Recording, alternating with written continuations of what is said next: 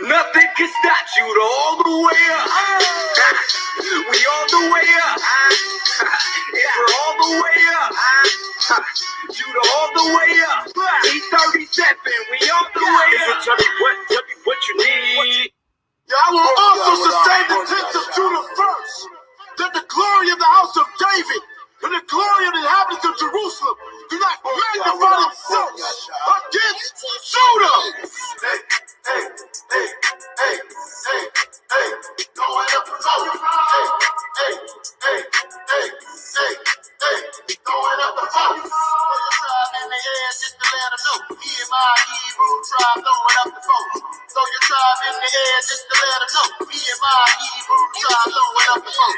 Man, this Hebrew swag, man, is out of here. Flying in the air through the clouds like a chariot. Go to the store to buy this, they don't carry it. The heathens come down to the hood, we don't let them in. Spend all of my time with my people, though. Here's another extra fly song, hit the dance floor. Know what Judah and we're starting all the trends. It's an Israelite at the door, but just let them in. Look at this brew, extra fly, man, he dressed to kill. No, we not Candy Rain, but we're so for real. Hell be the first place they throw the phone. Put your hands off in the air just to let them know. Hey. Throwing up the phone. Hey. Throwing up the phone. Throw your tribe in the air just to let them know. Me and my Hebrew tribe throwing up the phone. Throw your tribe in the air just to let them know. Me and my Hebrew tribe throwing up the phone. Yeah, it's the year was the hold up. When you hear the Yahoo and see the foes up, make all my people two-step in this. Judah Black folk tribe, yeah, we rep with this. I got my SIG on me, but on the low I keep it cool. Old school gang, speak not to a fool. Never compromise cause I play by the rules. Fear of your hours, so it's like I don't abuse. Yeah, so folk tribe get a playback. Northern Gate, West Bank, first to say that. Fake you cocksucker, we don't play that. The first city with the foes on the map.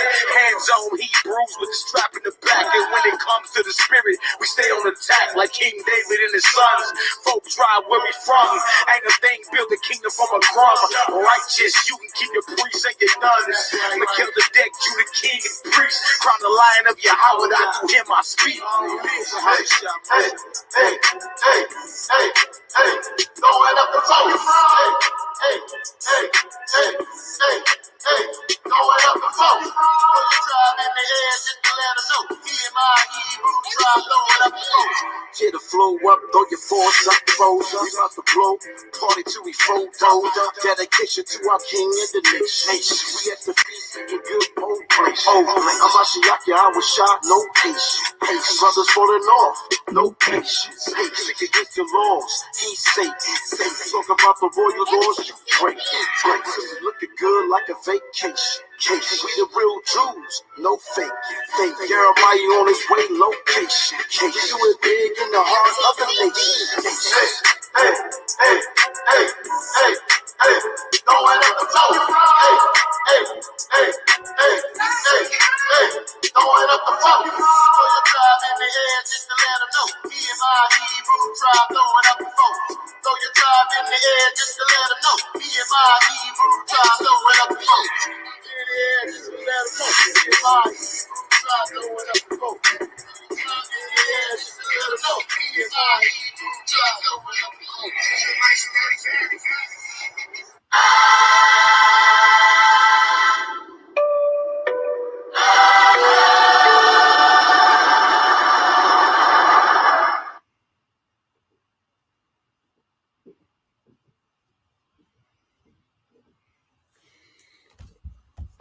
No, we don't want to play that. What the hell?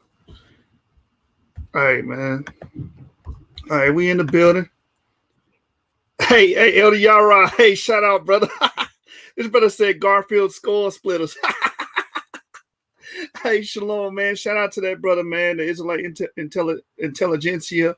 You know what I'm saying? They holding it down. Anonymous Hebrew Orthodox Moor been holding it down. I've been watching y'all heavy. I seen what y'all did on the pews. Y'all work on the pews. Y'all exposed Garfield yesterday with his lies. Warrior Lord said, you still banging on Garfield? Hey, check this out, Warrior Lord. Let me say this. That dude spent the last 10 years banging on Israelites. You know what I'm saying? So I don't mind taking a week, a month, doing it to him. You know, so today I'm gonna show a clip. You know, I had a conversation with Stillborn. Robborn and Garfield, and both of them got smacked up. You know what I'm saying? I never released this footage. I'm gonna release it today though. Plumantis. Hey, shout out, bro. You EU 290? Yeah, man. Y'all know what's up, man. Y'all know what's up, man. I'm the Dagger Sword killer, man. Y'all know how it go. Shalom. Yeah, shalom, Plumantis, man. I show you showing a lot of love, brother. Yeah, hit that like button, y'all. Hit that like button. You feel me? All right, man. We got our brother James in the building, man. What's up? What's going on, brother? Hey, shalom, Mark, man. You know, I'm just laying back. I don't know what it's really about yet. So, you know me, I'm just laying in the cut to see where I can get in. Yeah. I mean, we had this conversation about August, September, when I was supposed to debate Robborn, and you know, he tucked his tail. And we were just discussing DNA, Sephardic Jews, and them brothers was getting smacked the hell up. You know, just to summarize the event. Garfield was like, he's lying. Then I read it, right? You know how he'll tell you lying about something, then you go straight to the source and read it. Yeah. Man, you know, we got a lot of, well, I won't say like we got about 2 or 3 videos undercover where we smack them on up when they be lying. Right. Yeah, man. Much love to Elder Yara, man. Y'all doing the work, man. They know who to play with. You know what I'm saying? For the simple fact that them brothers ain't coming over here. We've been on you know what I'm saying? We've been at their house, their residence, and trashed the place up and whooped ass and claimed titles and left. They ain't came over here and got a damn thing from us. Yeah, at least Charlie Murphy and Eddie Murphy beat up, you know what I'm saying? Rick James, when he came in, stumping his feet on the couch, man. We came in, stumped our feet on the couch, kicked over tables. Right. Started cooking, going through the fridge. Man, ain't say nothing. Just took it. Right. Yeah. So we have a long history of beating these niggas up. And a lot of times I record it because these niggas will lie. Or what they'll do is, if you notice the debate I had with Garfield, if you go watch it on his channel, my audio is low. When you watch it on mine, you can hear me nice and clear. Don't think for a second that was done on accident. You understand? So whenever I have interactions with these guys, I record the conversation because I know I'm dealing with liars. You understand? And that's how you got to do these dudes. You know what I'm saying? Same thing with Sonetta. Ron Shields always hit us up saying, yo, Sonetta, edit the footage. I said, why is you going there, one? And secondly, why you don't have your own camera? You know what I'm saying? You know you dealing with people, all that trying to act like they your friends and they cool. That's a damn lie. They there to destroy you. If he call you to that damn couch, he's doing that to humiliate you and destroy you and show that your doctrine ain't shit. Excuse my language. But that's the whole purpose. So have your cameras on deck, record your own footage, man. That's a PSA for all Israelites that's going on these enemies' websites and channels and, you know, forums. Have your own means to record your footage. That way you can drop it yourself. Drop it full length. You can see, so everybody can see where they edited it, where they flip stuff, all that, man. You got to watch your back, man, because you got to understand when you going on there, your goal going on there is to represent the nation of Israel. So make sure we represent it right. Don't let them manipulate the footage on us. Exactly. And then all you see, the thing is, we too righteous. We go in there thinking, man, these some brothers, you know, we all black. They ain't gonna do me like that. Yeah, right. They ain't gonna do me like that. We love each other. Yeah, that's that soft tongue they give you before they try to rip your heart out. Yeah, brother, we know this all in love, you know. This just about the information. The next thing you know, look at this dumb nigga. Yep. Hey, James, that's why I don't mind doing shows on him. Look at that squad, man. Check their repertoire, bro. Go look at their last couple shows. It ain't been nothing but about the Hebrews. Exactly. So when we answer to them, then everybody want to be like, oh, y'all still talking about Garfield? Go on Garfield's show and tell Garfield to quit talking about us. And we won't have nothing to say about him. Hey, Garfield made his whole reputation on chasing down Hebrews. Facts. Talking bad about them, saying they idiot. Just called the brother anonymous Hebrew an idiot. You out of all people, Garfield, calling somebody else an idiot. When you sit there and read that EM180 haplogroup, it was right in your face and told that man he couldn't be a part of that haplogroup when it said it was common among African-American males. Boy, failed the test with the cheat sheet right in front of him. Yeah. You want to call somebody else an idiot. Shout out to Royal Prince. He said them dudes deserve all the beat down. Exactly. We ain't whooped their ass enough. That's tell these Afrocentric sympathizers that we're gonna have to start almost throwing y'all in the category with other type of sympathizers. You know what I'm saying? That's a fact. That's a fact, man. Hey, and if y'all feel froggy, leap. I'll put the link in the chat. Yeah, we down for it. We want to have more conversations where the audience come in and dialogue with us. That's against us, not that's always with us. You know what I'm saying? Because we want to have that type of debate so people can see where the differences is. Is it scholarship or is it people just acting ratchet? Facts. You know what I'm saying? So, with no further ado, I'm gonna open up with the clip.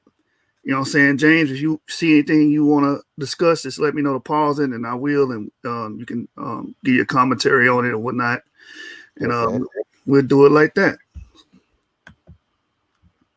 All right, let me go to the beginning. Somebody else up in the car, you dark down, or you couldn't hear me when I was talking, I guess. No, we couldn't hear you. No, we couldn't hear you. So y'all was just quiet, and y'all just letting me blabber. No, we kept telling you that we couldn't. No, we were trying to tell you we couldn't hear you. We couldn't understand you. Oh, okay. Yeah, it was doing like a little robot shit, you know what I'm saying? We really didn't hear what you were saying. Yeah. I was just running my mouth then. All right, man. Like, I probably only got like, 6:17. I only probably got like 5 or 10 minutes, and I can't go through no crazy shit right now, bro. Hey, mind you, nobody wasn't trying to counter him or catch him right before he had to go to work. Kyle set this whole thing up. I just want to bring it out there because then everything we do is dirty to y'all in your mind. Oh, we set brother. Nah, I ain't set this brother up. This is all Kyle idea. And if Kyle, if you watching, you can vouch for this. If you remember this day, you set this up. I don't even use Zoom. You know what I'm saying? I don't use Zoom. You know what I'm saying? I just got familiar with StreamYard thanks to Jeremiah. I use XSplit broadcast to capture all my footage. So this brother did that. We didn't set this brother up, you know what I'm saying? And we went from there. Just want that to go out there as a disclaimer. Y'all claim y'all couldn't hear me. Y'all claim y'all couldn't hear me. All right, so what it is, so you saying that Luso Africans came to the Americas, is that what you're saying? Yeah. I mean, that's the okay. What is a Luso African? A Luso African is yes, the definition of Luso African. I'm explaining. A Luso African, Luso means they speak the Portuguese tongue, right? And when you deal with the 15th, 16th century, these Luso Africans were coming from Portugal.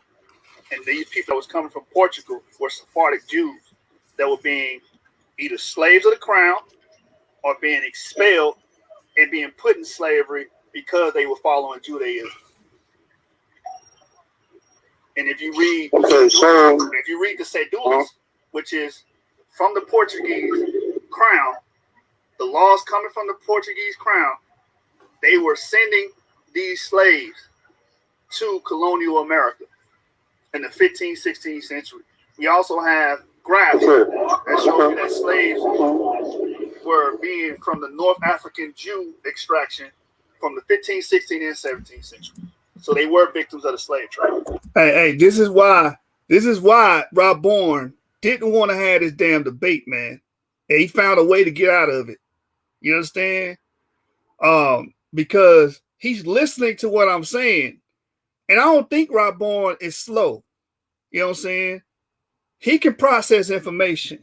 If you look at those cedulas, which is actually from the Spanish crown, I said Portuguese crown, but for the Spanish crown, these are laws permitting special license to sell Jewish slaves to the Americas. Therefore, you cannot say Jews were not in the slave trade or victims of the slave trade. He knew that. You understand? So, because we was having these discussions leading up to this debate that never took place on the source. You understand? And I'm breaking it down to him because I was well read on it. And during the preparation for this debate, I'm buying new books. I'm preparing my PowerPoint, and it's fresh on my mind. You understand? So we was having a little build here. And, you know, looking at hindsight, I wish I didn't spill it all out. But I feel like, you know, when we had these discussions, I got to smack these dudes up because they always make these absolute claims. Yeah, and they always make excuses. Even if you don't give them nothing, they'll make an excuse to bag out, man. I done had plenty of debates that I was supposed to have that we never had, made flyers for and everything. But because they just bag out for any reason they can find, they just never happen. Right, right. Because at the end of the day, y'all scared. And we got the right to say that because prove us otherwise. Start debating us. Garfield was on his channel saying, debate you guys for what? Because your information needs to be scrutinized. All you do is say no to the information. You don't demonstrate how it's wrong. Nor give a better explanation of the evidence that we have. Right. Y'all don't provide the people nothing but skepticism. That's all y'all are. Skeptics. You know what I'm saying?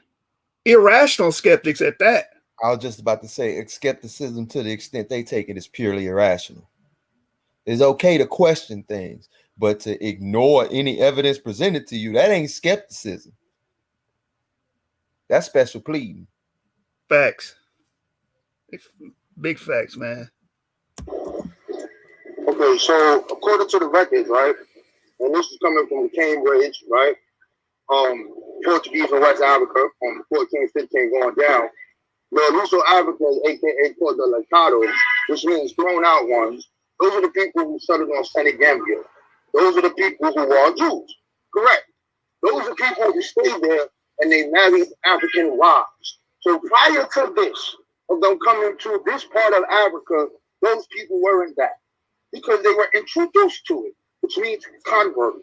So when these people have these babies, they become what you now call Luso Africans. So now, what I'm going to do is, I'm going to show you who they sent over here in the beginning of the trade. So I'm going to share my screen. Let me go into one of these presentations real quick. All right. Which one I'm going to I'll use? share my screen as well. Which one? All right, so here we go right here. Give me 1 second. I'm going to pull up one of these. And I'm just going to cut straight to the chase of mine. It's not going to take me that long. I'm going to go right here. Okay. I can't share. It says only the host can share in this meeting. That's what it just told me. It says only the host can share in this meeting. Just Who's the host? Just read it. Just read it until Kyle get back. Just read it. And I'll just read mine. Cite the source. Hold on. We don't want no dead air, dead space on this video, though. Yeah, but that's crazy, son. Like, all right, so I'll read mine. Hold on. I'll read mine. I'm right here. Hold on. I'm right here. All right. You want to read yours? All right. There you go. I'm right here now. So this comes from Paris Porto de Archivos. This is the primary. And this primary is speaking upon the first persons who were allowed to come to Hispaniola, because those were the first people that were allowed to come here. Hey, hold on. Pause that real quick. Do you honestly think there's a first record of when people ever first come to an area? I don't think that it happens like that. I think what happens is they begin interacting with other people and other people realize they're there and then they start writing about these people. But I don't think they appear the moment they're written of. That doesn't make sense. Well, you know how they gotta frame the argument, bro.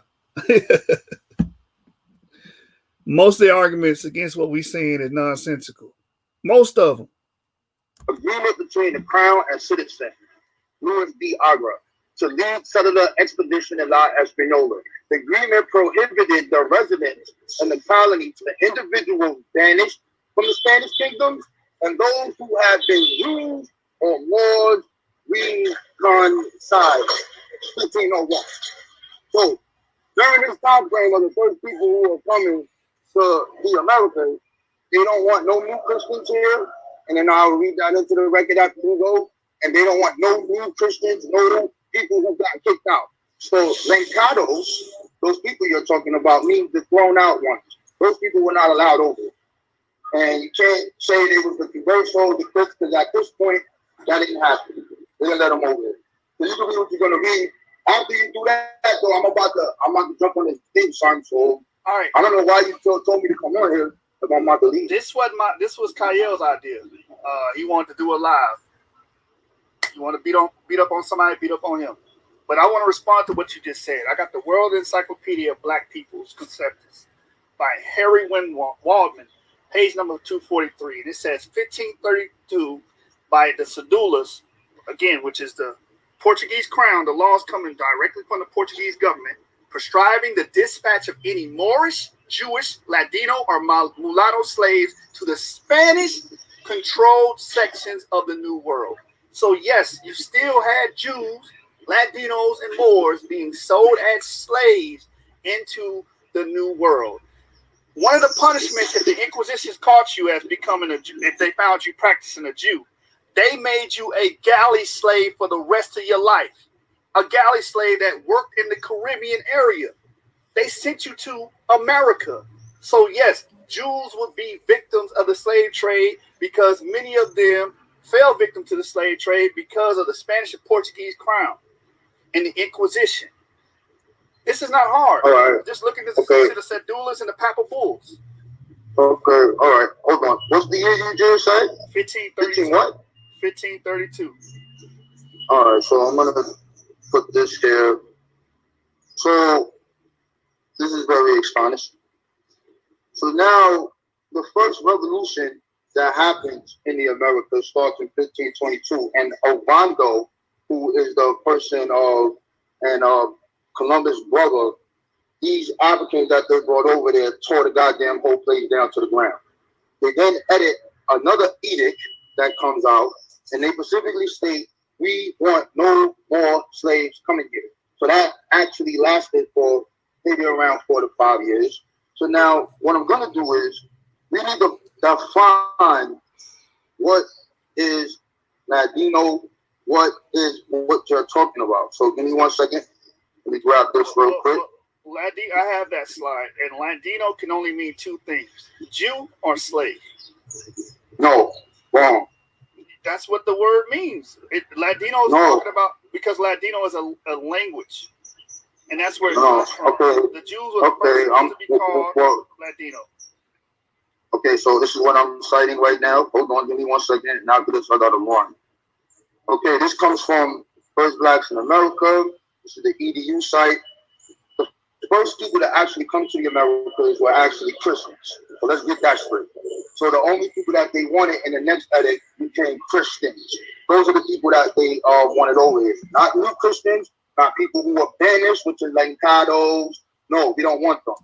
You notice how he didn't even acknowledge the source that I read earlier of cedulas, which is laws that prescribe licenses to sell these type of Jews, and also the penal system where if you got caught practicing Judaism in that time by the Inquisition, one of the punishments was you had to become a galley slave. He didn't acknowledge anything I said. He stuck to his premise, even though I just cut that premise. It doesn't matter what source you bring these guys. This is how they argue. You got to start refuting some of the things that are being stated. You can't just, I'm just going to ignore that and move on. This is how these guys argue. This is why y'all are terrible. And this is why you guys don't want to come to the channel and get scrutinized on the things you say. You want to go to your echo chamber and tell a bunch of people things and throw a lot of stuff out there and get a bunch of yes men to agree with you. Start demonstrating your point. Nah, you asking too much of them, bro. You said, I'm asking for too much? Yeah, you asking for too much, bro. Like, they want to speak real vague. You know what I'm saying? Never get into the deep specifics. Just hit the surface level of everything so they can make what they say sound right. But when you sit there and you say, all right, let's just stick right here on this point and get into details on that, they never know nothing. That's a fact, man. And it's apparent in this video. It's getting worse with Garfield. When Garfield get here, just wait, man. This is going to be hilarious. Spanish Empire were known as Ladinos, and the term referred in general to the blacks who were familiar in general with the religion, culture, and languages, either because of having been born and raised in those territories or due to the contact with the exposure to those cultures. Conversely, those blacks with no familiarity with the Iberian culture and languages, typically those brought straight from Africa, were called Bozalas. As indicated here, during the first years of the colonization, the Spanish crown tried to limit the arrival of blacks into Americas to Latinos, but the restrictions only lasted a short time. So, Latinos do not mean specifically Jews. It means anyone who is born in the Americas who have that actual culture and is affiliated. So, if the slave trade begins in 1441, the slave trade begins. They come to Lisbon. In the book, The Social History of Blacks and Freemen in Portugal, from 1441 to 1555, they make a clear distinction on who Latinos, who the blacks are. In the exact book, it specifically states the Jews had these black people as slaves. It also specifically states that these people were merchants in the slave trade, but they were limited to a specific amount of slaves that they had. It is clear in all the documents on who those people are who are in Lisbon, who are the Africans, and who are the Jews. They are nowhere ever saying that they are the same. Gotcha. I gotta run now, bro. I gotta run. You're gonna make me wait for this client. I'm gonna respond to all the stuff you just said. All right. We need to be showing the screen. I don't like this shit. Well, we citing it. My screen can be seen because I'm recording this. My screen can be seen. I'm covered. Mine can't. That's crazy. Right, I don't like that. I want to see stuff. But I'm gonna jump back on. I'll check y'all whenever y'all done. So the history of the Inquisition of Spain by Henry Charles Lee, page number 142, says this savage edict was pitilessly enforced, is manifested by the several cases in 1500 and 1501, which you brought up. Moreover, all the masters of Jewish slaves were ordered to send them out of the country within 2 months, unless they would submit to baptism. Spain was too holy of a land to be polluted with the presence of Jews, even in captivity. So this is the history of the Inquisition, and what they was doing with these Jews, they were disposing them from Spain. And when they got disposed from Spain, where did they go, Rob Bourne? Cape Verde, the coast of Guyana, and Sao Tome. And they began to cultivate sugar. So if you needed slaves to cultivate sugar, what you would do? You would grab these Jews and sell them over to the sugar markets like Haiti and places in the Circum-Caribbean. I have plenty of sources where these early slave markets in Valencia in Spain and in the coast of Africa were filled with Jews and continental Africans. So to remove the Jews from the slave trade is ridiculous. It's pretty much ridiculous. And there's nothing you can say against that because that would be ahistorical, meaning you're going against the historical accounts. And I could just go on and go on and go on. Like I got 120 slides on this. We got information about early modern Jews were not automatically white, but they were easily counted among black people. So if you come with that argument, that's crushed. That's from the Sephardic Atlantic Colonial Histories and Post-Colonial Perspectives by Jonathan Scorch, page number 168. So again, we see these black Jews or dark-skinned Jews being involved in slavery. And I want to add something to that too. Black, counting the Jews amongst black people don't mean, oh, they were slightly darker or they wasn't as pale as other white people. I hear that madness too. That's crazy. We got physical descriptions of them being called black as Ethiopians. You understand? You can't interpret, or you know what else I heard? I heard a brother say when they say black applied to Jews or any other European, right? It means they sick. Okay, why does it say like Ethiopian right after that? If it means they sick or disease, y'all brothers will say anything to not acknowledge the truth, man. Y'all say anything to get around the fact, man. Right? And I'm not gonna railroad the brother, but I just want to respond to some of the things he was saying. So again, and even dealing with the Inquisition as well, anyone can look this up. If you got caught being a professing Jew and following Judaism during the time of the Inquisition's reign, you got sent into the galleys, and you had to become a galley slave for life. So these people became slaves and became victims of the slave trade, and being sold in galley slavery happened from Spain all the way into the Caribbean. So that's how they would end up into the Caribbean. That's why the book this brother brought up in Soul of Judaism, it says many of the black Hebrew Israelites and Jews have merits to their claims because of this history. That's what the book says. So we dealing with the empirical and emphatic data. You can't cut these people out of history just because it don't fit your paradigm, man. You can't.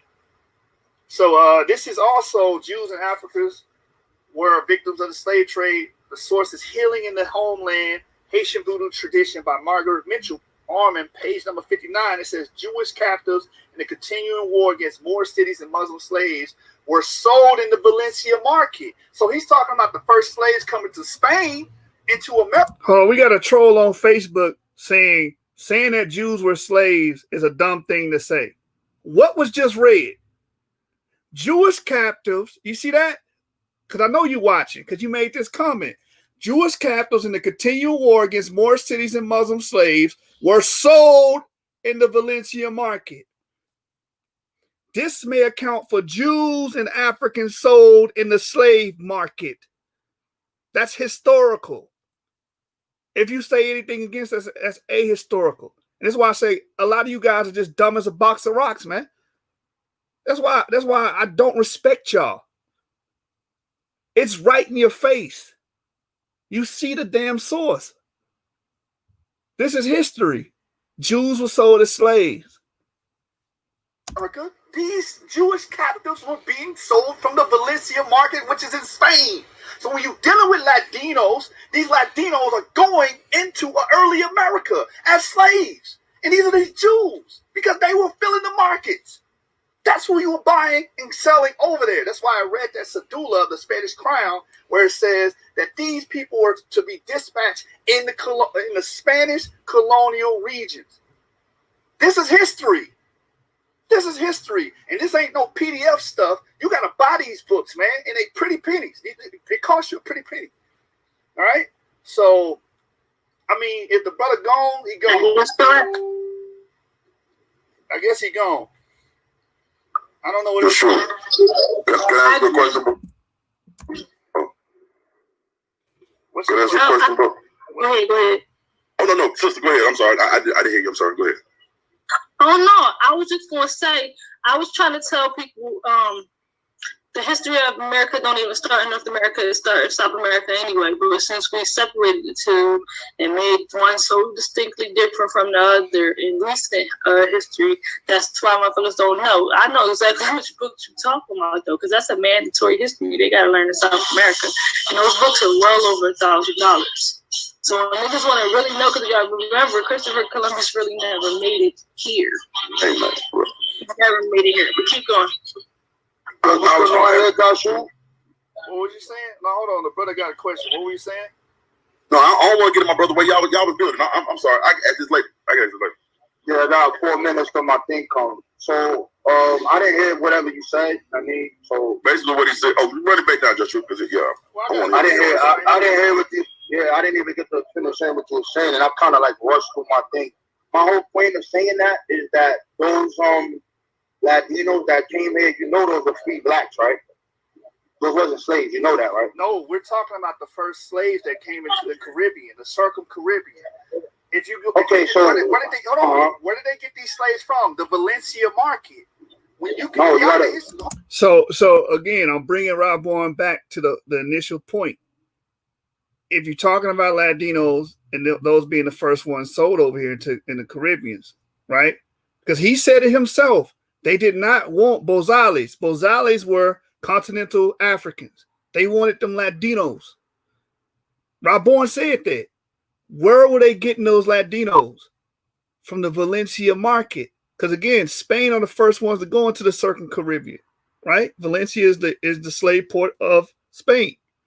And we just read what type of slaves were available there. It encompasses the Jews, right?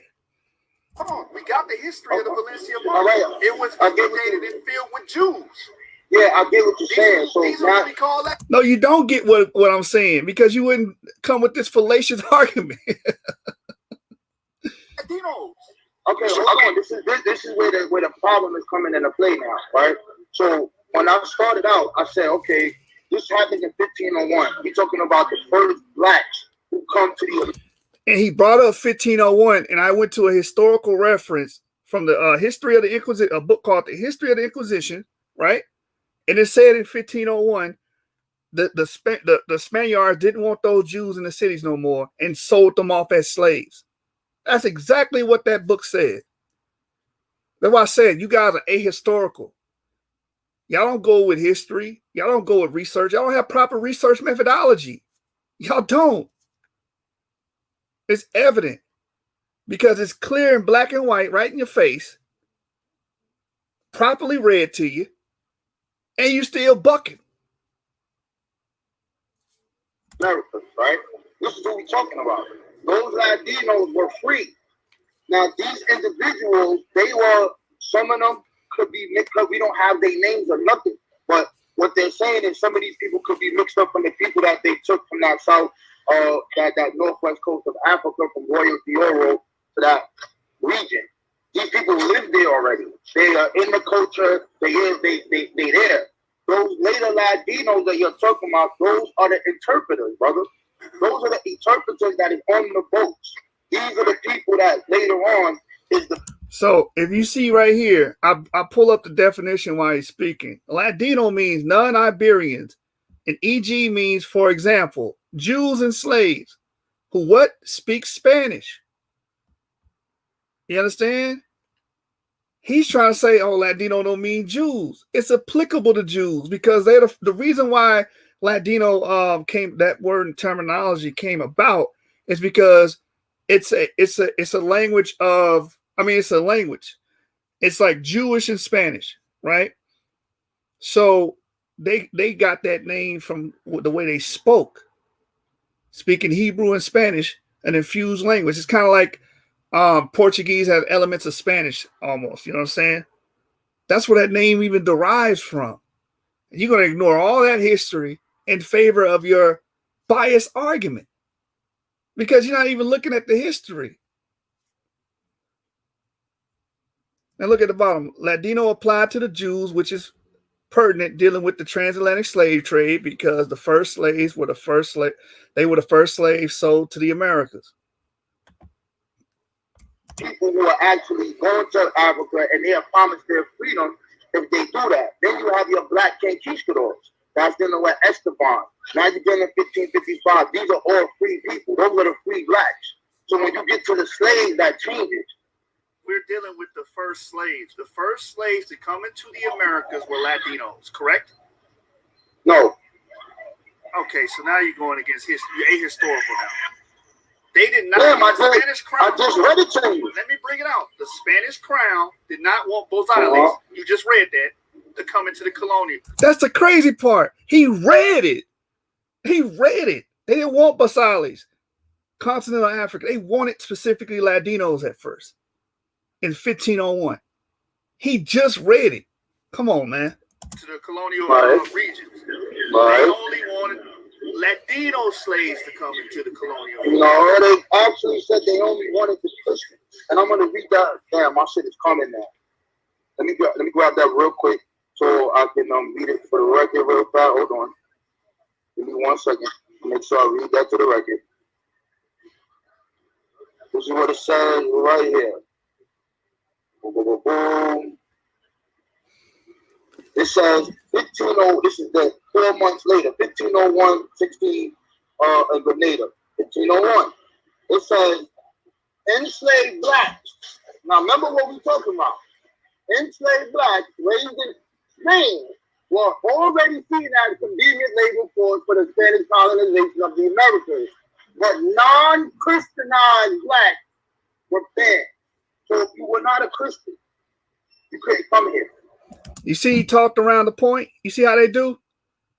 The question is based solely on, were they slaves? The first slaves that come over here were Latinos. And to easily prove that, let me go out of this. You know what I'm saying? Watch this, y'all.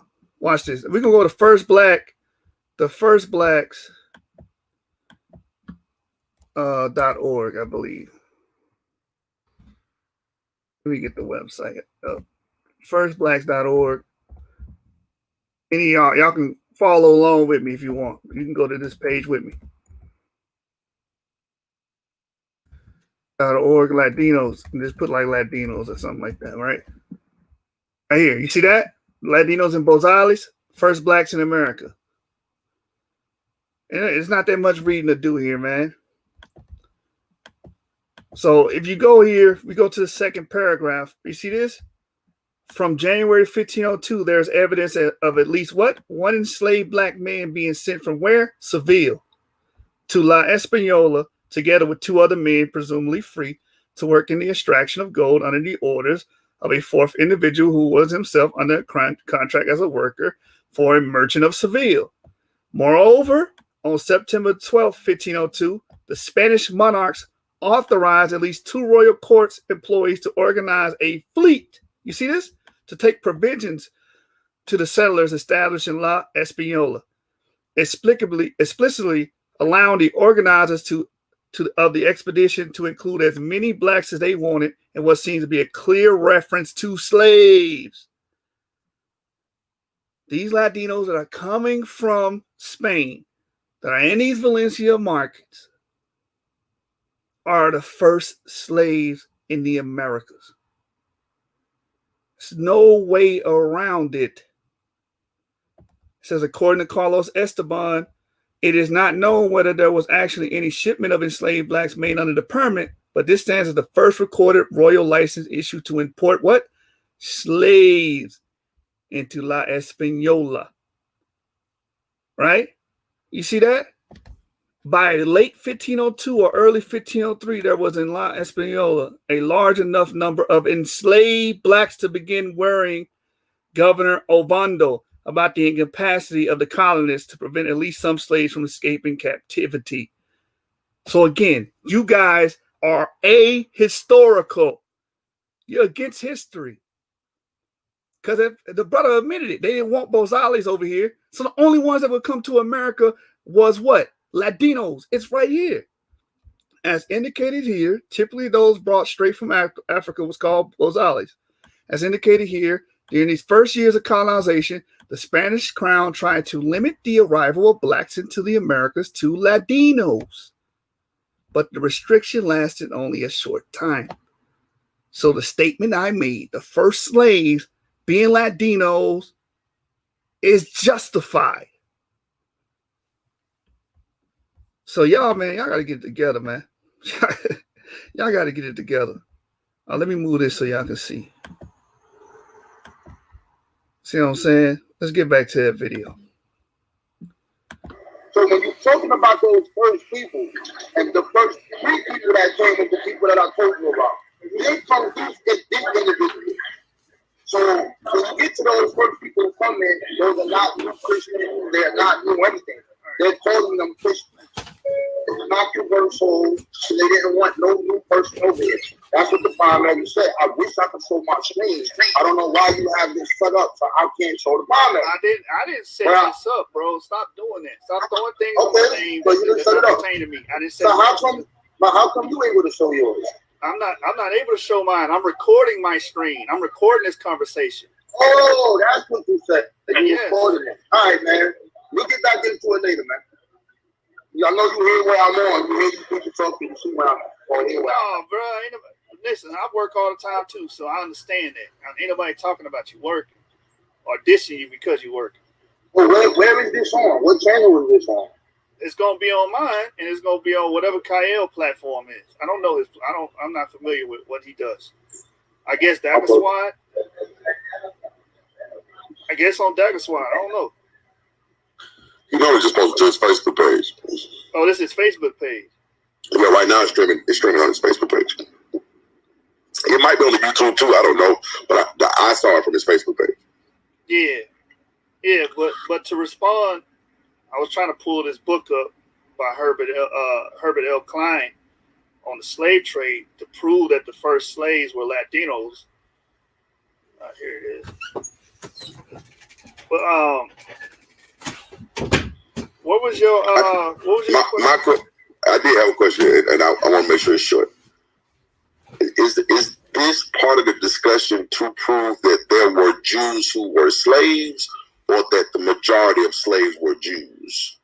No, we're not saying. No one's doing a majority argument. The argument was initially, are there Hebrews amongst the victims of the slave trade? And Okay. Yeah, the answer is, emphatic is yes, because I just proved that Valencia was filled with Jews and continental Africans available for sale into slavery. Okay. And let me ask this. This is a secondary question, and if I ask the wrong thing, just say I don't want to answer that. It's fine. The premise behind the reason that y'all are having this conversation is it to validate someone, or validate or invalidate someone's claim to Hebrew heritage? No, that's Rob Bourne's narrative. That's his paradigm. He's trying to say heritage because all these black people that you see practicing any form of Judaism are converts.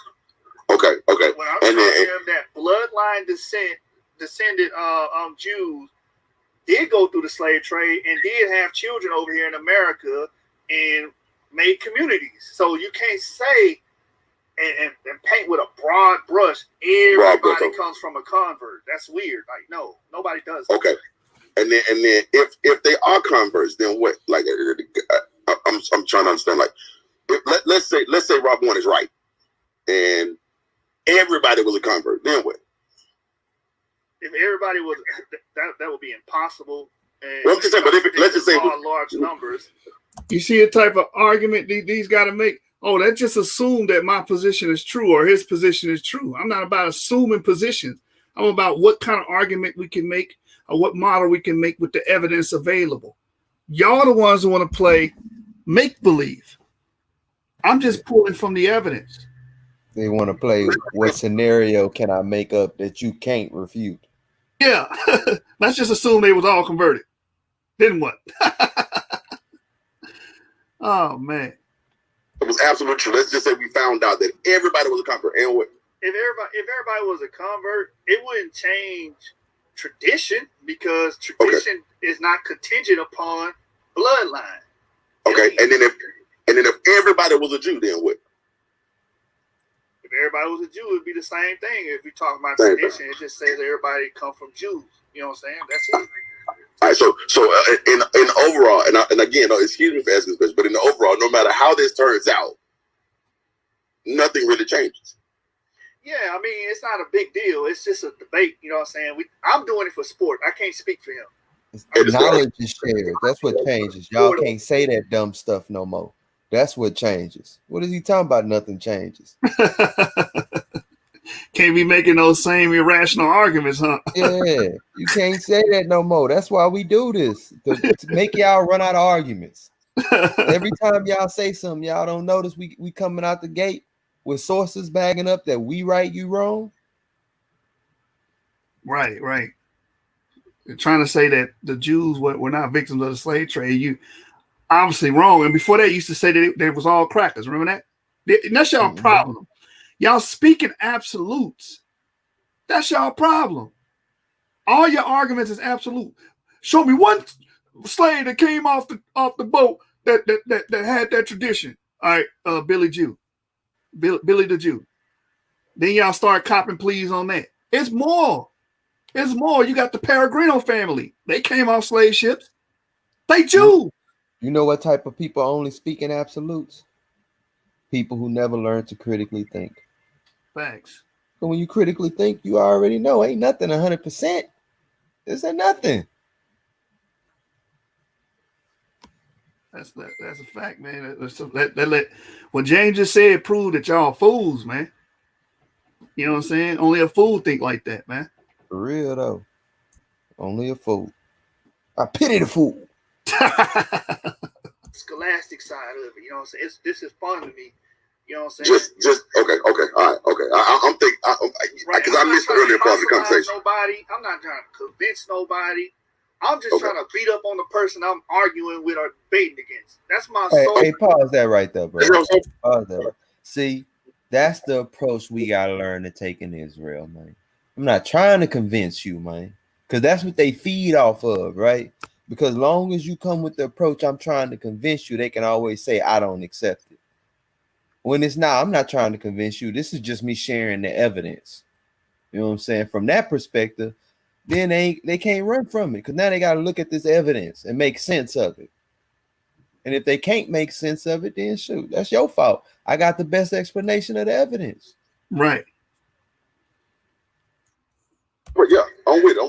Sometimes I be losing. I'm like, man, are y'all mad with each other? Like, y'all, you know what I'm saying? Like, so it's cool. It's cool to know that, okay, we literally are just talking about what we read. We basically give the book reports, and that's cool. That's cool. I just wanted to understand what the point of it was. Okay. Some people get it confused and they're like, well, y'all wasting y'all time doing debate. Well, don't go play basketball then, because you go play basketball for a hobby and have fun with that and compete. Right. This is how we compete. We compete. It's just competition. Yeah. Right. You know what I'm saying? Okay. Yeah, I'm just trying to understand. Doesn't hold any value or is near and dear to our hearts. No, we're not saying that either. We do look at this as value, but in this kind of setting, we here to fight. You know what I'm saying? We here to box. Okay. All right.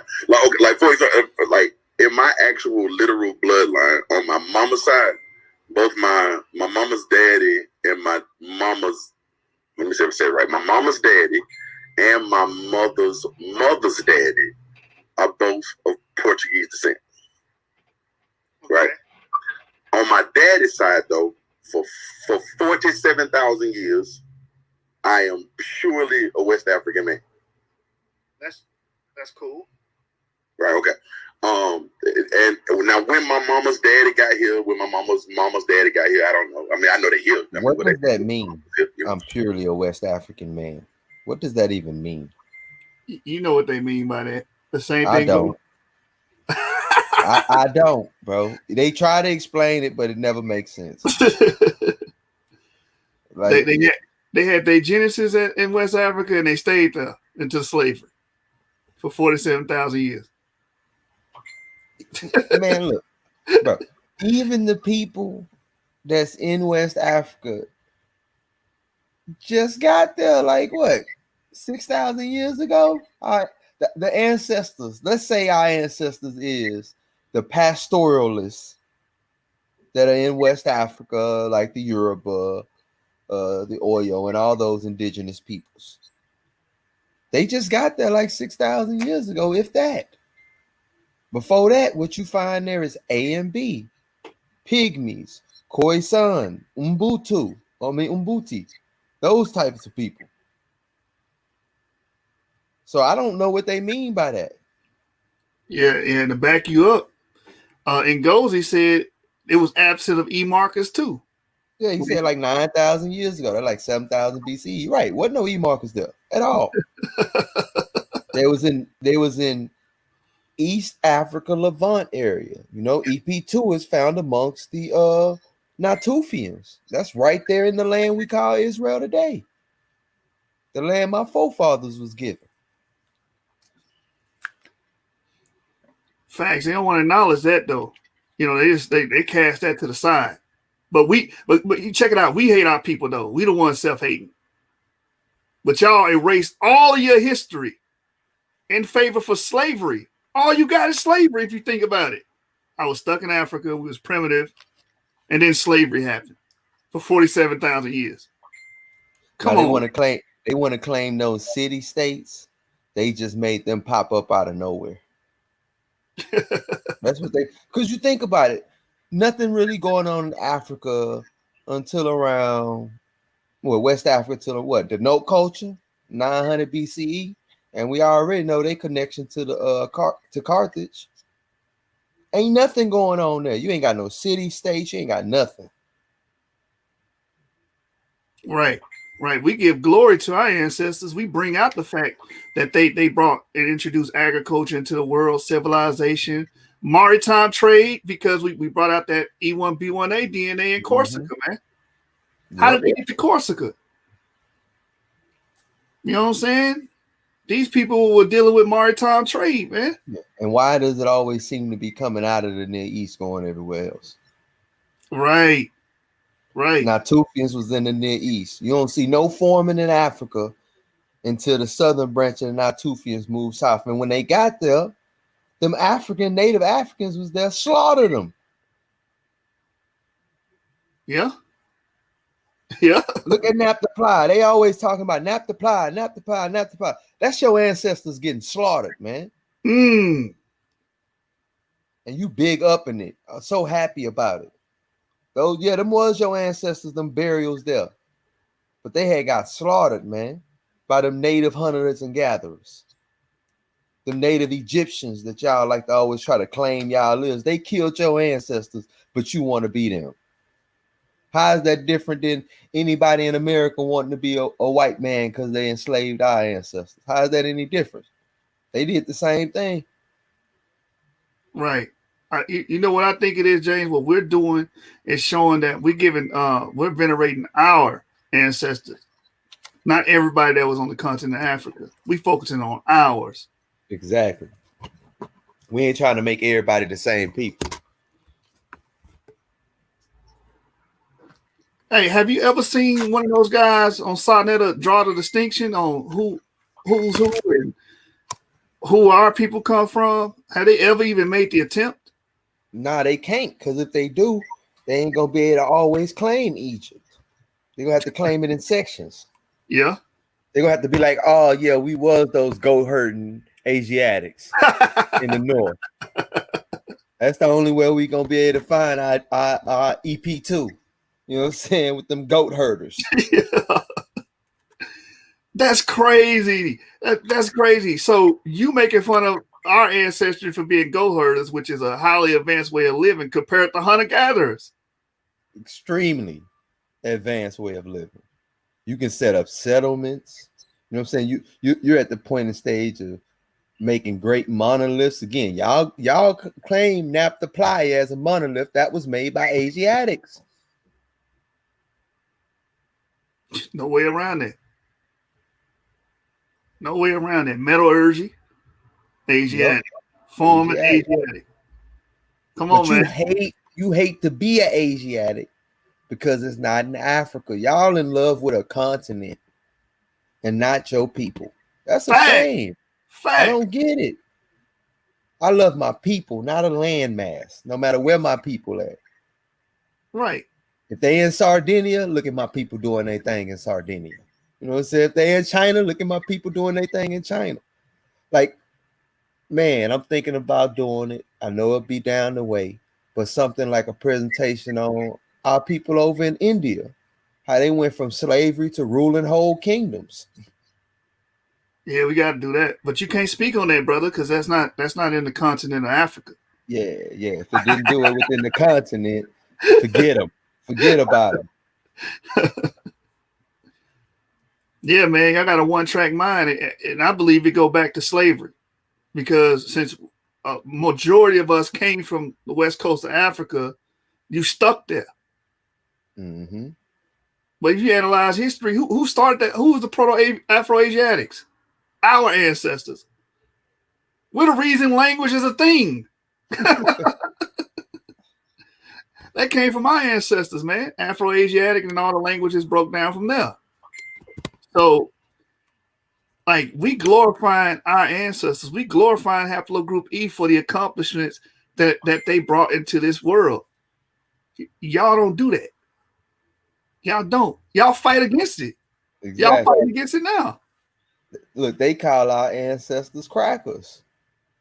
Yeah. They so look, man, that's crazy to me. You be like, hey, look, they had EP2 crackers. It's the ancestor to E1B1B also. White people got that. You know what I'm saying? You want to go back that far. And they did the morphology of those Natufians, and they look sub-Saharan African, man. Yep. Every depiction they've ever made of them has looked pretty sub-Saharan African to me. And they won't be able to find no E markers in sub-Saharan Africa at the time. Like I said, Ngozi already said it. That's a fact. That's a fact. That's why I be like, man, the Garfield talking this 10,000 year stuff and all this. Give me the specimen, man. Where the specimen at? Please. and don't just give me a skeleton. It has to have had a DNA analysis. You know what I'm saying? Exactly. Don't just give me no skeleton. Show me the genome being sequenced. I want all that. The supplementary methods, we want all that, brother. They're going to be like, well, hey, we found 2 kids. Bring them back, brother. That's A and B, man. That's your problem. You think you're a damn pygmy. Yeah, you think... think you're a bushman and shit, man. Right. Black Jesus minister talking about some, we come from pygmy twat. Get the hell out of here. Yeah. They wrote Genesis. What up, fam? Twat. What's going on, Pro Rizzo? What's good, Pro Rizzo? Laughing about what y'all talking about, because I was just talking about that last night about them pygmy twats and the lumber people. Hey, that's who they think they is, bro. They think they pygmies, man. And I asked some brothers, I said, do you know how the pygmy women dress around there? Do you think that's actual Hebrew custom? Walk around with saggy watermelons down there. And I heard it through the grapevine, California raisin down there at the bottom of it. That right there is Hebrew. Them people don't even live near Canaan. Yeah, they don't even live near Canaan. These people's down there in the water somewhere you can't even find corroborated with the history of Israel nowhere. It's ridiculous. Man, we had to go down there and civilize them people, man. We did. That's right. We did though. You have to, because they're not civilized. These people, they would be called heathens to the biblical narrative. That's what they would be. Heathens. I don't even know if they wait a minute. Nah. I'm sorry. The writers of the Bible would have called them brute beasts. You know that's what they would have called them.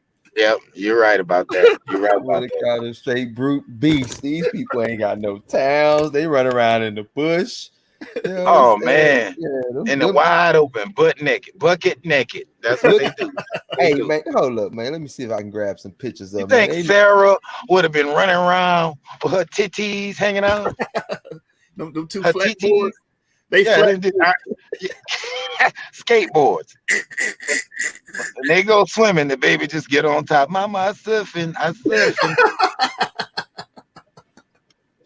I surely just there. They gonna clip this part out and say, see, they hate themselves. yeah, because y'all black people got that black supremacy. Black supremacy. Just because they got black skin. Just because they skin dark. It's amazing. Hey, Black Jesus, if you in the audience, you can get on here and explain this pygmy twat stuff, man. I'm not getting it. I don't understand the science. Right. Look, we were talking about this about 1-2 this morning. Same subject. About these folks, and and with the limber too. Not all of them have the same haplo. And Joshua, you and James, this is y'all group. But the Jews, the Orthodox Jews, will tell you not all of them people have the cornine gene. Right. Not all of them have it. And then another thing about that is this is their oral tradition. Nobody else is corroborating this but them, so they tested them. And a large portion of the men have about what 50-60% J. of the coinage, the J Mhm. marker. So what does it say? They say the story is, well, about 50,000, something like that. Some of the men left. They left 2,500 years ago, folks. If you left the land of Canaan 2,500 years ago, do you know where that'll land you at? At the Babylonian captivity of southern Judah. Mm-hmm. They go into captivity in 586 BCE. 532 BCE is where the Talmud began. These people are saying they left out of the Babylonian captivity at the same time, roughly around where the Pharisees began in what they call Judaism. Long story short, that's where Judaism began, and they're carrying the same halakha, the Agada, and all this. Well, I don't know if they got the Agada, but I do know that they're carrying the oral tradition of the halakha with them. And their story is they maintain the halakhic doctrine of the law, and they somewhere lose their book, quote unquote book. They lose their book somewhere, and they continue to carry on the tradition. This is their claim. Nobody else is corroborating this. So they had to do the test, right? But then if you look at these people, they live in Yemen. Yemen is south of the land of Canaan. It's not in Africa. Not these people. These people wouldn't even sit down and eat with now one of us on this show right now because they practice the same dietary restriction when it comes down to, sitting down with other people or other nations. That's what it is. And they won't even listen to other Jews. They're so off different and so offbeat and off brand from normal, what we would call Hebrewism, until it ain't even funny. Those Ashkenaz Jews and the Sephardic Jews, all those people, they're trying to get them to come in and amalgamate with the rest of the society, and they don't want to do it. They don't want to do it. They're not even identifying themselves as the same Hebrews that are in the so-called Hebrews. Those white pale-skinned Jews, y'all know what I'm talking about? Those Sephardic Ashkenaz, they're not even. They're saying, look, we don't want nothing to do with y'all. We don't. We separate from you. We carry the halakha, but we're not gonna listen to y'all stupid laws. We're gonna carry our traditions the way we want to carry. Mm-hmm. That's it. Y'all are not going to subjugate us to your watered down religion. And that's just the way it is. That's facts. We are in America. That's how we treat them in America. We're not gonna go into no damn Ashkenaz regime, man. Right. They ain't doing it. And everybody knows this. Don't nobody want to tell all the facts about it. But if you go over there, you've seen it. You see the separation between the so-called Hebrew Jews over there. It's complete. It's a whole nother world over there. The games are different. The whole game is different. The ball game it ain't like what we're seeing here. It's just not. And a lot of these brothers, I'm gonna tell a lot of y'all brothers out there, I'm gonna let go this mic. A lot of y'all brothers out there, y'all will grab anybody that's black and y'all will make them a Hebrew Israelite in this country, in the diaspora. But when you go and talk to the same people over in another land or another country or anywhere else, they look at you and they laugh. That junk only works in America. It don't work nowhere else. Right. Right. Just, look at these folks on the screen. Look at that. I was just about to say, man, I don't descend from them, bro. All right. These were the first people in West Africa, man. Not y'all. Okay, right. Garfield, y'all head shaped the same, so maybe you do. But I don't. You know what I'm saying? That look one step up from a chimp. That's what they trying to tell you descend from. Right. That's a bonobo. The bonobo chimp right there, man. It's amazing. Completely amazing. We ain't no damn pygmies. Did y'all pull up the photos about the pygmy twa down in those islands over there in the eastern world? Did y'all pull that up and show? No, we didn't get those. Where is it at? You pull up pygmy twa, and and that goes back to what James was saying earlier. These midget like people down there, they don't even wear clothes. Well, they do have some partial covering, but those folks by height, just looking at their stature, you can see these are not Hebrew Israelites. They don't have nothing to do with Hebrew Israelites. You can see it as soon as you look at it. Long hair, the hair is stringy. It's long and stringy in some cases, at least from what I've seen. But you can Google it and you can see that. They look like Indians almost. They look like Asians. But they African, brother. They African. But how can they be African with long, stringy hair looking like Filipinos? That's amazing. Hey man, look, they are ancestors, brother. Hey, nah, but I got something to say to that, right? Like people like these right here. These people carry D markers, man. Ooh, that's a kill shot. They look straight like they black though. Well, almost with stringier hair. Right. Yeah, these people be carrying. Let me see if I can find and pull that up. Hold up. Let me stop. Don't tell me these people don't look like Indians now. Asiatic Indians. That's what they look like. Y'all pardon me. Yeah, go ahead, brother. I was about to say, give Black Jesus Minister the link so he can come on here and explain how we are related to these pygmies. All right, I'm gonna do that. I'll be right back. All right, brother. Yeah, man. I wanted to read something on the pygmies while we on that subject. I was looking it up while he was speaking. Go ahead, bro. I'm trying to find it in my book. Yeah, they B2A M150.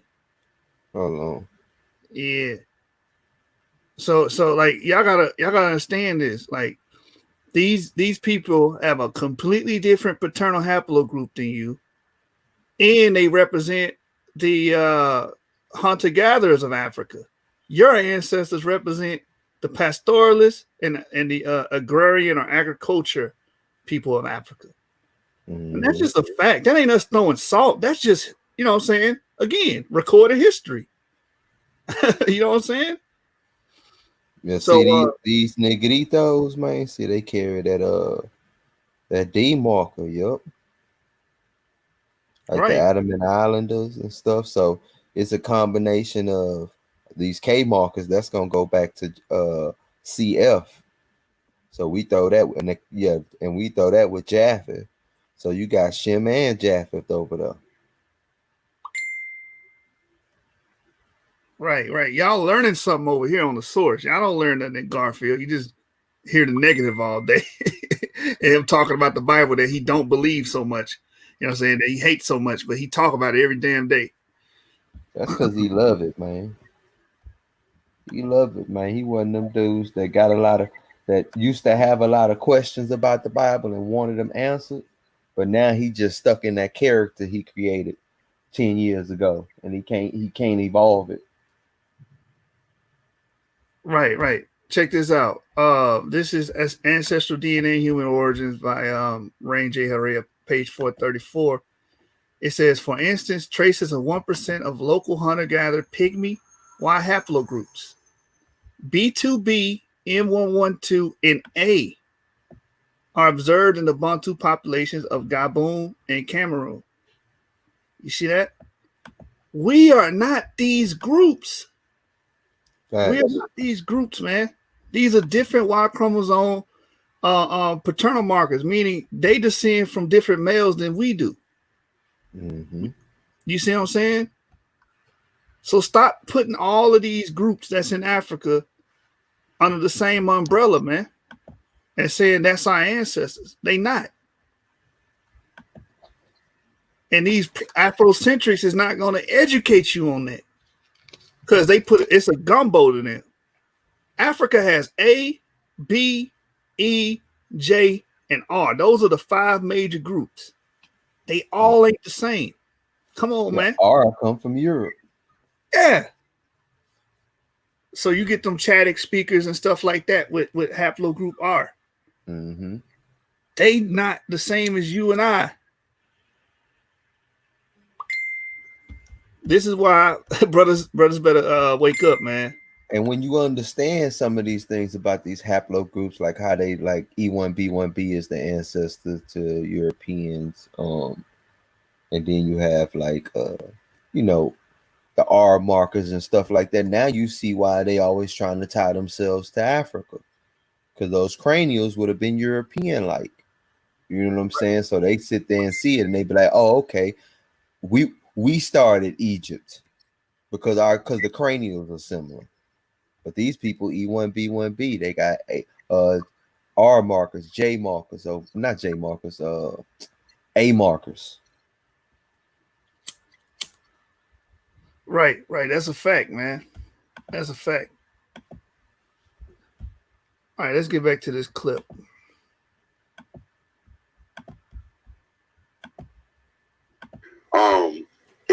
So if I said, oh well, you know, a part of my family is Portuguese, right? I mean, they're black.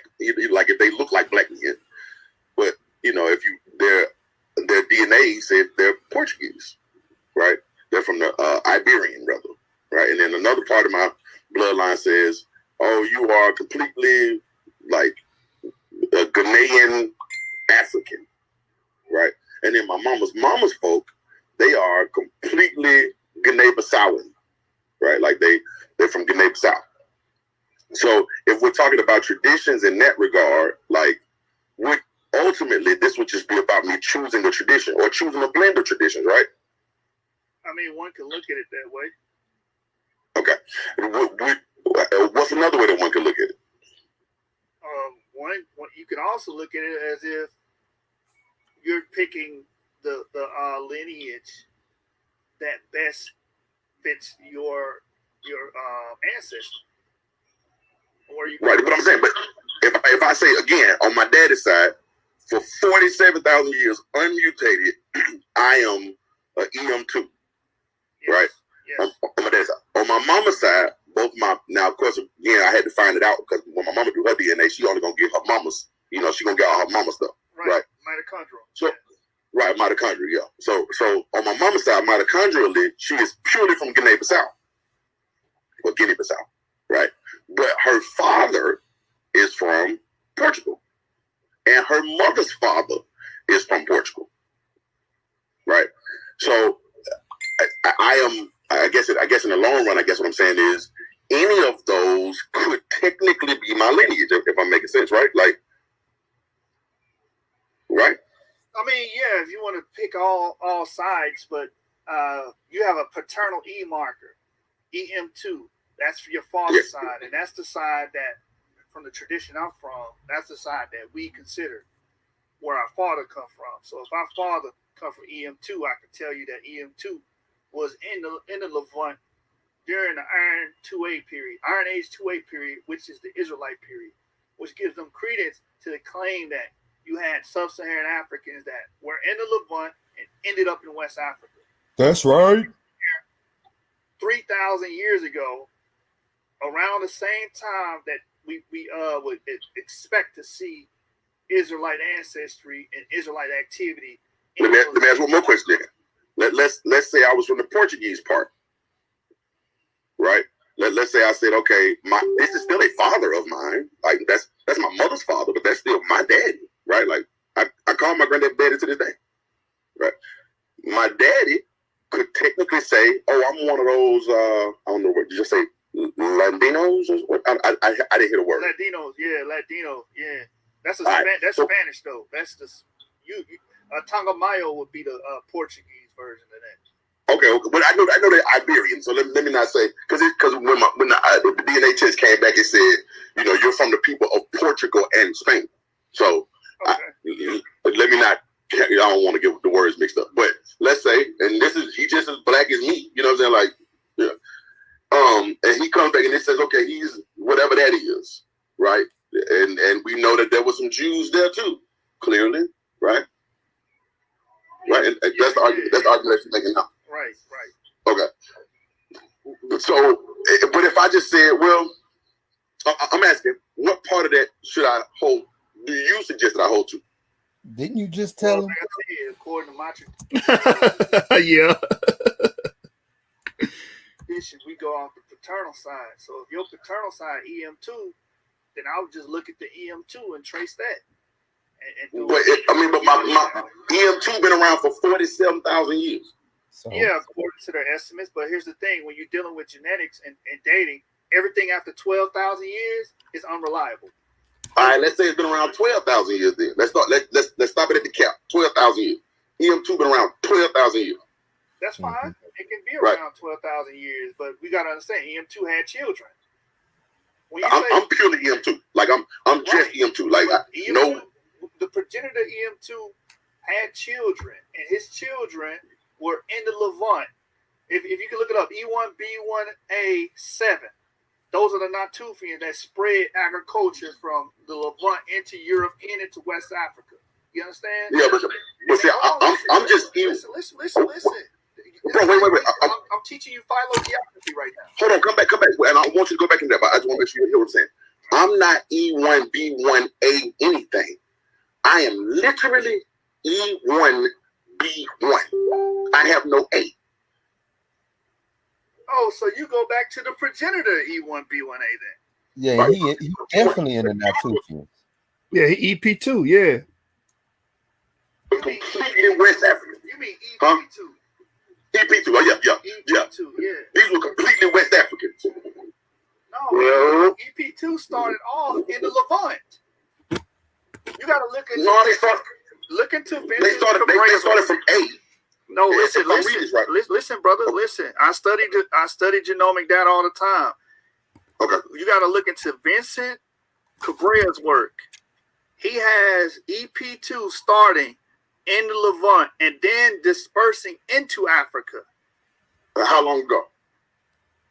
I don't know the date off back. It might be the 40,000, but those are guesstimates to fit their model. Okay, so this is why I'm asking this. Any bloodline could have gone through the Levant at some point. Now it's any bloodline could have went to the Levant. You know what I'm saying? But if you check these guys years ago, they're saying we had no connection to it whatsoever. Yep. And we studied majority of the Natufian skeletons are EP2, man. So I was like, how are you going to discount it now? And those are the oldest specimens of that, bro. Yep. And Levant. So we can deduce that it came from there and then distributed and radiated into Africa. I mean, they've always said it was in that area. Northeast Africa. That's all that area. They've always said it's been in that area. Yep. What's wrong with moving a little bit more east? The to oldest align with the skeletal record, because that's what actually the skeletal record been saying. Yeah, man. Like you got Multiman 4,500 years ago, EP2. Mm-hmm. And what he got? Eurasian admixture. Why? Because he was around Eurasians. They probably was going back and forth throughout that Levantine corridor. Yeah, I mean, they already published papers about the sub-Saharan African Near East connection like 13,000 years ago. Let me see if I can find something real quick. If the Khoisan can have a Eurasian connection and they live further south, I just don't understand how people be thinking, bro. No critical thinking goes into their arguments at all. The Khoisan look very south. You know what I'm saying? The Limba, you get J all the way down there. You get R, it's a damn European clade that migrated to Africa. And then when we say EM2 did it, oh, no, I can't see that. What? You know what I'm saying? All these other groups is migrating back and forth except us. That's what they want to say, bro. We was just stuck there. Yeah. Hold on real quick. You want to share your screen? Yeah, I'm about to right now. All right.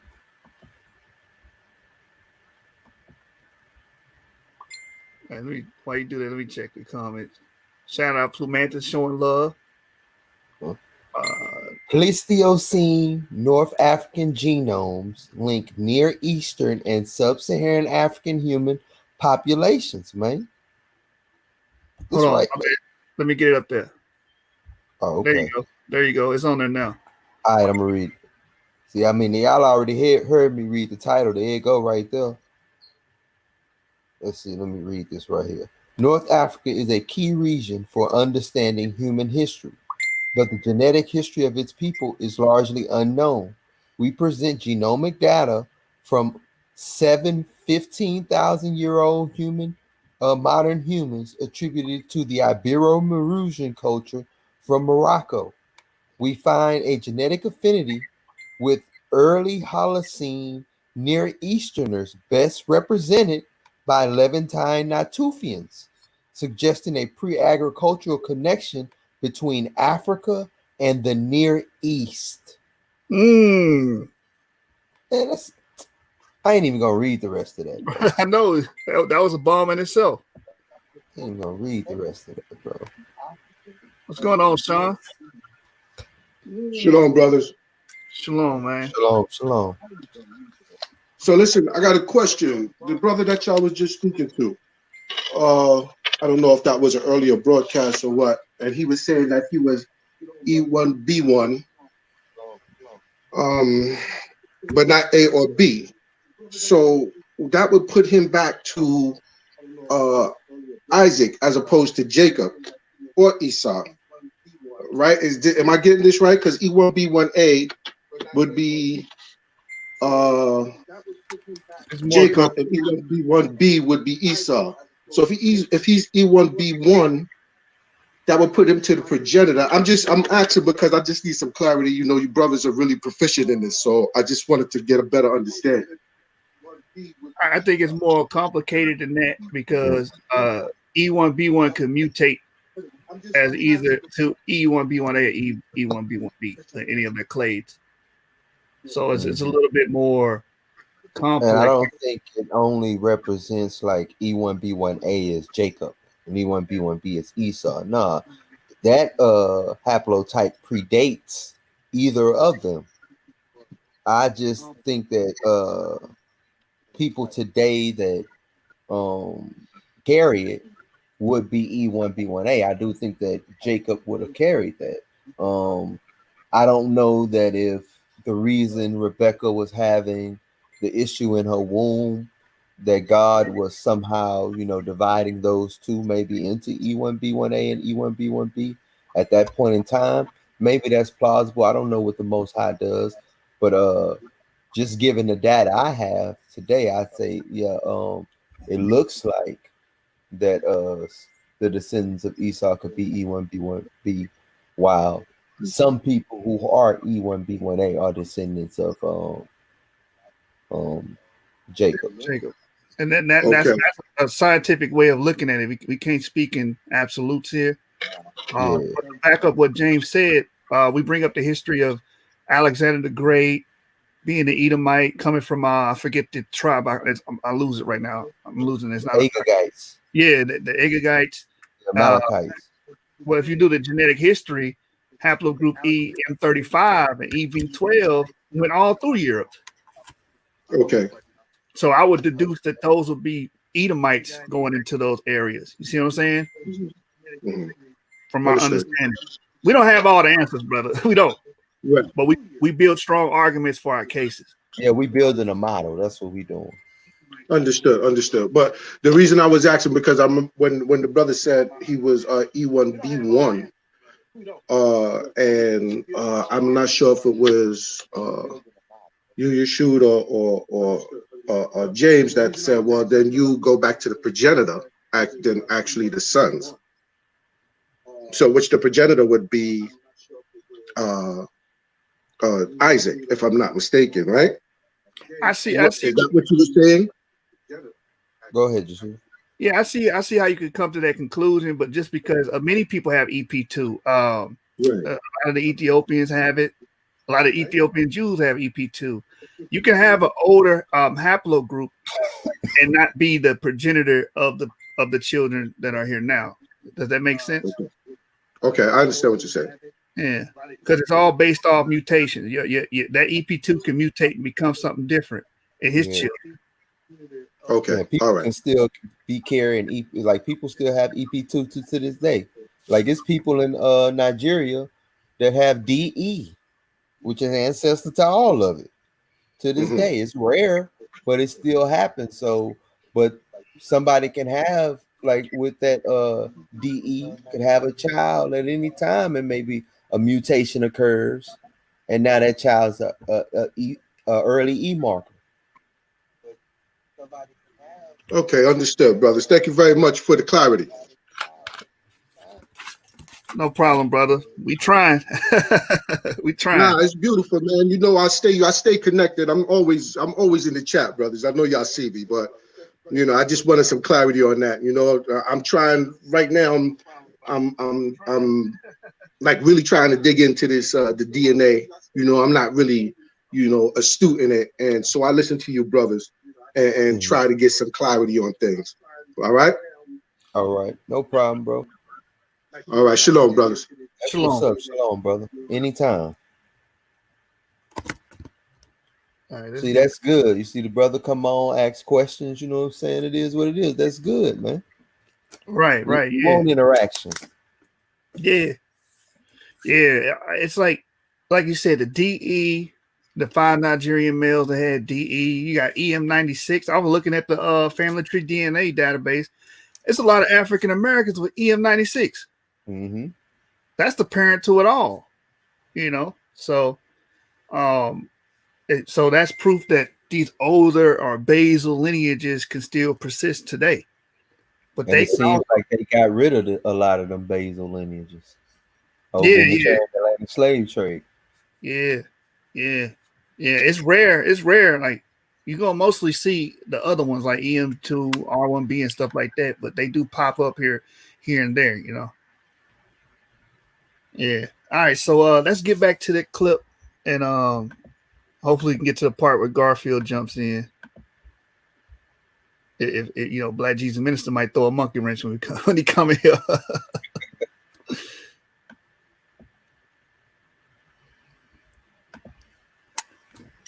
Right. Mine on my father's side is very, very, very, like we've been in West Africa, I know for absolute fact, for 13,000 years.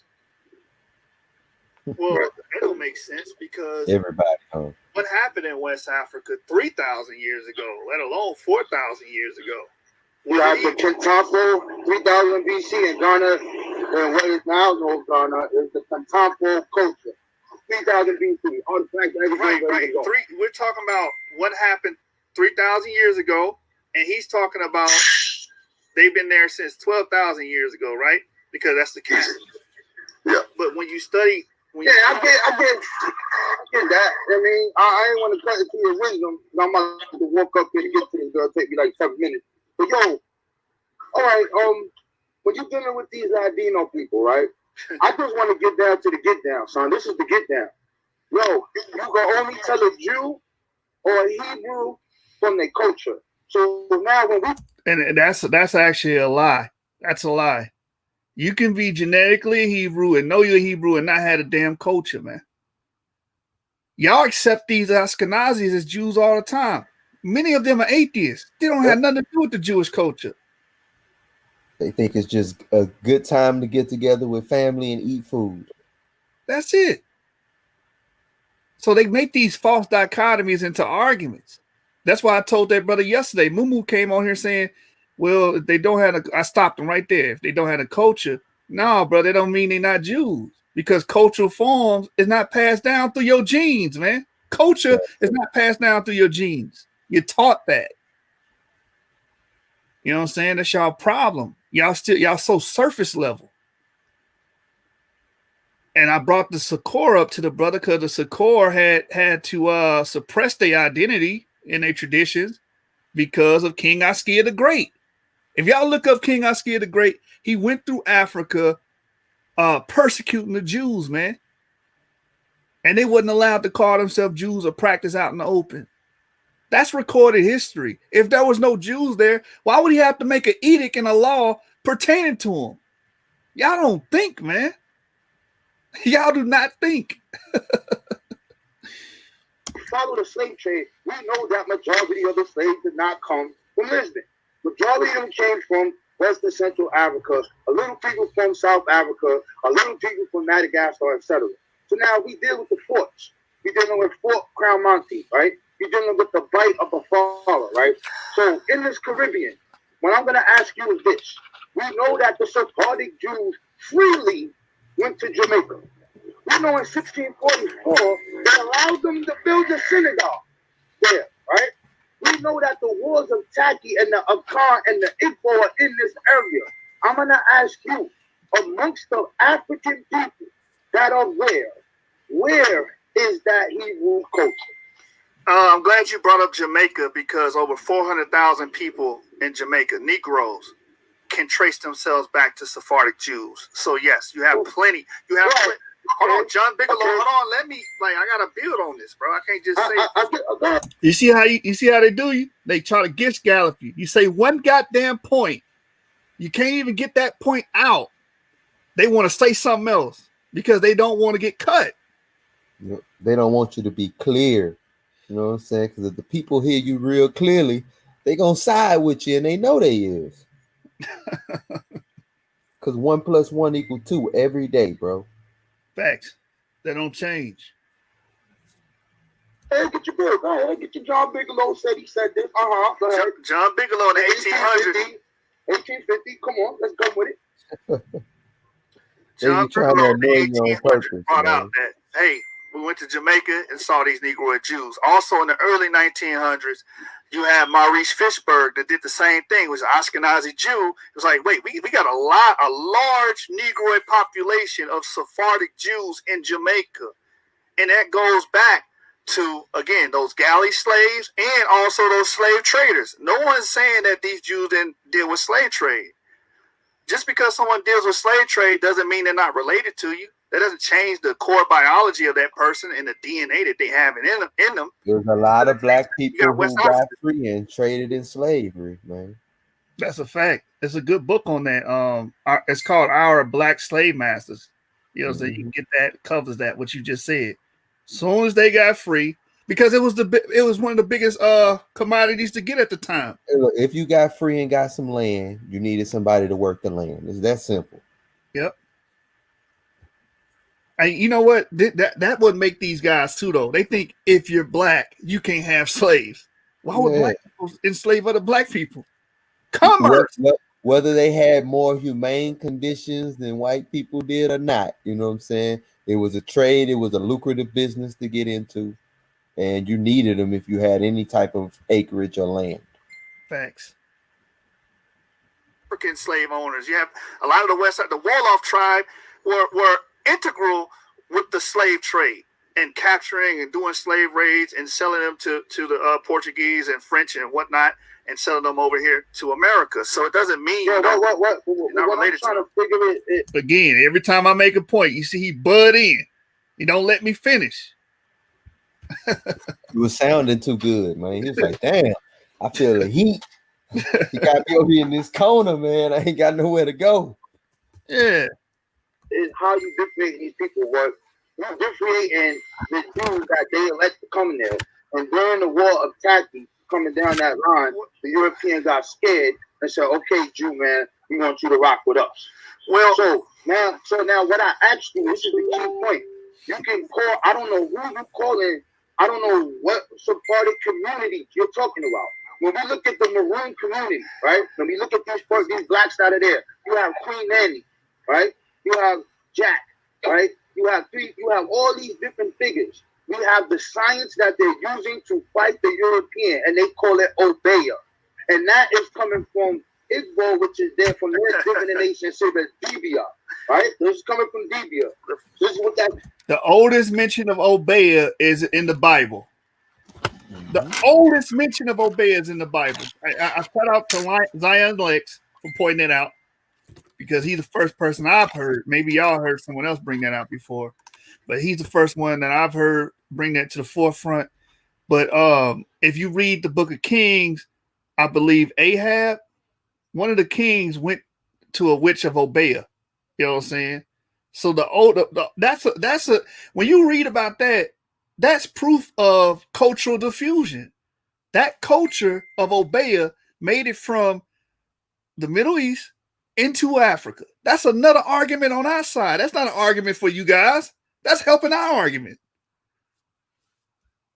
Coming from, right? So now the European is trying to ban that whole entire religion of the African. So the Maroons, who are the people who are the most important people to study, because these are people who ran away. I'm glad you said the Maroons. Yeah, exactly. So their culture is called Chromantic play. In Chromantic play, they have specific dances and masks they wearing. What do? They sacrifice the pig, and they eat the pig. Right. And they use the exact thing that they're doing in the car, and they speaking the Twi language. When we look at the upper part of that culture, you have Maya, which is a part of the secret societies that also come from these places of the Igbo, which is the Obangi society. Then you have Kumana. When you talk about these 400,000 people, there's 3 to 5 million people who went to Jamaica. When we look at that. Okay, so here's the thing. All I got to do is show that there were slaves, Jews amongst the victim of the slave trade. You know what I'm saying? Now he's bringing up quantity. Brother, all I got to do is show that. There's not an amount of quantity. Yeah. I'm not the absolutist. You made the absolute claim that none of those people was involved in that. You the one who made it, not me. So you made my job extremely easy, and you made yours extremely hard. African culture that is there amongst the people who are fighting the Europeans, who look like me and you, they're not screaming for Yahweh. There is no revolt that ever happened with the God of the father of Abraham and Ham. No. That's a lie. You had a whole bunch of Jewish Maroons that had Jewish customs and everything that revolted. They just making up. They just pull stuff out and hoping that it sticks, man. They all represented their own ancestors, and they called them what? They called them doopies. I mean, I want to show my slides. All right, got you. So everything you said was talking about tradition and culture and acculturation, enculturation. I'm talking. Hold on, stop. I'm talking about. Hold on, I'll let you go. I'm talking about identification by descent, IBD. That's what I'm talking about. That's what scientists use, IBD. How can we identify these people? You're talking about traditions. Traditions alone is not a ethnic marker. You can't use that to say, hey, this means they're absolutely not Jews. Because I can use those same Maroons in a book called History of Jamaica that was going to Jews saying, hey, you and I are the same, and we are from the same nation. Why? Because this history that is being neglected of these Ladinos, Lancados, Tangamayos, right? These Luso-Africans, the Euro-African Jews that came from Sao Tome, Cabo Verde, Principe, and the coast of Guyana, and being sold as well, being put on galley ships, being brought into the Caribbean, being introduced into South America, right?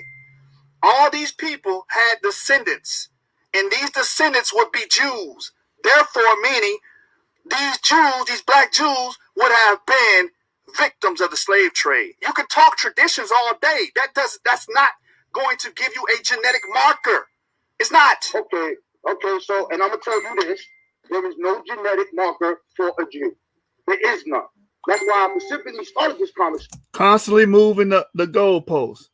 First, you say we're not connected to the Jews. Jews didn't have nothing to do with the slave trade as victims of the slave trade. Now it's there's not a Jewish marker. Okay, but what we're saying is that these Jews came over here and they were victims of the slave trade, right? And like I brought up, 400,000 people to this day can trace their lineage, their genealogy back to Sephardic Jews. There's nothing you can say at that point. Then I brought up the Jewish Maroon that told that Ashkenazi, I believe, in the 1800s that, hey, you and I are the same people, because he knew that he was a Jew. Why else would he say that? Garfield got 76% of his relatives being Jews. You know what I'm saying? Maybe he a Maroon. You know what I'm saying? Maybe he from Jamaica. You might be a goddamn Maroon, man. You bucking against the pricks right now, bro. That's probably why he's so bad. You know what I'm saying? He's like, are you trying to tell me I'm a Jew?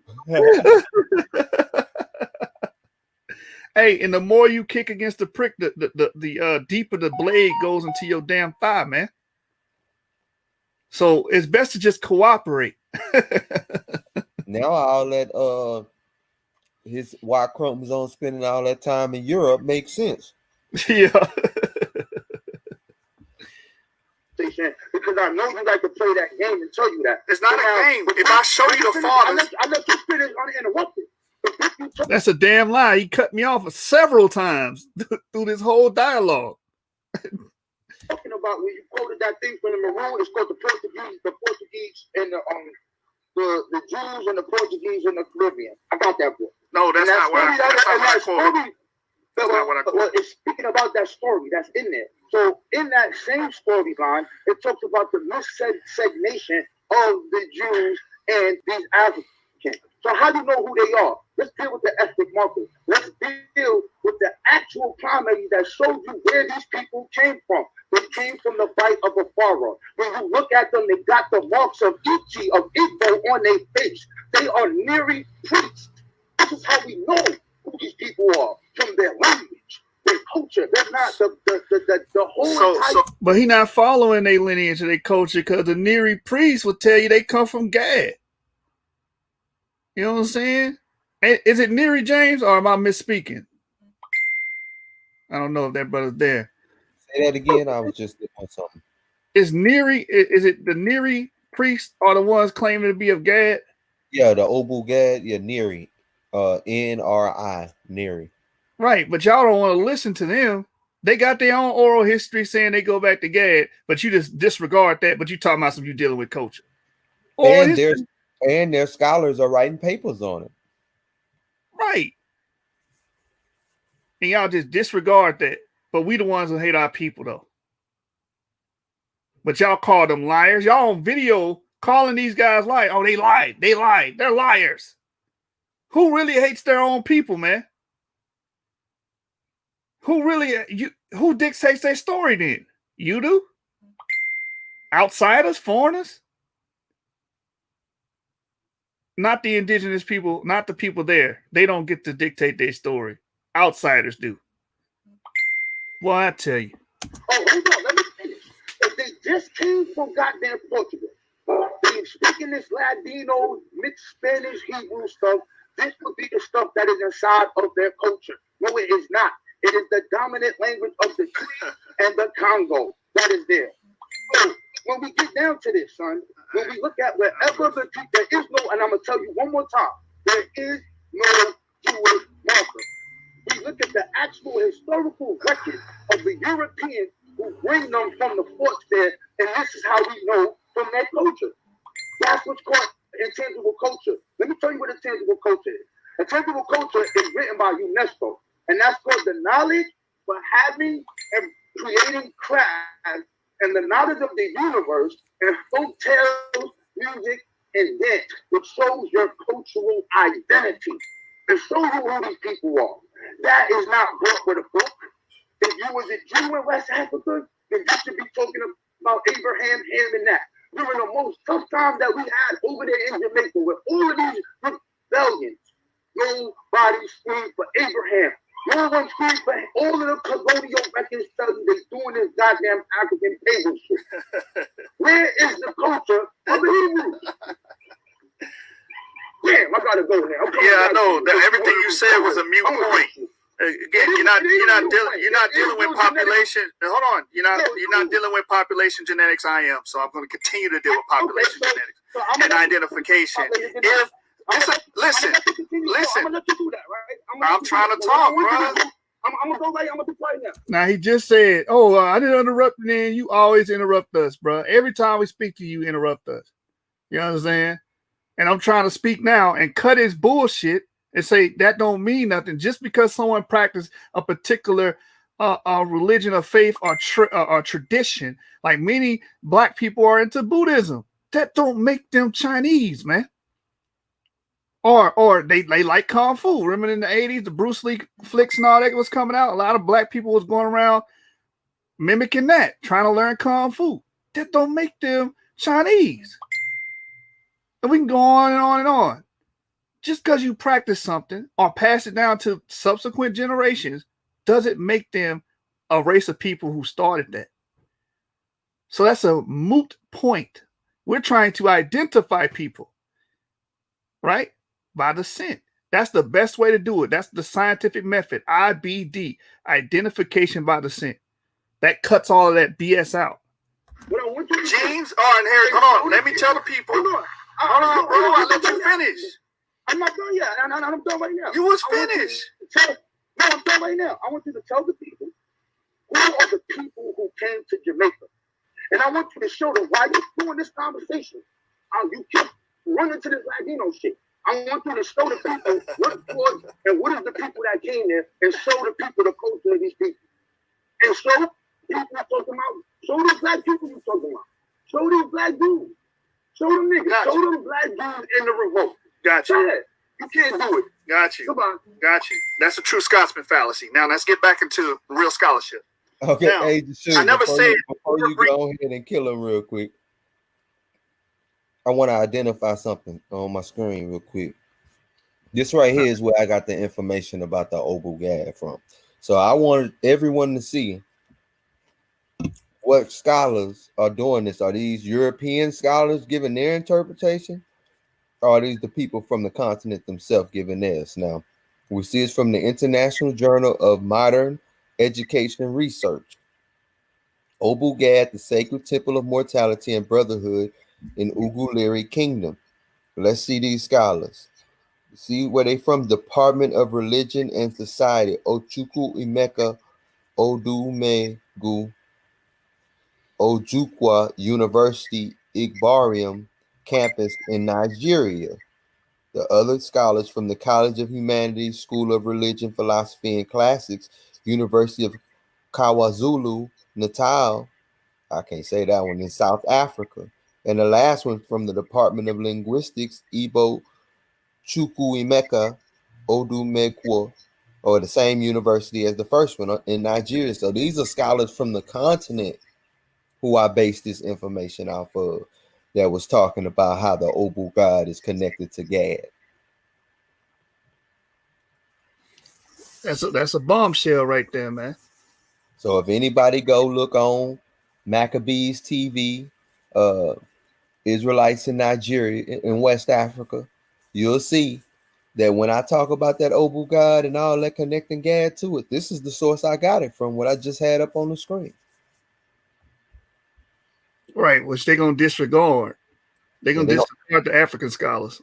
Yeah, they're going to disregard because I guess they're not European enough. If it was an Ashkenazi Jew saying that, maybe they would listen.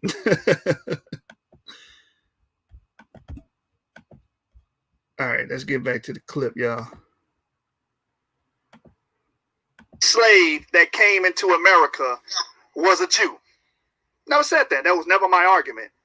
And we can't see this culture and we can see this identity brought amongst the slaves because, again, he talked about it a little bit, but you have the Maroons identifying themselves with Jews. What he don't want you to understand is Luso-Africans also adopted African traditions to blend in amongst Africans. Why? Because they were trying to suppress their identity so they wouldn't get noticed by the Inquisition. Because, again, if you got caught by the Inquisition and identifying as a Jew, what happened to you? You had life in prison, you got killed, or you got life as a galley slave. I want everybody watching and listening, look up galley slavery and the Jews. If you got caught, that's what happened to you. And many of these Luso-Africans, he's correct. They did deal with slave trading, but their children also got caught as slaves and sold over here into the Americas. That's history as well. So again, that's identification by descent. We all get our genes vertical. Our genes are inherited vertically, meaning it comes from our mother and our father. If these people are having children and then their children get caught up in the slave trade or move to America, then therefore their children and descendants will still be alive and prospering. I'm talking about the progeny. He's talking about traditions. This you ain't in your, you not in my league, bro. You in the kiddie pool. Oh, these people were following this. Well, according to this book, The Luso-African Identity, these Jews are coming down into Africa and adopting these African traditions. That doesn't change their ancestry. That doesn't change who they come from. That doesn't change their genetics and genomic data. It doesn't. So what is this guy talking about? This is insane. This is insane. Bro, again, we're having two different arguments. He's talking about tradition. Just because someone adopts tradition, my wife is learning Korean. That doesn't make her a Korean. But what I'm at, wait, let me ask you. You didn't give any genome data, though. You gave traditional data too, unless I missed something. No, I did give genetic data. But listen, if I tell you that your genes are inherited vertically, that means from father, mother to son and daughter. Right. That's vertical inheritance. Yes. And I show you that Sephardic Jews were having children. And those children ended up in Sao Tome. The first major wave of slaves came from Sao Tome because they could cultivate sugar. And they ended up in Haiti, in Puerto Rico, in Cuba. And they were coming from these Valencia markets in Portugal and being pushed into these islands for redistribution in America. Wait. This is where you lost me. Okay, let me make sure your DNA comes down vertically. Your genetics comes down vertically from mother and father to child. Yes. There were some Sephardic Jews, in other words, there were some Sephardic Jews or darker skinned Jews who were brought over to America. Yes. Right. Okay. So, but we don't know what percentage of that. We don't know a number on that. We just know that there was some. Right. We don't have like absolute numbers. No, we don't. Okay. We just know that but now you are starting to recognize them because they could grow sugar. Right. That which is tradition. That's not genetic anymore. No. It is genetic because we're dealing with, okay, where did these slaves come from at first? Initially, they were expelled because the king of Portugal, Giles II, made every Jew in Portugal a slave and sold them to whoever he wanted to sell them to. Now let me ask you the next question. How would he know them to be Jews?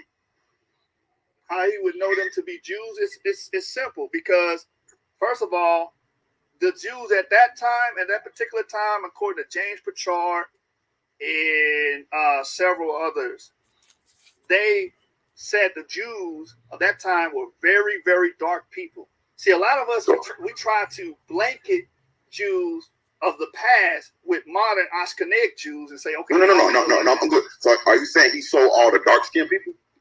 Yeah, pretty much. That's what slavery began to be a black and white thing. Now, that doesn't mean hold on. That doesn't mean that there wasn't white slaves. I'm not saying that either. Okay. I'm with you. But what I'm asking is, just because I'm dark-skinned, if two dark-skinned people stand beside each other, how would you know which one of them was a Jew?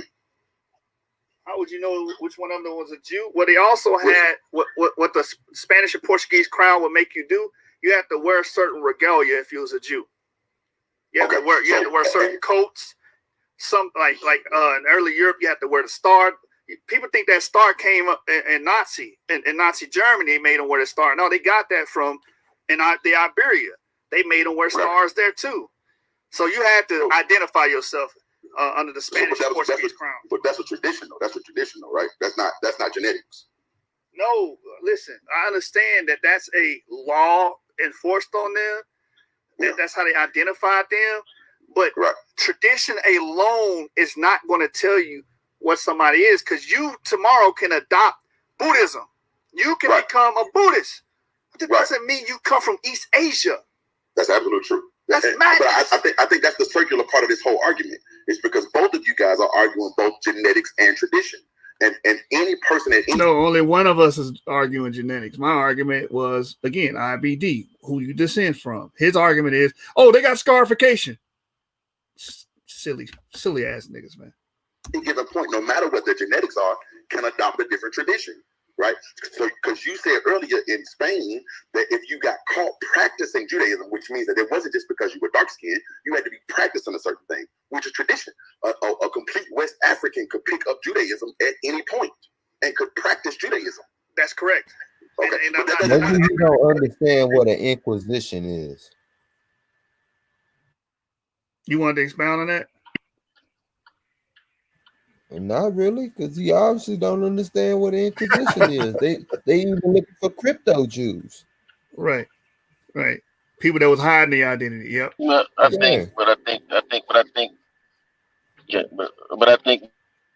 think he just don't. He also not understanding that you see Jewish culture within voodoo.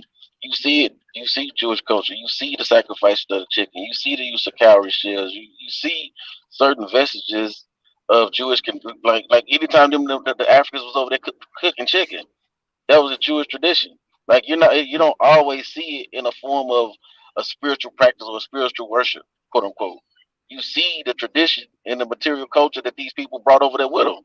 So if a person, if the chicken ain't indigenous to West Africa, you know what I'm saying, and then they use the chicken in the exact same fashion that the Jews use the chicken for, and sacrifice and the draining of the blood, and if you use it the exact same way, but that's not indigenous there to West Africa, where did they get it from? The only way you could get something like that from is if somebody brings it to you. So you see the acculturation, and then when you actually look, this the problem I think a lot of people are having when they have these arguments about show me the culture. They're asking for you because this is where I think a lot of people's arguments differ. And I think when people be trying to say that you're gonna see a lot of modern Jews, because my I guess you could say the model that I subscribe to is that you had pre-exilic Jews in West Africa that ended up intermarrying with post-exilic Jews. This is why you see voodoo practice the way it practiced. This is why you see some of the stories that you hear from the Yoruba with the 12, using the number 12 and things of that nature. That's why you see that there. These were pre-exilic people. You see what I'm saying? They brought their pre-exilic practices, which, because if you do an overlay of the Canaanite worship spiritual system, it fits right over the top of Ifa. If you do an overlay and you actually look at the god of thunder, you go to the god of the harvest. You know what I'm saying? If you look at Yemen-Yah, if you go look at it, it's a pretty much an overlay of the Canaanite system. So it's easy if you understand it, but if you're looking for somebody that's practicing modern day Judaism, you ain't gonna find it. So if you it's do you know what you're looking for? Is are you actually? This is why I always ask people, what are you studying history for? If you're studying history just to find a point of contention, or are you looking at history to understand it and say, okay, well, damn, okay, so they're using the chicken, they're using this, they're using all of these, what's the word? They're using all this culture, this Near Eastern culture in West Africa. Foreign. You know what I'm saying? And then this foreign culture in West Africa. You know what I'm saying? But at the same time, they're practicing their own spiritual system. But I'm like, what should their spiritual system ain't really no different than the spiritual system practicing the Levant. You know what I'm saying? And I'm not talking about because this way he's like, well, show me Yahweh and show me this. Well, if they're pre-exilic people, they probably ain't even worshiping like that no more. They probably took on indigenous deities and everything else. That's why when you look at Oduduwa, or if you look at Chukwu, if you look at what's the head of the Combe religion? Because I just named, you know what I'm saying, Miami. 3 of them. And Yami. If you look at Yami, all of them are gods that don't even interfere with human behavior. They don't even deal with humans. You know what I'm saying? They pretty much just sit on their throne and they let they lesser deities deal with them. Well, who does it sound like? It sounds like El. Same. Right. It's the same pantheon. And then you got the lesser gods above them that's dealing with the people. And if the people pray to the lesser gods for their favor, it's the same thing. It's the same spiritual system. So if you're just looking for show me them worshiping Yahweh, you might not see it. But that don't mean just because you don't see it that it's not there. It's not the ancient pre-exilic Israelite culture is not there. Because it's the same pantheon. So now you're gonna have to explain to me how did that same pantheon get there? How did that same worship structure get there? How did some of those how did the use of cowrie shells get there? You know what I'm saying? How did the sacrifice of the chicken, how did it get there? Why do they do their names the same way where they throw their God in their names like the people doing? I was just about to get to that. Exactly. Why do you see these same cultural attachés there? So this is yeah. So it's like they don't the argument is a silly argument when you actually really understand the history.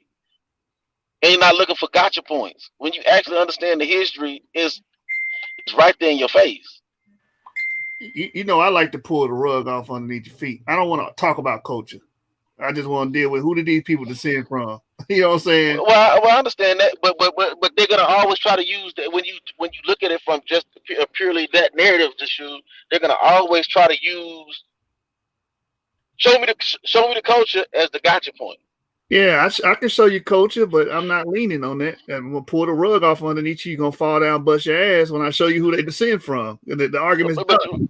But my question is, I hate to interject, guys. Shalom, everyone. I've been listening for a while. I just like to say that the Ashkenazi Jews today and the Sephardic Jews today, the reason they were acknowledged as Jews, it wasn't because of a bloodline. In 1948, when they returned back to Israel, it was because they kept saying that they kept the customs and the traditions of the lost 12 tribes of Israel, along with the language that they spoke, which is not the Aboriginal language of Hebrew. It's a later form of Hebrew. Their original language is Yiddish, but yet the world knows them as Jews based off of what? Not that, Coach. I disagree, because when they had Ami Shav, they made people prove their genealogy. They had to prove that they came from Jews. They even do the return to the land clause or whatever. Now that's what we've been trying to figure out for the longest. That's what we've been trying to figure out for the longest. As it relates based on oral tradition, though. But I think you still got to look at you got to also remember the Catholic. But the only reason I'm saying that is because codified modern Judaism. Only reason I'm saying that though, because modern Judaism. But only reason I'm saying that though, because the scholars seem to have accepted that for them. But when we go back and we talk about the Bantu Limba, in the beginning they didn't want to acknowledge that the Bantu Limba, the black Israelites, were actually from the tribe of the lost 12 tribes of Israel. And they have been saying that they were from the lost 12 tribes of Israel way before they were even recognized. They had the customs and the traditions, the oral traditions, so much that they had, and the practices is even older than the practices of the Jews today. So it's just like we identify, according to the scriptures, they didn't identify people by race. It wasn't by, like, if you light skin or brown skin, or if you black or you white, that's who you are. I agree there. But they use genealogy, brother. They use genealogy. Well, I'm saying that's what. Wait, they use genealogy too, yes, but they also use ethnicity as well. Ethnicity, which means culture, which means language and traditions, the way you practice certain things. That's really what separated people too from another group of people. Ethnicity. It wasn't just. I highly disagree with that. No, what happens if you lose your culture? Then what else? What do you lean back on?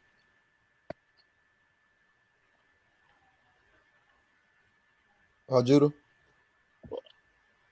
I highly disagree with the brother, for the simple fact that the whole book is based off genealogy. The tribal practices was based off genealogy. When we were in the land of Israel, we couldn't even give our land up to another tribe. That's how strict it was and strenuous it was. So that meant something to us.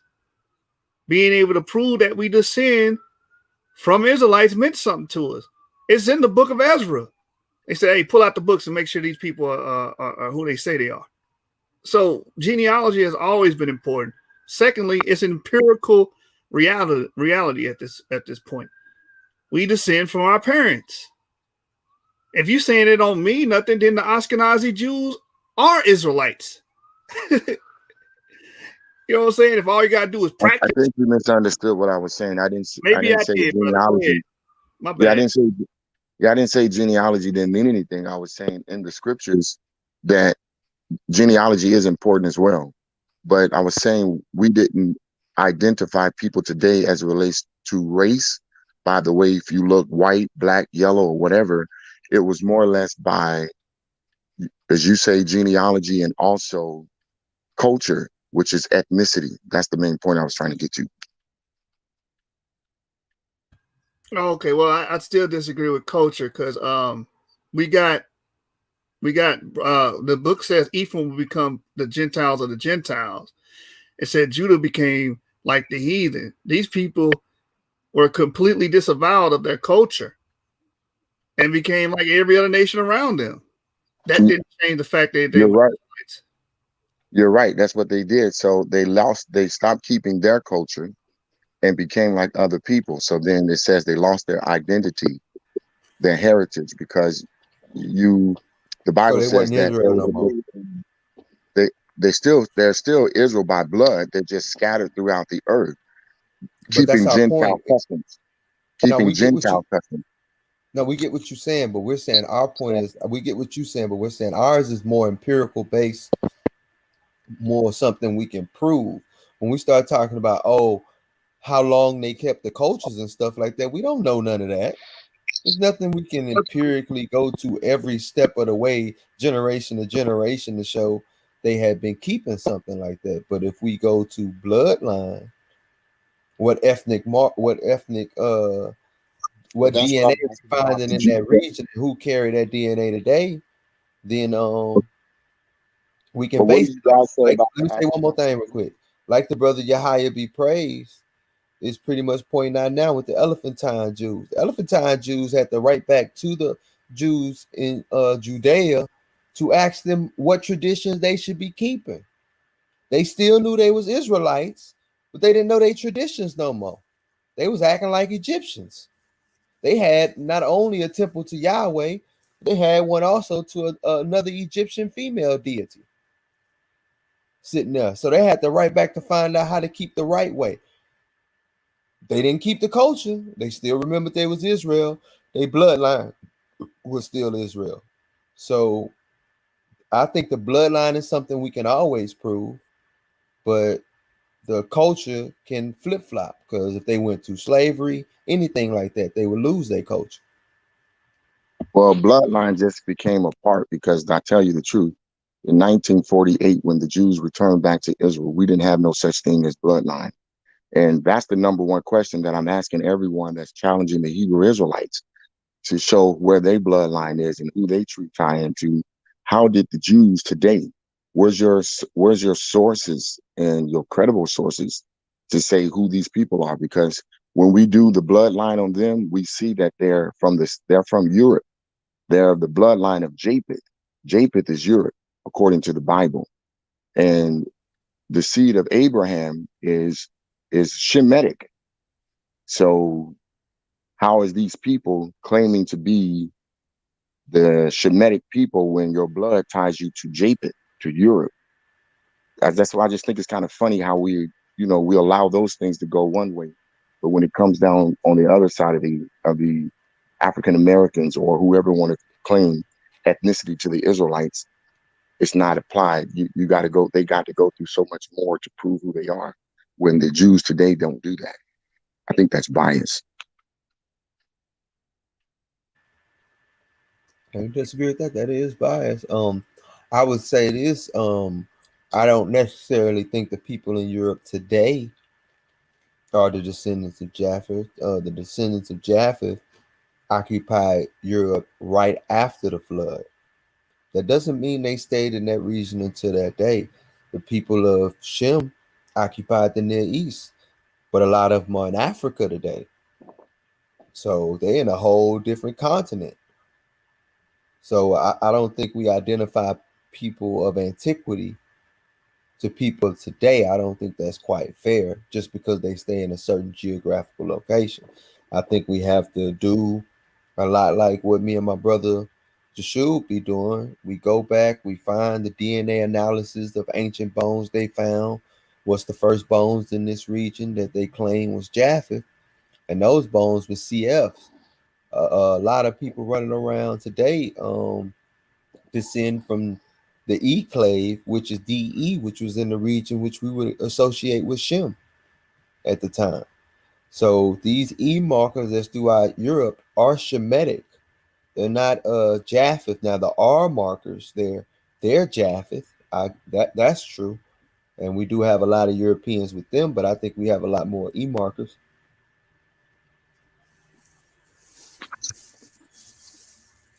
Well, I just want to say, when you do the scientific study of the DNA of the Ashkenazi Jews, they are Europeans. That's what the scientific studies say. That ain't my word. So we know Europeans come from Europe, not Asia. No, modern Europeans come from Asia, bro. They got E markers. I'm saying, no. Science shows that the Ashkenazi Jews are European. Look it up. Just take the Yeah, they time. Take a come. look at it. I'm not disagreeing with that. I say they blood. It say they mama descended only 1,000. They come from four different mothers that only descend 1,000 years ago out of Europe. This is I science. Now understand you're that. talking about blood. You're talking about Hey, blood. I'm giving you what hey, can I say something real quick? yo. I'm trying to figure this out. Maybe I already addressed this. Is this Mr. Wiggins that's on it? Yeah, it's me, bro. So did you ever address, or did you brothers ask him about the debate? I didn't know that was him. His name Negro Judah on here. I don't know the brother, so that was him. Yeah, Mr. Wiggins, man, you on the platform, brother. I'm trying to figure out because, like I said, when I Jeremiah, told you, I don't have a problem with you, Jeremiah. It was the way I was disrespected by your brother. That was the problem. And when me and you had first talked, I told you I didn't want to deal with nobody that's disrespectful. right, and that's why I gave you my word.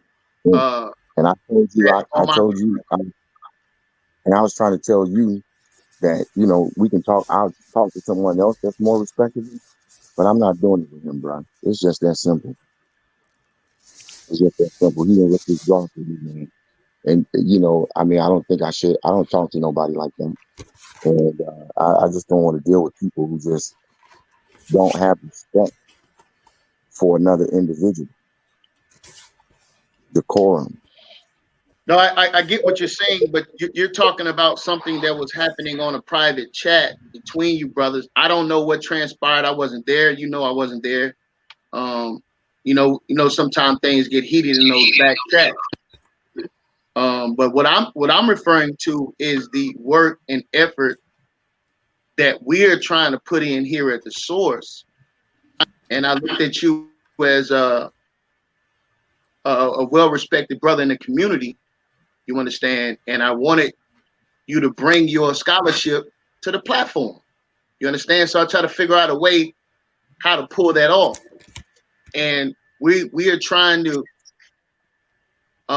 substantiate our reputation concerning behavior during debates, right? Like I have many things that I've asked and required other brothers to have a certain to conform, you understand, to where the information is digestible for all ages. Like this is the goal and the aim of the source. You see, and so we have we're trying to become more efficient in our judging system. Just last week we went through our judges and we cleaned house and we brought in new brothers and we kept some of the original people that was in there, and we're trying to become more efficient at our delivery of this information. And so we calling judges out to take out time from their lives. We got announcers and different people, brothers and sisters, that's creating flyers and promotion behind the scenes that's going on with these debates. And we also have a ruling structure on justifications for not taking a debate. Now, I respect you, brother, sincerely, and what you're saying. But this was something that transpired between men privately, correct? Jeremiah, but I told you from the beginning, me and you talked, and I told you I don't want to be a part of anything like that. And me and you've had conversations in the back chat, and you've never talked to me the way your brother talked to me, bro. And just on that alone, the bro ain't even came back and said, man, listen, I'm sorry, bro. Would you just do the what you call it with me? Nothing. You think I'm supposed to go back after? Come on, man. I wish I would. You got me bent. I can't do it. Too much man in me to do that. Facts. I just can't do it, Jeremiah. And I like you. And I like you, but just him. That's a fact. Okay, so you just I showed up to say that, you know what I mean? To let everybody know I'm not running from nothing, man. I'm a man. I think for me, I demand respect. I mean, I respect you. You ain't never seen me get out of pocket. Me and you didn't disagree. We didn't have some heated arguments. I laugh, you laugh, you say some things to me, but it's never serious. Right. Again, we're working on diplomacy, man. I don't know, Joshua, man. We're gonna have to have a conversation concerning this, man, because I mean, what's your brother's thoughts, man? We got some of the board members on here concerning this debate that didn't get the chance to take place.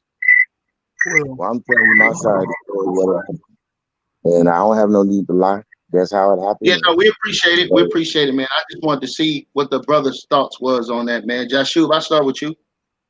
All right, so basically, we spoke on this before. My thing is this: you agreed to a debate with the brother. I don't know what all be going on in back chats. Whatever happened, happened. But you agreed to it, and you backed out on the day of. We got our judges. We got the platform ready. You know what I'm saying? We did everything on our part to make it happen. And we hyped it up and we promoted. So when we're dealing with business or anything in the professional world, you can't just leave people hanging like that. I understand you might have felt insulted or whatever. But it's bigger than that because we already had obligations to fulfill and we couldn't fulfill it because you dropped out on the day of. Now, everything you say could have validity to it. I'm not arguing that. But from that standpoint, we got to deal with it professionally, and our rules say what they say. If you want to debate here anymore, you got to pay that reentry fee for the simple fact that you did it day of, and I don't think that's a valid excuse. And that's my stance. I'm not going to budge on it because regardless of feelings or whatever that may have transpired, we still hyped it up. We still promoted, and we got ready, and we got people ready. In days in advance, that took out time from their families to take a part of that and create that content. And that's pretty much how I see it, man. Hey, James Cassell, talk to me, man. I concur. That's all I have to say. D-Red? I mean, they the debaters, so whatever the debaters say, I roll with it. All right, man. So we got General Yashar on here, man. Would you like to respond to this thing? Hello. What was said? I had to I had it on mute because I was on a call. Well, we got Mr. Wiggins on the line with us right now, man. He's on. Well, what about it? I'm saying the thought, man. I don't want anybody to think I'm running or whatever the case may be. I just wanted to tell what the situation was. I'm not trying to, debate him. Like I told you guys, I like Jeremiah. He's cool, but when I first met Jeremiah, I told him what the situation. I apologize that it went down that way yesterday, or whatever day it was that it went down, but that's the way it went down. And so I don't know what else to say. Really, I don't. Yeah, no, I get it, brother. Yashar, would you like to respond, brother? I don't even know what was said. I didn't hear nothing that he said at all. Well, Mr. Wiggins was sharing about the incident between you and him in the back chat, which led him to back out of the debate. And what was said? I didn't know the brother was going. I just jumped on her and I heard his voice. I sound like Mr. Wiggins. You know what I'm saying? So I just wanted to address him since he came on, and as he said, he came on to let us know he wasn't running. It wasn't a running type of situation. So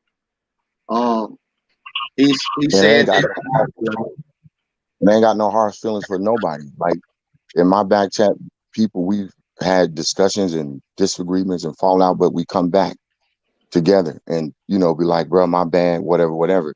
My brother ain't came back and said nothing to me. I haven't cussed him out. I haven't talked to him no kind of way, no nothing.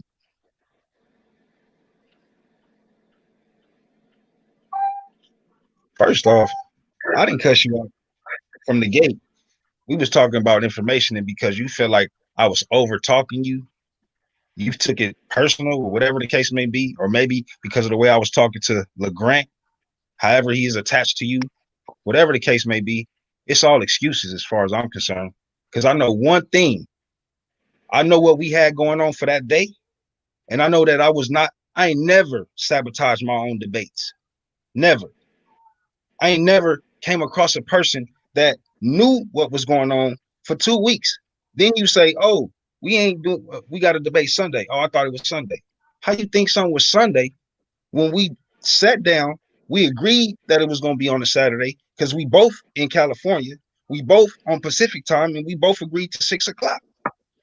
So what I'm listening to is a whole lot of excuses. So, I mean, you can tell, because like I said, I didn't hear the whole spiel about what this brother said I did to him.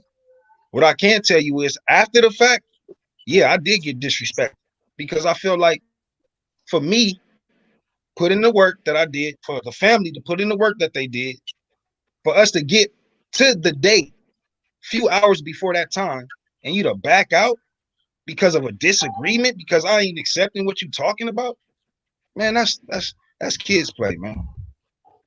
That's childish, you know. Well, man, So I think that I think I was disrespectful all you want, man, and that's it, man. And that's no problem. That's how you feel, so be it. I think that's one second, Mr. Wiggins. I'm gonna let you in real quick. I think that this is what leads to debates. I think debate, despite what people may say out there, I think debates are healthy when they're done properly. When there's not a shouting match, when it's not over talking, when it's not a bunch of ad hominems and disrespectful and curse words and all that. I think that makes debates destructive. But I think when we get two intellectuals that can articulate their stance and bring forth a PowerPoint that will be digestible for the audience, I think these things are healthy, Mr. Wiggins. I don't. And what went on in that back chat, this is what I'm assuring you of. That would not have went down like that on the platform. And I'm sure General Yashar would agree to that. Bro, he knows it didn't go down like that in the pregame. It was nothing disrespectful said in the pregame. We had a good discussion. And matter of fact, how am I gonna say to this brother? You know what? Can I say something? We can start linking up like getting some video equipment together so we can start interviewing Israelites and other individuals that might want to be interviewed. I said I would do this with this brother. I said this out of my mouth. Why would I want to link up with somebody that I don't respect? Bro, that listen. I don't give a damn about. Like that's what I'm talking about, bro. This is you crazy. Heard that, Mr. Wiggins? I'm trying to respond. Go ahead, Mr. Wiggins. You can respond. Go ahead, brother. Okay. And then I just want to say this, then you can go right back. And brother, I respect that and I feel that and I like that. But like I was telling Jeremiah, me and him, we done been in some heated discussions, but I ain't never felt like it become personal. And I just kind of felt like yesterday, it just like it becomes, I just don't want to deal with people where I just feel like it's a personal thing against me. I don't feel like that. Even if Jeremiah feel that way about me, he don't show me that. I don't feel like that about him. But talking to you, it's almost as if it's something personal against me. that you have against me. Brother, I don't even know you personally. And that kind of conversation, just the way, like I'm saying, bro, please let me say something. Can I ask you a question? Would you let me respond? And you cussing and you just I just don't know, man. I mean, me and you, we need some work. But I don't mind having a debate. But right now, I just think, man, you need some work, man. For real. Yeah, man. Well, I mean, at the end of the day, two debaters, it's not a necessity that Yeah, they're man, I friends. told you I would debate you. You sent me on him. I told you I would debate you, but you sent me on him because you said you're trying to get your team. Hey, before we go any further, because I would like to get back to our show. Okay. Before we go any further, I want to read this rule to you, brother. That if you want to continue to debate here on the source, you got to look at rule number 14. If a debater no shows, he or she will have to pay $25 to the source if he or she wants to debate on the platform. Okay, I got you. All right. All right, that's cool, yeah, man. That's no problem. All right, that's cool. So we squared that away. And General Yashar. Yeah, I'm right here.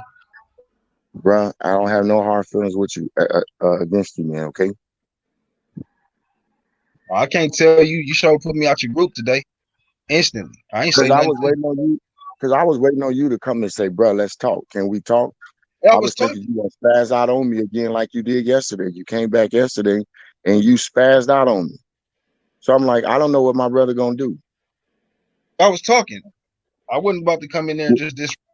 I sat back and I was listening. Then I found myself not in there no more. So it wasn't nothing I could say. Well, bro, listen. If we're gonna be respectable, I love to have my brothers come and let's talk. But I just didn't know if you was gonna spaz out on me today like you did yesterday. And so I just didn't want that. But other than that, bro, it's no problem on me. So All right, I just want, man. We appreciate that, man. We appreciate that. And Josh, man, I wanted to apologize, man, for interrupting your show, brother. I know that was going on, so I wanted to, get opportunity to talk with the brother. Yeah. I didn't know that was him. Listen, I don't talk to the brother like that. I didn't know that was him. I seen him on the show as Negro Judah before. I didn't know that was the name, brother. But because what we started to do is, don't take no offense to it, San Antonio, but what's happening is a lot of people are backing out, and we're tired of it. So it's going to be talked about live and discussed live, so it can be documented. And we want to publicly shame those that do it. I'm not gonna lie to you, because we tired of it. This is not a shame to me, bro. I came on the show for a reason. No, I understand. Not a shame to me. I'm one of your more humble brothers. You could take it to the bank. So I came here. I know what show I'm on. I'm not a fool. Don't get it twisted. I know exactly who I'm talking to. Just because you don't know you're talking to me, don't mean I don't know who I'm talking to. So it's no shame on my game. I came here as a man to deal with it as a man because I'm a man. Yeah. And let you guys know I love you, brothers, at the same time, and no love lost.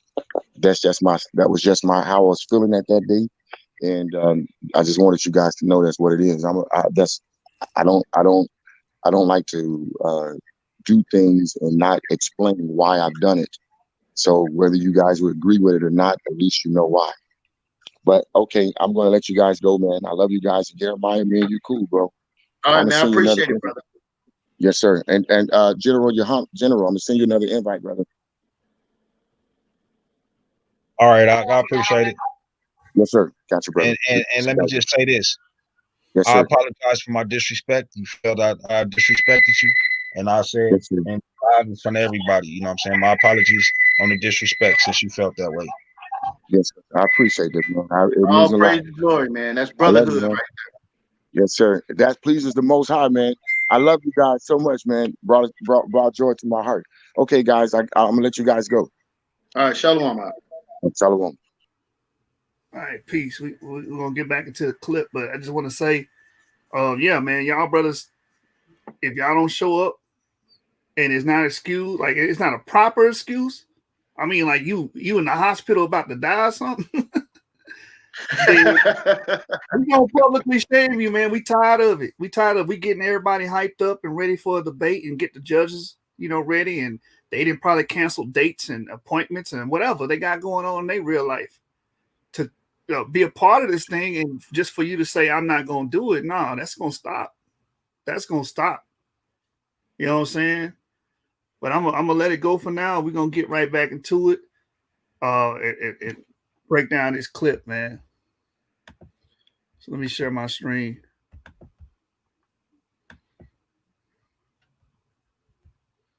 Man, I'm glad I unmuted, man.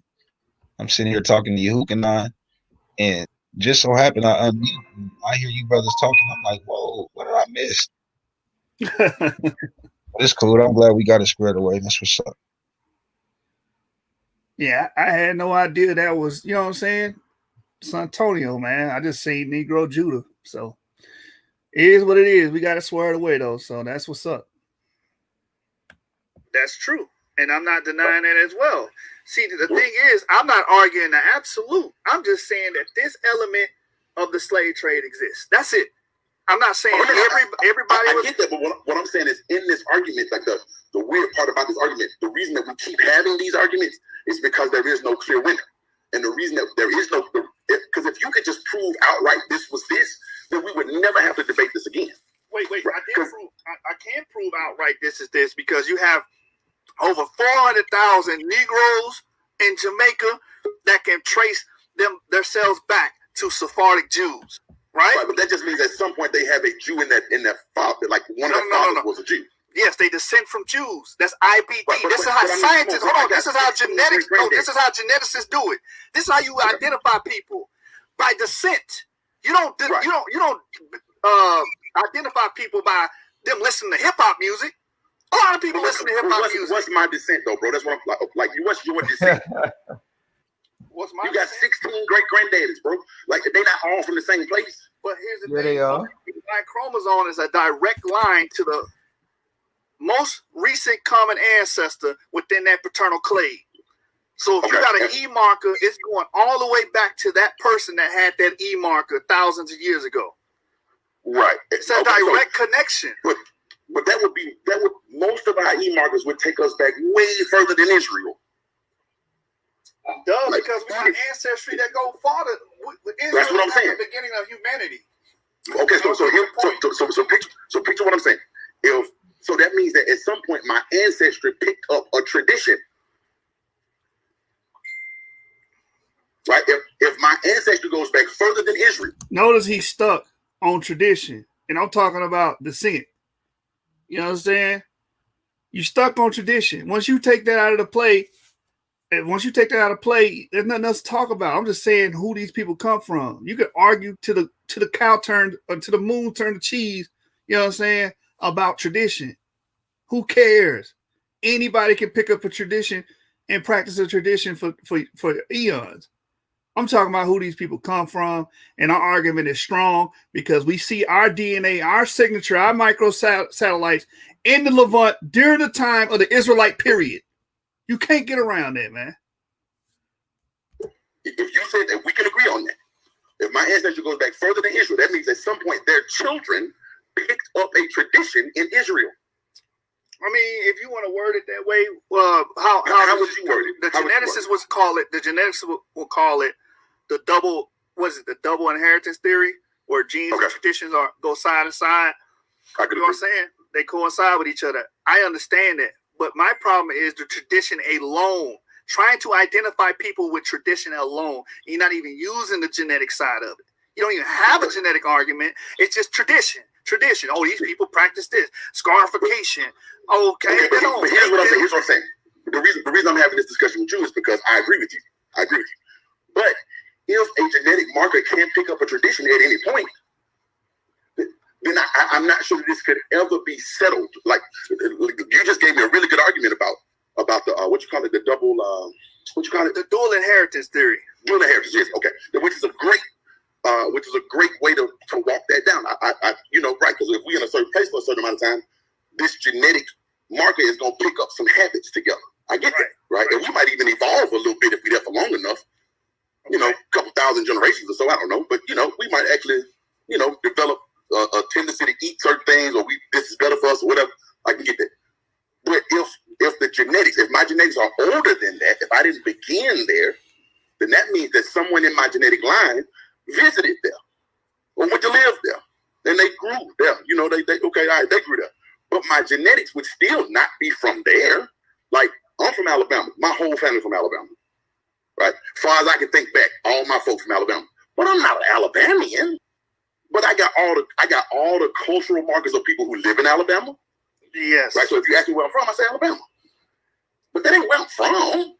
But I could trace my bloodline back to Alabama. I could. But my blood older than that. I can trace my traditions back to Alabama. I really can. But I'm older than that. I'm going to make it very simple for you, Sebastian. Okay.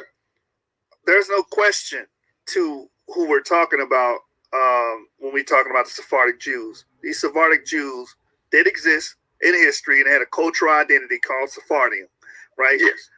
They were Absolutely. called Jews. My argument is based on their children and what happened to their children and their descendants and their prophets. Let me ask you about their daddies.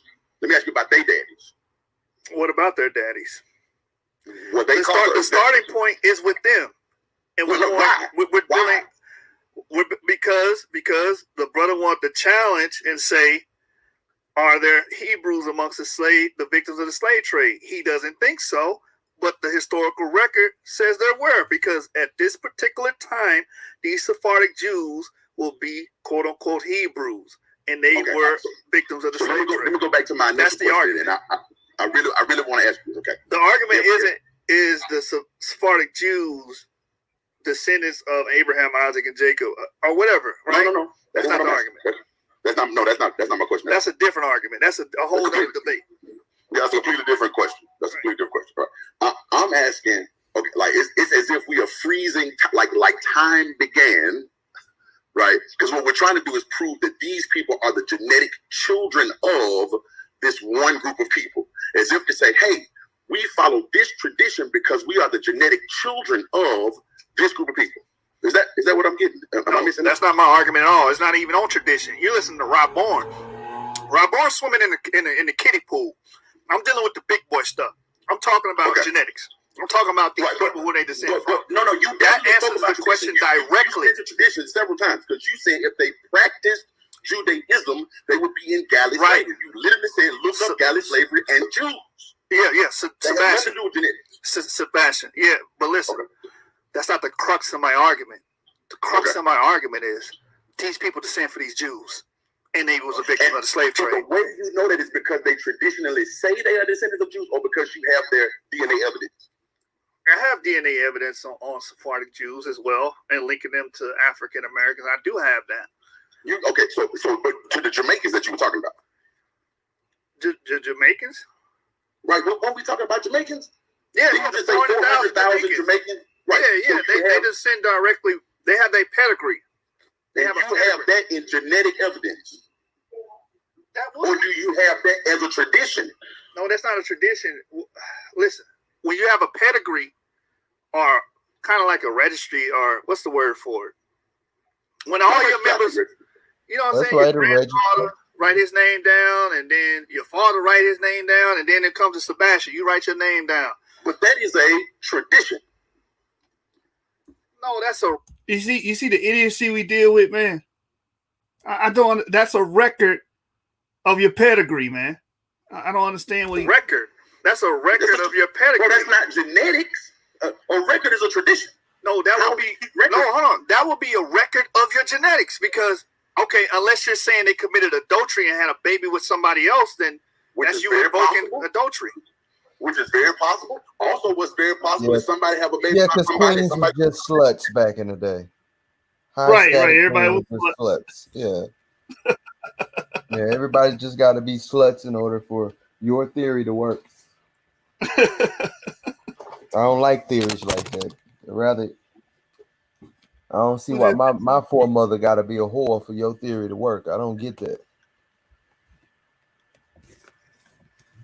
Yeah, I don't get it either, man. These niggas be fishing for an argument, bro. Fishing for an argument.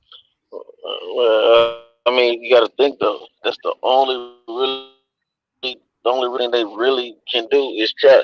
They can't really Rob Wood is the only one that really tries to actually form an argument. You know what I'm saying?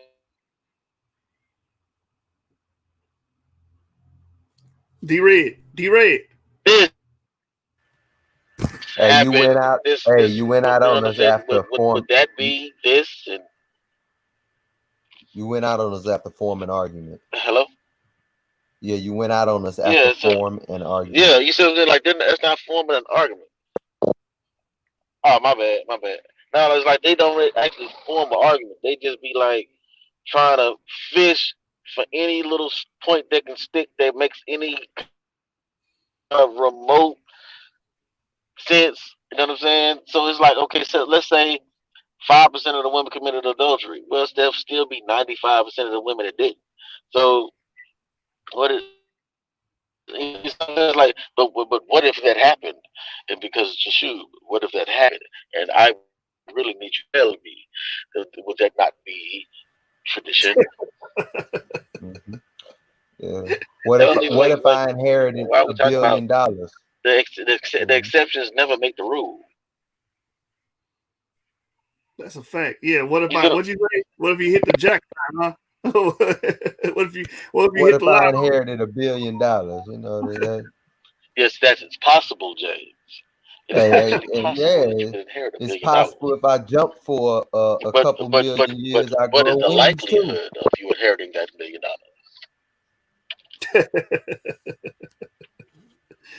Oh man! As the evolutionist, I jump for a couple million years, baby. I sprout wings. Right. Anything's possible in the mind of a pseudo. Anything possible. You give me a couple million years.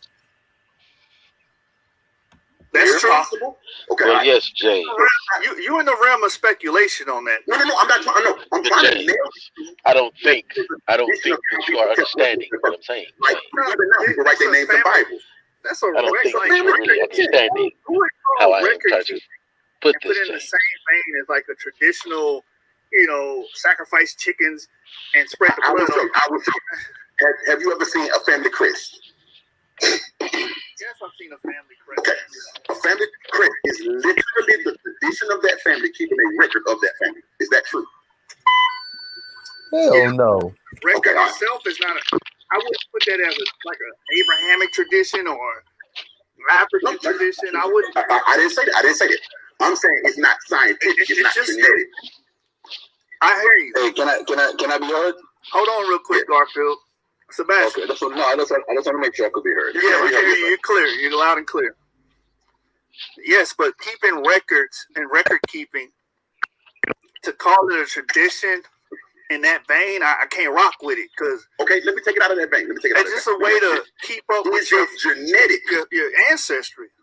But is it genetic? Yes, because you're dealing with father, grandfather, and then super grandfathers going on and on. Great piece of paper and know it's true. Is this piece of paper genetics? Okay. This isn't genetic. All right. That's not genetics. Come on, man. Like genetics. No, you're missing the point, Sebastian.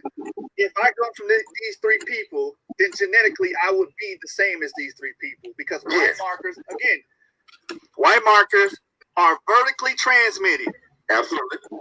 So if my grandfather had a Y marker, my father's going to get that Y marker, and when he makes me, I get Y marker.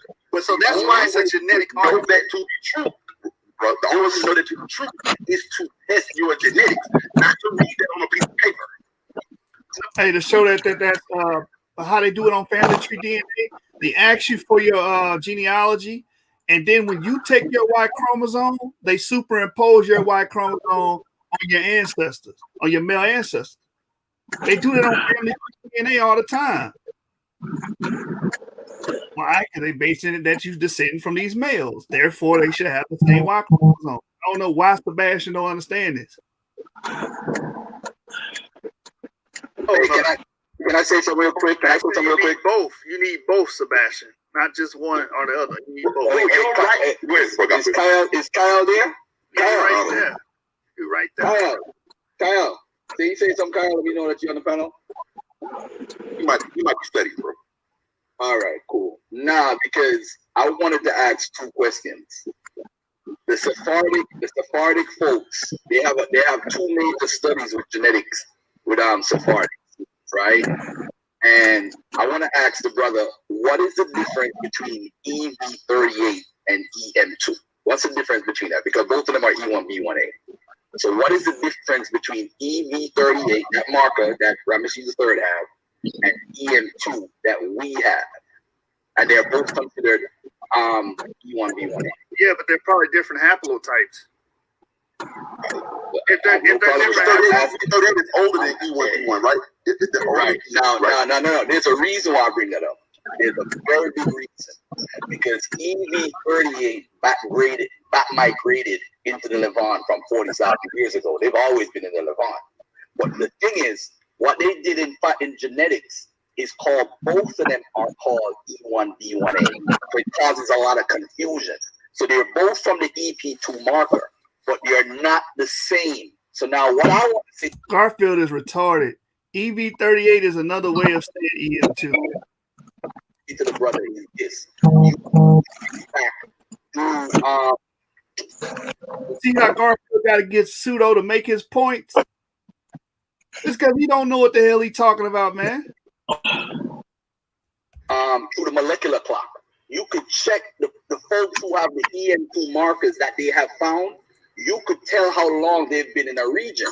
Now, the folks who come to North America and from Western Central Africa, those people come from EM2 that mutated in West Africa. It's a difference. So this is why I ask you if you know the difference to EV. I'm not here to. And now he's separating our ancestors. Now you can't claim these people. You can't claim them. And like this goes back to what I was saying earlier. Who really hates their ancestry? Who really hate their people? He's trying to distance himself from the Natufians, essentially. Because they don't want to have nothing to do with the Levant.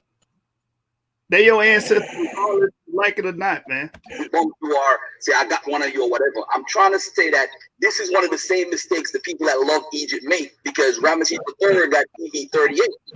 But the thing is, EM2 is from the lineage. This dude's so dumb. If you got EM2, you share a paternal ancestor with Ramesses III. 23andMe tells you that.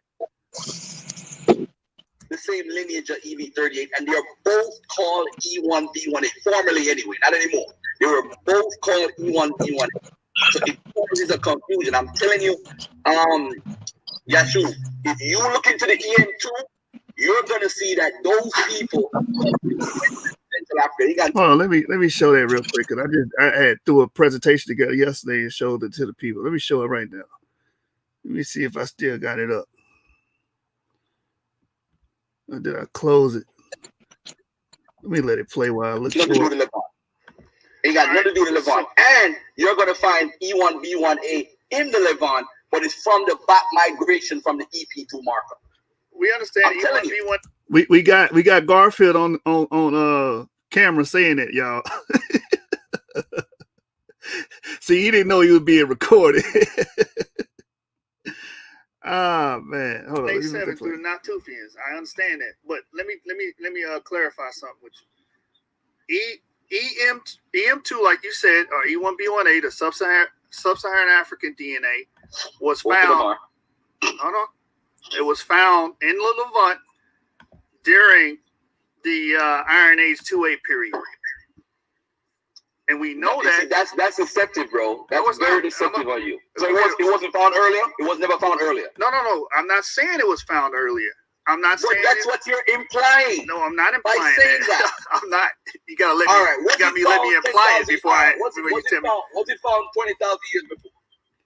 I'm not talking about 20,000 years. Hey, you see how Garfield is galloping, not letting me speak like he always do. Because he know what I'm saying is going to cut the BS that the dude is coming with. Because he don't have no strong foundation in DNA.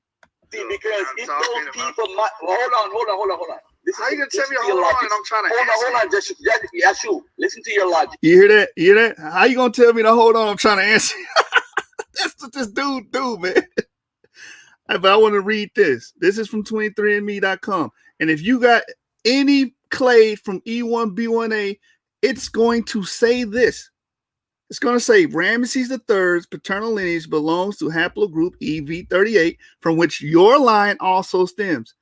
You and Ramesses III share an ancient paternal line ancestor who probably lived in North Africa or Western Asia. So we all connected. This brother don't make no damn sense, man. You are trying to say that people in the Levant had the EM2 marker. I am not disputing if they had E1B1A or not. My point is, whoever had the E1B1A marker descend from people who's been there for thousands of years before them. That's the point. Got you. That's they back migrated. So why are you saying that during the time of the Levant? What are you trying to say?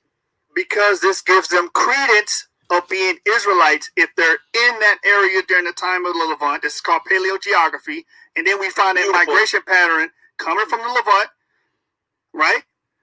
All the way into West Africa. This sub-Saharan. Okay, what percentage those people had the EM2 marker? What was their percentage in the studies that you read? Hold on, listen. There is no percentage of the people during that time. How they know that you had a SSA element in the Levant is because of the DNA within the quote-unquote Jews of today. They have 3 to 5%. Hold on. They have 3 to 5% sub-Saharan African. You gonna let me talk, or you gonna chuckle? Go ahead, bro. They have 3 to 5% sub-Saharan African ancestry, and they dated it through the micro satellites. Oh, I want to say this. You see how he is? So I don't want nobody in my comments saying, "Why are you talking about the Garfield like that? Why you so harsh?" Don't say nothing about that. This brother has been disrespectful as long as I've known him. So that's the type of energy you're going to get from Yahshua. And they dated 16 to 3,400 years ago. That would put them in 2,600 years ago for the Mizrahi Jews. That would put them in the Iron Age 2A period. What was their white markers? Notice he not letting me speak. Notice every time I try to make a point, he come in and try to cut me off. Because what I'm saying is empirical. We observe this. The 8 distinct Jewish groups have 3 to 5% sub-Saharan African ancestors. And they dated the microsatellites to the time of the Israelite period. When we see the material culture, we see the 7-spotted lamps, we see the stone cut altars. We can see the traditions and everything that we read about in the book during that time. The king's list comes up. You understand? Ahab. You understand? Hezekiah. Right? So we see all these things and observe it. Our DNA was in that land and in that region during that time. How do we know that? In order for these 8 distinct Jewish groups that y'all accept was there, to get it, they would have to mix with people with this genetic signature. That's been our argument. All the white markers, the paternal markers for the people who they tested. Hold on. You know, you're very disingenuous. How am I disingenuous and I'm reading? Because the people you're getting from. You gotta say something in order to be disingenuous. Right. Can't get a whole sentence out, but I'm disingenuous. Get the hell out of here, man. Of course. Like that. Hold on. All right, so what is their white marker? Because they come from the Middle East. They barely have it. They're J. You're right. Exactly. You're right. He's talking about modern population density. Oh, the people there barely have E1B1A. It's like 7%. We understand that. But if you want to look at the damn modern Jewish group, they got like 7 haplogroups. E3B, G, H, J. You know what I'm saying? K, T. They can't all be damn Jews. Those come from different males. Come on, man. I don't see this dude doing shows questioning the validity of those people. Hey, hold on. You don't have J, you can't claim that region. Garfield. If you don't have J, you can't claim that region, but you got E3B claiming that region, EV12 claiming that region. And we read the article on Corsica. Everywhere you find EV12, you find E1B1A. We read that article, man. That's what the people who are have. Slow down, Garfield. You're a deceptive dude, yo. You're all right, cool. I'll be deceptive. Now let me finish. Let him finish his point, though, brother. Let him finish his point. Let him finish. All right, this is the history of gene. Hold on. This is the history of African gene flow in the Southern Europeans and Levantines and Jews. By 400. Yes. Now, it says a striking finding from the brother told him, let me finish. As soon as I open my damn mouth, guess who talking? Study is the consistent detection of 3 to 5% of sub-Saharan African ancestry in 8 diverse Jewish groups. Mm-hmm. This reflects ancient ancestry because DNA fragments over time. So that we know that these people had to be there during these times, right? Through the molecular clock, as you brought up, 1600 to 3400 years ago, and then the Merazi Jews 2600 years ago. That would mean if Garfield, in order for them to admix, that would mean sub-Saharan Africans would have to be there 2,600 years ago, 3,400 years ago, and 1,600 years ago. That means sub-Saharan Africans were there. That's the argument. You know what you and James forget to say about this article? You know what you guys forget to say? The marker that they have, this is why I say you got to be careful. Is it the EV38 E1B1A or is it the EM? Let me touch on that real quick because this guy's retarded. Watch this. I want you to see this because I think I brought this out yesterday in that same study because we keep bringing it up because it's very pertinent to our argument. Let's see if I got it in here. Right here, right? The parsimony explanation for these observations is that they reflect a history in which many of the Jewish groups descend from a common ancestral population, which was itself admixed with Africans. Now, how do they know that? What DNA are they using to come to this conclusion? Previous slide. They're using the Yoruba Nigerians to represent the sub-Saharan Africans. That's what they're using. That directly connects it to African-American males because many of the victims of the slave trade would have came from Nigeria, would have came from Yoruba, would have came from these Igbos. You understand? That's just facts. Come on, man. That means our ancestry is tied to the Levant. You can't get around that. This is why I'm sticking you niggas with DNA. To E1B1A. And the reason why I say that is this. Listen to this carefully. First of all, if somebody has 97% Y marker of J and they have 3% of E1B1, you can't have 97% Y marker of any damn thing. This is why you know this brother don't understand DNA. He don't understand genetics. You either have a Y chromosome or you don't. You don't. He's confusing sex chromosomes with autosomes. They are not connected to sub-Saharan Africa in no way, shape, or form. We just read the article, Garfield, that they are. It's like this dude does not listen, man. He don't listen. That's why he cuts you off the whole time you're talking. He babbles because you could be bringing nothing but pure information that cuts everything he's saying. And he goes on to say this moronic shit, excuse my language, stuff. You barely have an admixture. Hold on. Let me finish. Let me say something to you carefully. So you're saying that this study, look at the hypocrisy. I don't know Daniel is interested. Listen to the hypocrisy now. All these 8 people that they're saying is the Jews that they go around and say it's not the real Jew. So you're going by a study of people who are the Mizrahi, the people who are in Iran, the people who are in Syria, all these different groups. I never said they didn't admix with the real Jews. Exactly. Ever acknowledge as Jews, you're going to use a research that's saying that admixture with them, the fake Jews, proves that E1B1A isn't. That is poor methodology. How that poor methodology? You guys said we had nothing to do with that for years. Hey, tell the Harvard professors that their parsimonious explanation is poor methodology. You know what I'm saying?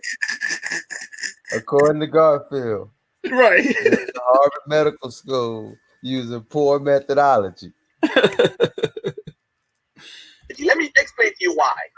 The study, this is what killed the whole study. This is what they don't read in this study.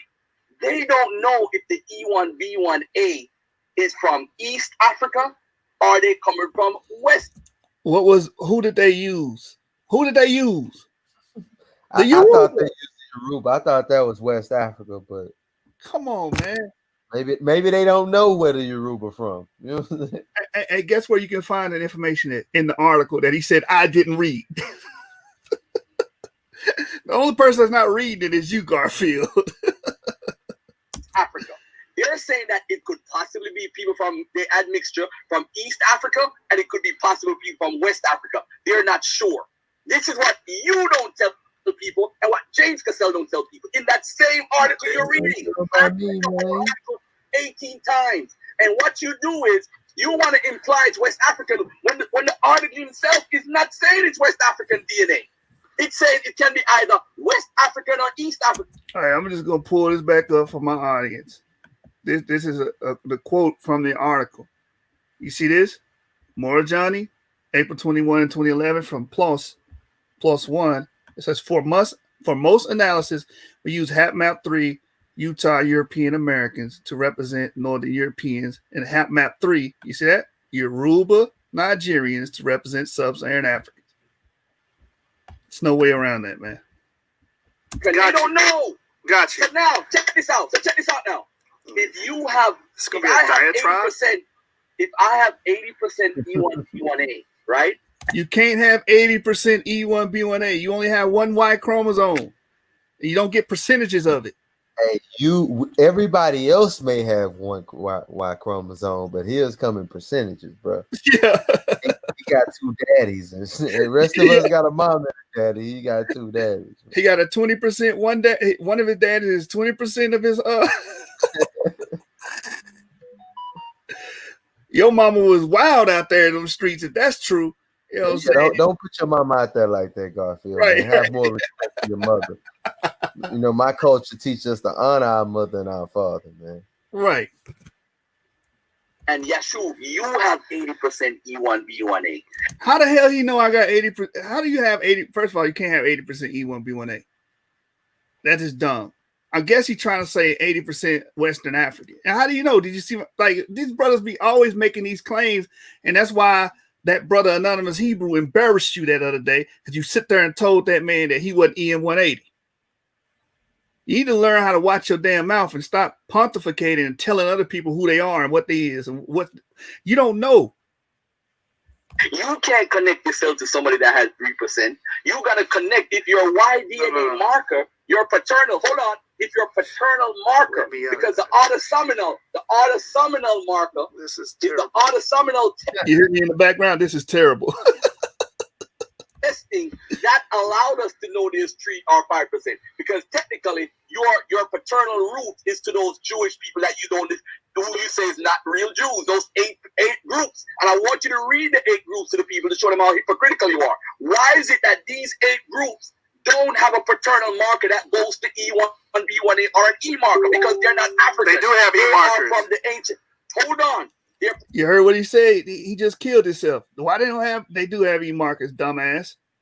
Paternal man, you have a diatribe. Hold on. It's not your show. You see. Hold on a second.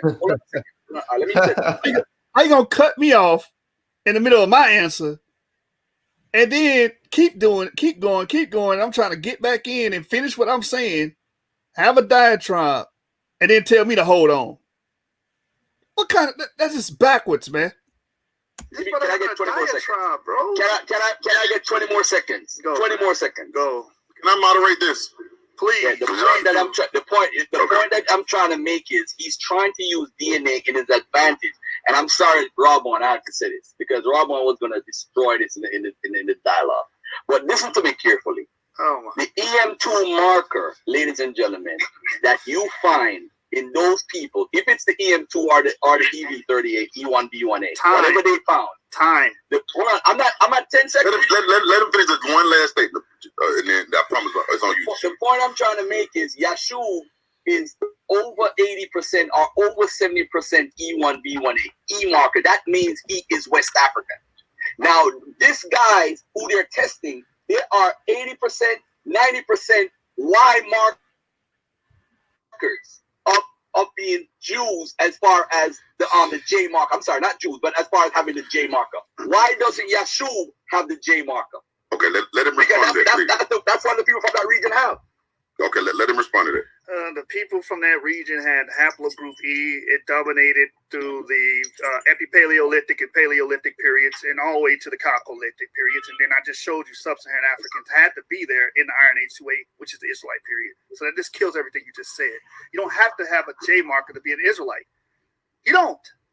Now, let me read this. Sub-Saharan Africans were present during the Iron Age 2A period, i.e. the Israelite period. Again, the same source, history of African gene flow into Southern Europeans and Levantines and Jews. It says a parsimonious explanation for these observations is that they reflect a history in which many of the Jewish groups descend from a common ancestral population, Garfield, which was itself admixed with Africans. What Africans? These sub-Saharan Africans, right? Prior to the beginning of the Jewish diaspora that occurred in 8th to 6th century BC. So what we can extrapolate from this article is that sub-Saharan Africans were in the Levant during the Israelite period. There's nothing you can say against that, which would mean through phylogeography that we can prove that the E markers have a claim to this Israelite lineage. So that would make the Israelites Hamites. You see, he cut me off again. You see that? Then, right? How would that make the Israelites Hamites? That don't even make sense. Because you're trying to connect them to an E marker, and the E marker is African. The E marker is African. According to complete African. Now, the Levant was dominated by the J marker from over 30,000 years. He just made that up. He just made that up because he heard me say the E marker dominated the Levant. So now when you start looking at the EM2, what happened is, ladies and gentlemen, the EP2 broke off. You have the EV38, which is E1B1A. Some of those people back migrated into the Levant. That's how the E1B1A got there. Now, further down the line, EM2, which is also called E1B1A, mutated that marker. They went to south and they went to west. They mutated in West Africa. So that marker that we have in the West is EM2. It ain't got nothing to do with Levant because it didn't come from there. Again, in the study by Moore Johnny in 2011, right? What they use as a basis for sub-Saharan African DNA is Yoruba. Bro, shalom, man. Shalom. Can you hear me, man? Yeah. All right, I got like 10 minutes. Can I share my screen to just to validate what you're saying? Yeah. Go ahead. I'm tired of this, bro. Like, you keep your foot on this demon's neck until he go back to just doing credit repair. Right. You understand what I'm saying? Like, dude, like, I'm done with this cat. All right. And since my DNA got to be the guinea pig for this, let's just do it, bro. Like, I'm tired of this. Y'all can see my screen? It's up there. All right. Now watch this. This is going to confirm everything that Yashub is saying. Now the horrible part is we got to start getting on these ancestry groups, right? But that's a whole nother conversation. And we can deal with these numbers, these astronomical numbers of these years later. All right. But let's just look at this. So, like, as he told you, right? He told me my DNA is not EM180. We see what it is.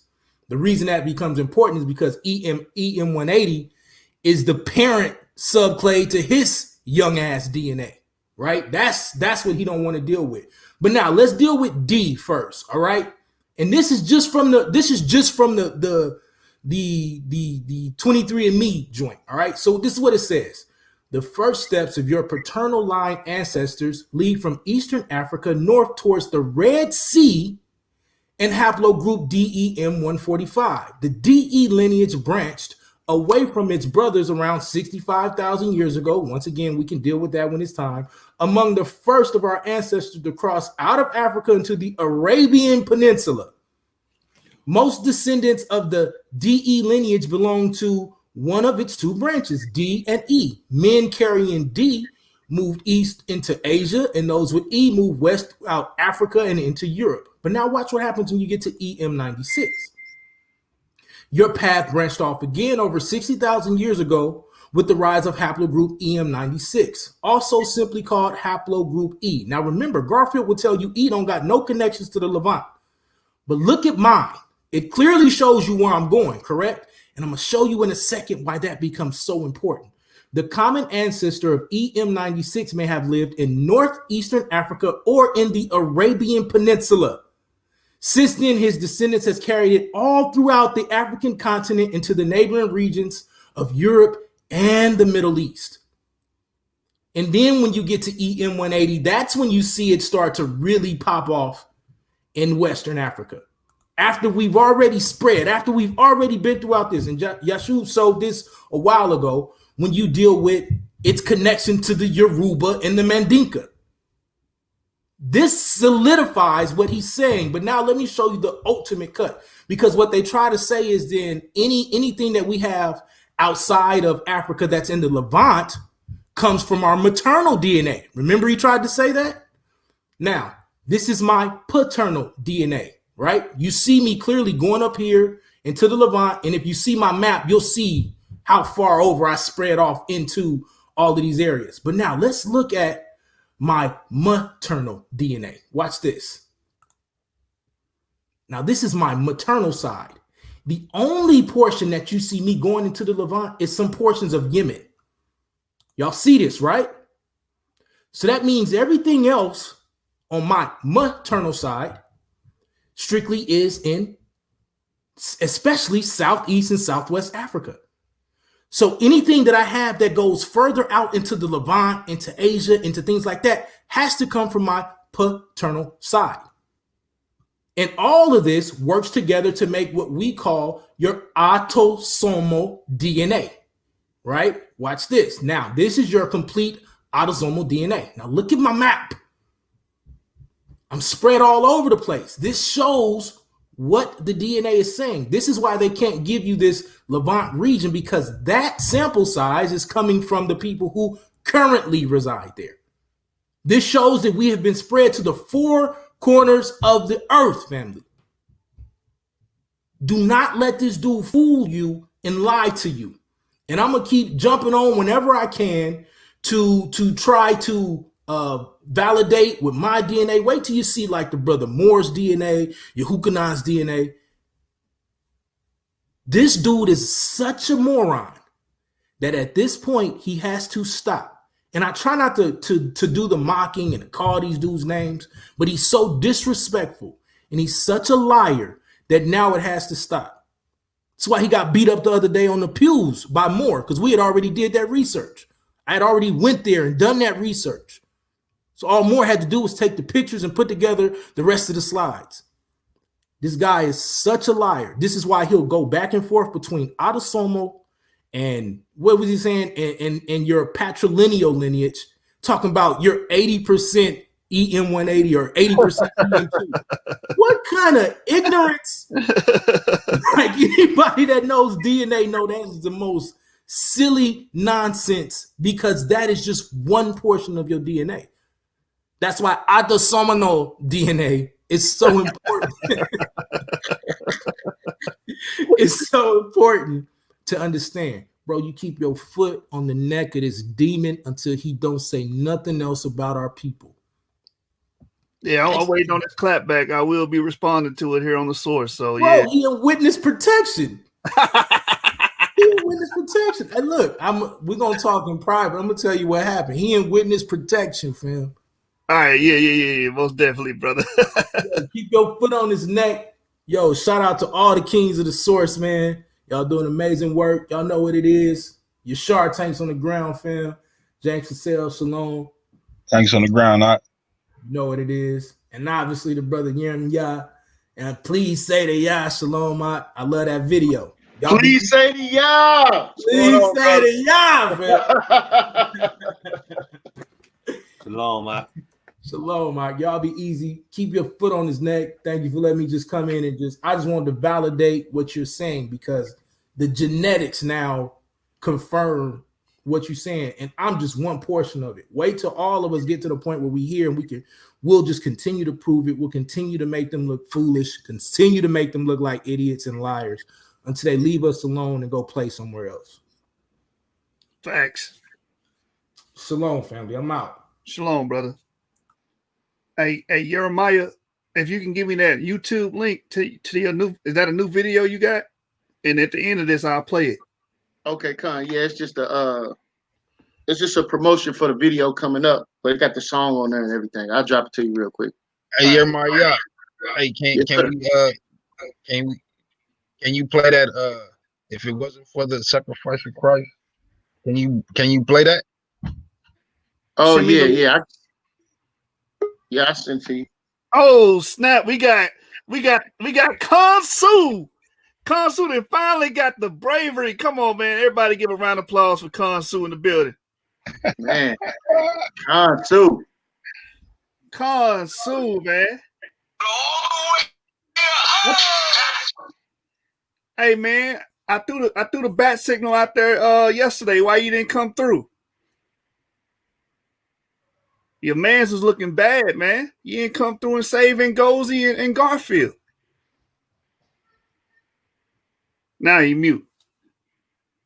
All right, man. We'll keep playing the video until he decides to say something. I guess the cat got his tongue. You on the phone? All right, you on the phone? All right, we're gonna play the video then and wait till you get done. All right, just let me know. So that's what I'm trying to tell you. The E1B1A that you're talking about has nothing to do with West Africa. It's the EV38 marker, the same one that Ramesses III has. Got You're you. dead. Got you. That's not dead, Dead in the because water. we just showed that sub-Saharan African DNA was in the Levant. Yes, Just because hold on, you don't know if bro. it's from East Africa, though. East Hold Africa. on, bro. Let him respond. The article says sub-Saharan African DNA. That's what it says. Sub-Saharan African DNA, 3 to 5%. The longer you go with DNA from the initial admixture, it breaks down because DNA fragments over time. So you get 2 to 3% in these Jews is because it's showing ancient ancestral population admixing and hybridization during that period of time. That's why they have 3 to 5%. And that would mean, in order for them to admix Garfield, that would mean sub-Saharan Africans would be in the Levant, Garfield, during this time period, Garfield. Now, knowing where this place originates is not going to tell us where the Israelites are, but according to Vincent Cabrea's work, they have explained that E doesn't even start in Africa, it starts in the Levant. And you can go to the Genomic Insights into the Origin of Farming in Ancient Near East by Lazardus et al. This was published August 25th, 2016 on PMC to find that they connect the Levant to the haplogroup E, and then through that. How long ago was that? How long ago? You see, every little thing I say, this brother cut me off. You understand? Because he don't want to get his ass whooped, man. Let's say the haplogroup go back. How long it started in the Levant? How many years ago? It starts off in the Epipaleolithic, so about 12,000 years onward, and it dominated that region. Hold on, bro. So you're saying you're lying. You are lying. Stop lying. What the hell? It doesn't say that. The article doesn't say that. The article doesn't say that. You are straight up lying. I'm sorry. I had the phone on. I had the phone on mute. So let's do this. Let's do let this. me go to this DNA, right? Let me go to this. Can I share my screen, Kyle? Quick, this is I don't know if Kyle even on. So, all right, so I'm just gonna read the article since I'm lying. I don't have to lie. That's what you do. You got a whole platform for that. As everybody can see on the screen, I have the quotation right here as we're having this conversation. Wait. Let's stay away from ad hominem. We're just gonna stick to. I let the brother ad hom me for 5 minutes. I'm sorry. I was on mute, bro. I was trying to get back to my phone. I apologize for that. All right, so this is from the Ancient DNA from Chalcolithic Israel, reveals the role of population mixture and cultural transformation from nature, right, by Haley et al. August 20, 2018 is when it was published. It said this finding contrasts with both earlier Neolithic and Epipaleolithic Garfield Levantine populations, which were dominated by haplogroup E. Haplogroup E. So that haplogroup dominated that region from the Neolithic and Epipaleolithic periods, bro. You cannot change that because it doesn't fit your paradigm. Can I ask a question about that? Very religious. Can I ask a question about that? Go ahead. Okay. This haplogroup E, is this and to couple that, let me show y'all something because I had this in the burner. Shout out to how you be praised too. You know what I'm saying? You know, yeah. Garfield always deflecting, man. You get cut on one point, that's why they gish gallop. You cut one point, they jump somewhere else. You cut that point, they jump somewhere else. Ahaya basically said it up here, if I could find it. The Natufians with E markers dominated the Levant up till 9,000 years ago. There was no J markers in that region. Not exactly. And I'm going to back that up what you said, brother. Here's the article. Here's the article here, as you can see. The continuity and admixture in the last 5 millennia of Levantine history from ancient Canaanite and present-day Lebanese genome sequences. From Science Direct, right? And I'm going to get straight to the point. I might have lost it. I want to read the source first. Here it is right here. Let's get right to it. It says, we compiled Himalayas with Albanians having the highest proportion. My bad, y'all. We compiled frequencies of Y chromosome haplogroups in this geographical area and their changes over time in a data set of ancient and modern Levantine populations.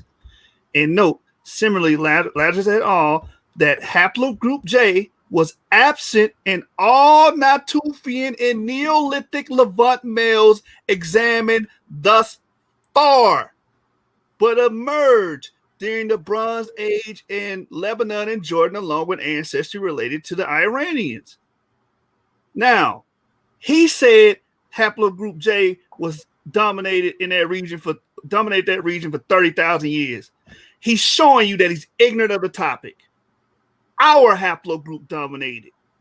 They didn't come until recently, the Bronze Age. That's like 4,000 years ago. Prior to that, our haplogroup dominated that area. You can't get around that, man. Now, let's get back to this clip. Is this the same E, the exact same E that we carry now? No, it would be the progenitor, EP2. This is Epipaleolithic and Neolithic. Okay, so this EP2, which gave birth to EV, what is it, EV38 and E1B1A, formerly known E1B1A. Then you have the Natufians with E1B1A7. A7. Okay. So this is the progenitor, just a E the DNA. That's not necessarily the same DNA that we carry right now, is what we're saying. Yeah, but we come from these lineages. We come from it. No, I know we come from it. I'm saying, but that goes. We have this ancestry. Wait. I'm asking this for a reason. I promise. I'm not trying to pick on. I'm just trying to understand. Right. I don't know genetics like y'all do. So are you like saying me, that dude don't know genetics because he don't even know that's not the fair. farther you go back into time, the more your DNA fragments, and that's why you get those low percentages. That reflects ancient ancestry. If he knew genetics, he would have understood that.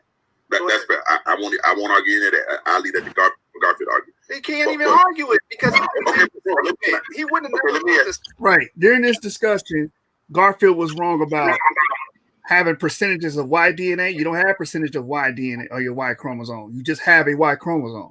It's not broken down into percentages. He was wrong about haplogroup J. He said it dominated the Levant for 30,000 years. He just pulled that number out of his, you know what?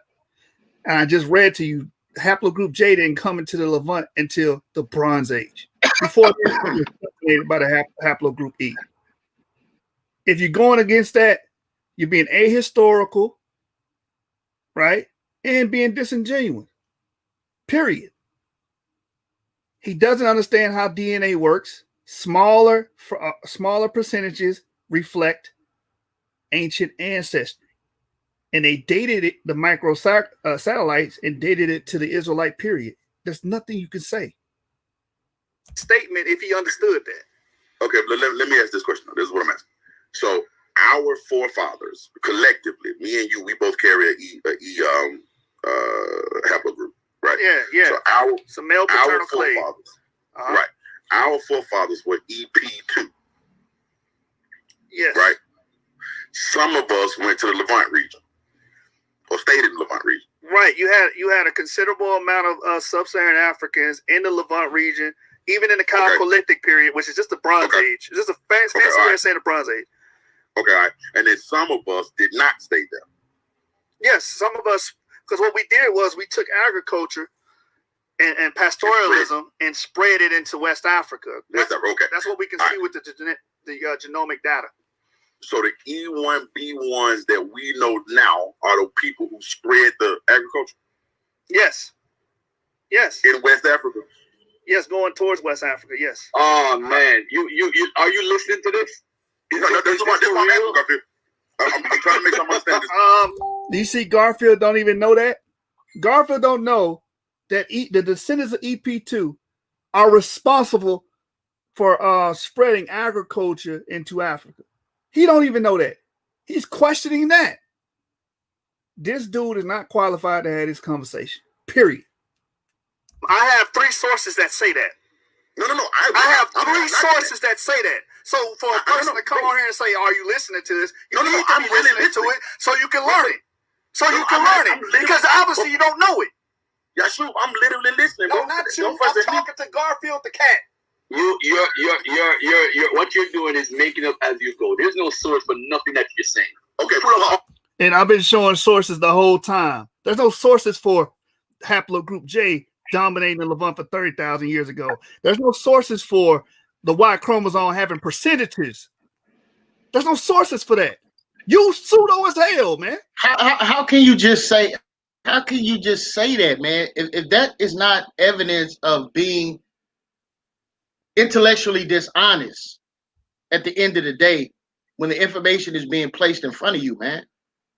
I mean, this is asinine, man. Oh, that's not true. You have no source for that. Bro, during the discussion, I'm reading from the source. He's the one that's freestyling. I'm citing the paper. I'm reading directly from it. What is there to argue? Garfield, you're a baffling idiot. That's all you always have been during your career on YouTube. Nothing more, nothing less. All right, let me get back into it, man. Hey, Yeshua, you want to let Consul get it in? If he's ready, he can get in anytime he wants to. Yeah, 1 second, guys. 1 second. All the sources that you have. And let me bring it up right now. Share my stream, man. Tired of this. I don't think I yell craziness. But this is the problem, family. No, the EM2, the EM2. Yashu, let me ask you a question. Yashu, bro. Yashu, have you ever done a DNA test? Come on, fella. Have you ever done a DNA test? Now you asked me if I ever done a DNA test, but he sit there and lambasted the information that I brought out. So he's just making it up. No, let's bring out this information. Because I showed source after source after source. I formulate my arguments from sources. Y'all formulate your arguments out your ass. That's the difference. For like 2 hours. This is not your show, Garfield. Come on, fellas. No, because you're trying to spread lies instead of Yashu, lies. Brother. Silence Garfield. Read your source, please. Garfield, and I don't have. I can't do that. Yashu, please read your source. I'm gonna move on to something else. I'm gonna get off of here. This is gonna end. Just rely on me. I'm reading from the that's what I'm saying. Read your source. That's what I'm saying, bro. From the source. That's what I'm saying. Read your source, bro. I don't believe him. I don't. At least let him try, Garfield. That's not fair. That's not fair. I don't believe Garfield. He's a liar because he tried. Hold on. Didn't he try to say earlier E1B1 was in the Levant during the Iron Age period? What is that trying to imply? It's like it wasn't. Wait. And it wasn't. Again, was that me making that up? Or did I not show the paper from Morjani that the brother knew what paper I was reading from and quoting? Because he said Morjani. He know exactly what I'm talking about. Now, who's the disingenuous one? Garfield, you're very disingenuous. You've always been. Nowhere, man. EM2, we got EM2. We got EM2. And then he said EM2 didn't migrate anywhere. All right, can you explain this? I'm gonna go right back to this again. Go right back to this. Who got the real daggers around here, man? You Negroes ain't got no damn daggers. You Negroes ain't got no daggers. Who got the real daggers? Since EM2, he just said it on the video, didn't travel nowhere. Again, you think of our ancestors as being primitive, foragers, you know what I'm saying, sitting around eating scrubs, not wearing any clothes, stuck in West Africa for 10,000 years. That's what you think of them. How the hell they get to Corsica, man? If we were stuck in Africa for 10,000 years. And this is dealing with what? The pan-Mediterranean expansion 7,000 years ago. You see this down here at the bottom? A few E1B1A V38 chromosomes are also observed in the same regions as V13, which is in Corsica, which they proposed migrated during the Mediterranean expansion from the Balkans into Europe, from Italy into Corsica. This is empirical data. And why would you want to trap your people in there anyway, in West Africa? Our history is too vast for that, man.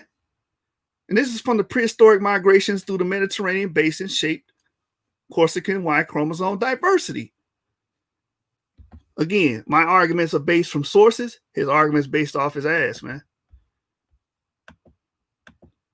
And nothing to do with live on. That's Brother Garfield. But listen, he's building. I was asking that question to dig into something. Parsimonious model, man. All scientists and geneticists use it. Right. Okay. So man, I don't understand it. So I'm asking you to explain it to me. Everybody on here is not a fucking geneticist. You get what I'm saying? So I'm asking that you read your source so that I can understand. Because what you just said gave me a bit of a question. So I want you to read your source and maybe that'll help me. Let me pull up my. Hey, let me say this real carefully. You remember when the limbo was considered? You see how he jumping all over the place? Now he looking at the limbo. Why are you going to the limbo? You getting your ass beat. Now let me go to the limbo. Jews, all of these guys jumped, right? You know why they jumped? Because they had 50% of what they had was the J marker, the same J marker for the Levant. That's what tied them into being Jews. Right. And we all celebrated, all of them. As a matter of fact, I got a video with Hashar talking about the 12 tribe chart on Sonda. He's talking about, yeah, man, even DNA proved the limbo. Now they did what's called a biallelic testing, which proves that they are not actually the people that they thought they were. Yeah, they're not. They're not even connected to this whole Jewish thing anymore. They're not. What does that have to do with anything I stated? Haplogroup E dominating the Levant, EP2 in the Natufian specimens, tying us directly there, right?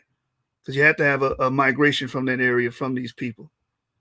What did it have to do with it? He just went somewhere else because he knew he lost the argument. It's been revisited. It's done with. And then haplogroup J being found amongst the limba lets you know that migration happens. Because haplogroup J, you guys will say, is Eurasian. How did it get into Africa in the first place? I mean, people have been migrating back and forth. Same thing with Motorman. He had EP2, but he had Eurasian admixture. Migrations happen. This is why the Chadic speakers are R1B, man. Because migration happens. We're not just landlocked in the area for thousands of years and no trade going on. People travel. People move. But the point I'm trying to say is they will celebrate that the Lemba tribe are Jews based off the J marker, but they themselves run from. Then he superimposed that. You never heard me say that once during this whole discussion. The J marker. Now they're trying to say E1B1A makes you a Jew. It's one of the craziest. It's the craziest thing ever. He didn't necessarily say that. He didn't necessarily say that. Yahshua did not necessarily say that the E1B1 makes you a Jew. This is why I'm asking him this question. The funny thing about it, it shows that this guy is shallow because even the Jews, the people that you call Jews today, they have several markers. They have I, they have G, they have E3B, they have J, they have several markers. They don't just have one marker to make them Jews, bro. I never said that. I never said that. Well, all right. In all fairness, though. Hold on. In all fairness, look at the article that he read from, right? A striking finding from our study is the consistent detection of 3 to 5% sub-Saharan African ancestry in the 8 diverse Jewish groups we studied. Now, ladies and gentlemen, listen to the first group, Ashkenazis. Does anybody in the audience consider Ashkenazi to be Jews? That's a red herring. That's not the point. The point is, you guys in geneticists, we already brought up the article where haplogroup J will be there in Bronze Age. So in order for them to admix with sub-Saharan Africans will have to be there too. That's my whole argument. Hold on.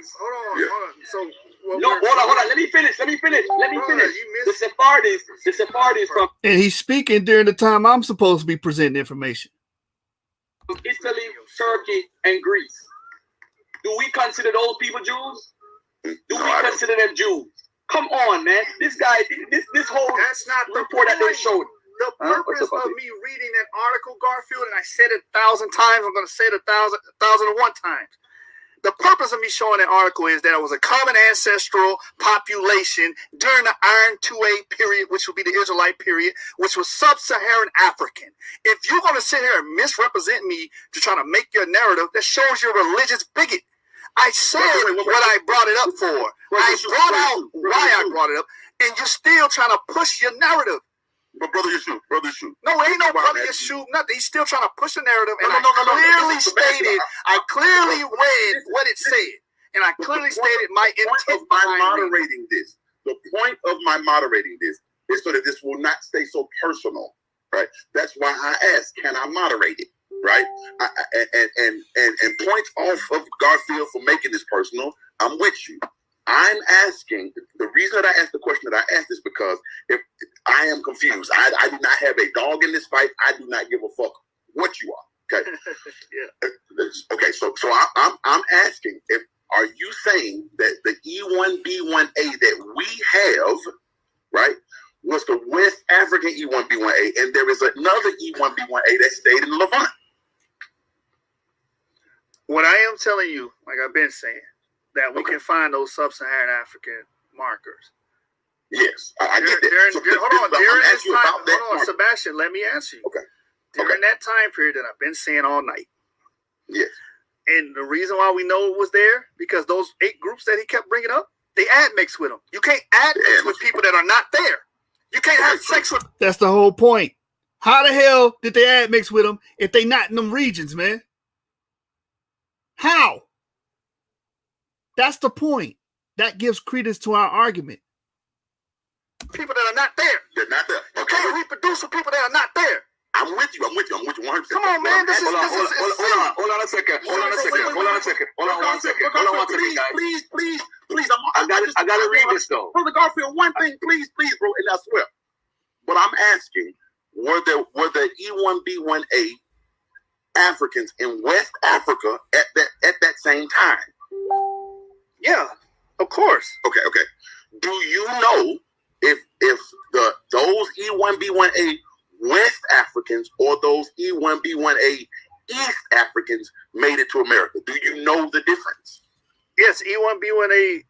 I mean, is that a real question? Yeah, a lot of slaves had the E marker and E1B1A markers or EM2 markers. Right, but do you know if those were the West African ones or the East African ones?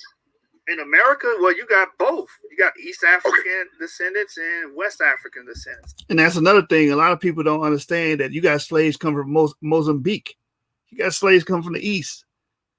You understand? In the West. A lot of people don't. A lot of people teach it from a very narrative scope. I don't. Okay. I understand the point of it. Now let me ask. How would you know the difference? And another thing to add to that is EP2, its descendants dominate Africa to this day. We have the lion's share of males in Africa. How would you know the difference between the E markers? Between the East African E1B1, EM2, and the EV38. Yes. Well, you know the difference between different haplotypes by their mutations. That's how they differ. That's how each haplotype differs through mutations, right? DNA differences, they call them. That's why they label them and classify them differently. All right, can I just read something from the article real quick? Just a point of clarification. Point of clarification. Just give me 1 minute. Now look at this right now. The same article he's talking about says historically, a mixture of West and East African ancestry is plausible since African gene flow into West Eurasia is documented from both West Africa, right, during the Roman times. He killed himself. Right? Check it out. And from East Africa during migrations from Egypt. It is important to pinpoint, however, that the difficulty of pinpointing the exact African source population is not expected to bias our inferences about the total proportion and date of mixture. Notice they said that during West Africa was in the Levant during what time? Roman times. And if you look at the top of the article, it shows you how the West African mixture in Roman times, how it differs. And then Garfield, I have the article here. It goes before Roman times because it says it right here again. Let me read it one more time for the audience, right? One more time. You see that right there? It says, was itself admixed with Africans prior to the beginning of the Jewish diaspora that occurred in 8th to 6th century BC. So it's prior to this time. That's way before any Romans. From those, because he'll tell you that some people have 4 to 15%. They're 4 to 15% of E1B1A. Where did those people come from? And from East Africa during migration from Egypt.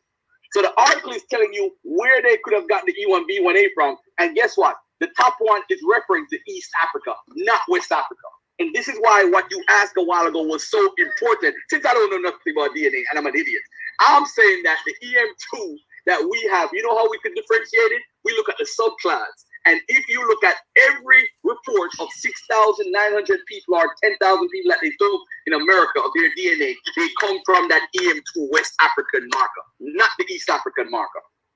So the majority of the people in North America here. And then we read earlier from 23andMe that we share a common ancestor with Ramses III, who also shares a common ancestor that either come from North Africa or Western Asia.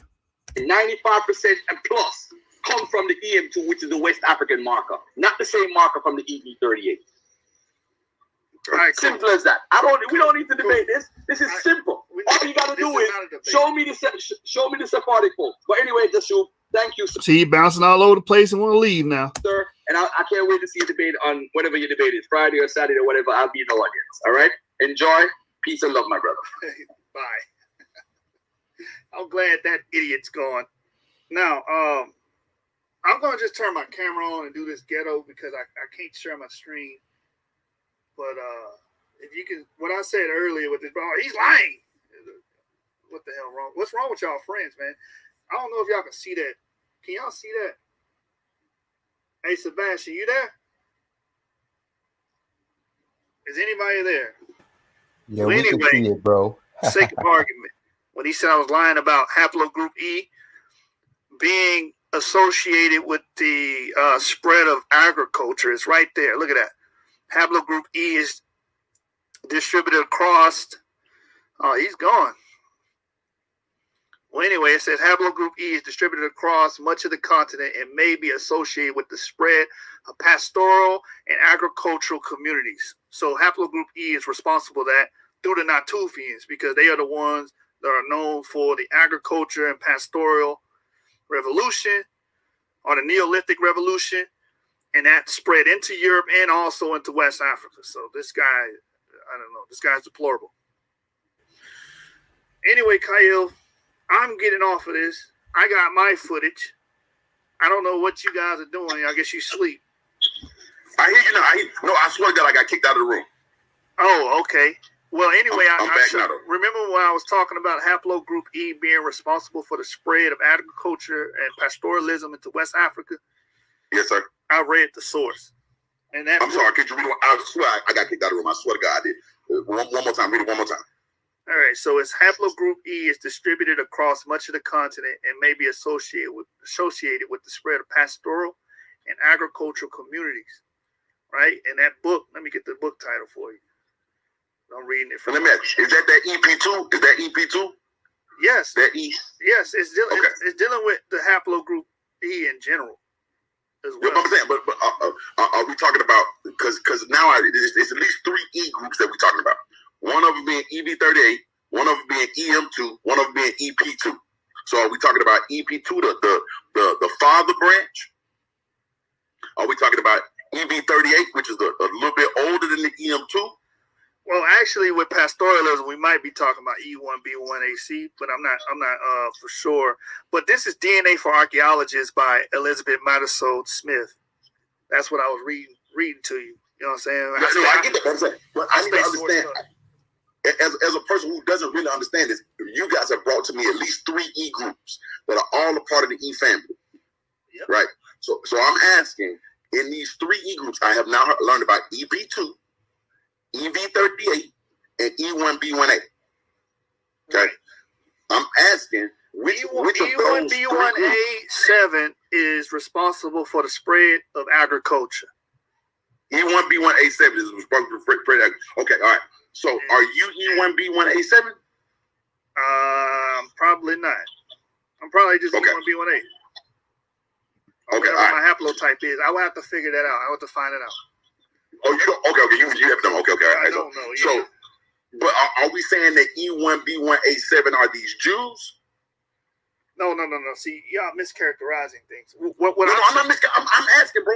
I got you. I don't have a characterization. Sebastian, E1B1A would be a part of the ancestral population that would created those Jews. Would created these people we call Israelites. And what's his name? I think it's Sir Alan. I'm trying to think of his name. The paleontographer. What was his name? I can't think of his name now. But he came to the same conclusion when he was digging up those. When he discovered the Natufian bones, he was like, "These are the descendants. These are the progenitors of the Semites or the Ishmaelites or whatever." All right. Let me ask one more question. If these are the progenitors, then that means that prior to them being what we now call Israelites, they were something else. Of course, Sebastian. We didn't come out of dust. We come from humans. Handsome. I'm just asking. But I know, but it's silly. I'm sorry. It's silly to me. Okay, we're not saying we didn't come from dust. All right. Okay. All right. So this was a tradition that at some point these E1B1 people picked up. If you want to characterize it that way, you're free to do so. But you don't think of it that way. I want to characterize that because you're going to say I'm mischaracterizing, and I don't want to mischaracterize. I want to understand what you're saying. The wording is these people carried on a tradition that was older than them. You know what I'm saying? And they had some new culture introduced to them. According to the narrative, it will be Moses giving them some new culture. You know what I'm saying? So it's kind of, I don't know what you're trying to get at with that. Okay, no, I'm not trying to get at anything. I'm just trying to understand. I'm trying to synchronize these two ideas. So at one point, there's an E1B1 that goes west. There is an EV38 that stays east. Right? Unless I'm misunderstanding that. Wait, say it again. I'm sorry. I was reading the messenger. What'd you say? I'm sorry. There's an E1B1 that goes west. There was an EV38 that stays east. Hold on real quick. Konsu, man. Where you at, man?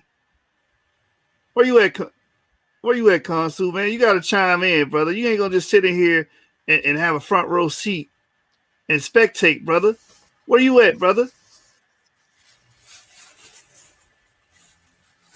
Oh, come on, man. You just going to sit on here and not say nothing? I thought you was going to come over here and help your brother Garfield out. Let me read these comments while we wait on you. Let me say something real quick. E1B1A1 went west. E1B1A2 stayed east. That's the difference. Oh, okay. Yeah. I might have gotten that wrong. Let me look at the comments. Shout out to D-Red. D-Red, man, come back on, man. Trying to get this brother Konsu to speak. Let's see. Hey, Joshua, when did you have this dialogue, man? I ain't seen this. Yeah. I keep stuff in the, you know what I'm saying, on the reserves. This happened around the time I was supposed to debate Raborn. When I was getting ready, so around August, September, somewhere around there last year. And Kyle wanted me to have a discussion with Raborn, so I got on the Zoom and spoke with him. And then Garfield decided to get on, and that's what transpired. You know what I'm saying? And all he did was express his ignorance of DNA, like he did with the brother Anonymous Hebrew. You can tell he don't know what the hell he's talking about.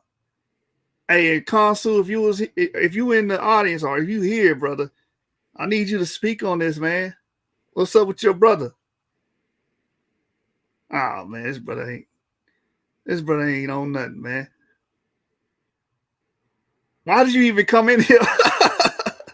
All right, while we wait on Kansu, I would like to play my brother's new song. You know what I'm saying? Promote that, get that out there. 5 more minutes, Joshua. 5 more minutes.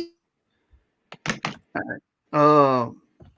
Hey, brother, what a YouTube link to that song? Oh, it's not on YouTube. All right, I just play it on Facebook.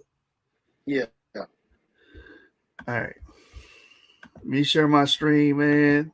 We're gonna get back to this conversation, and hopefully, you know, Kansu can rectify some of the things that Garfield the idiot, you know, said and brought out.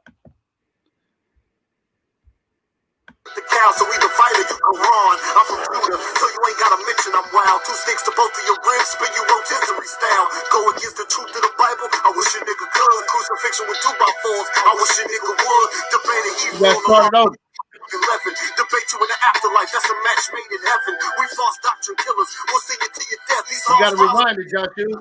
in the flesh, now relax that. I am the punishment of God. And if you have not committed great sins,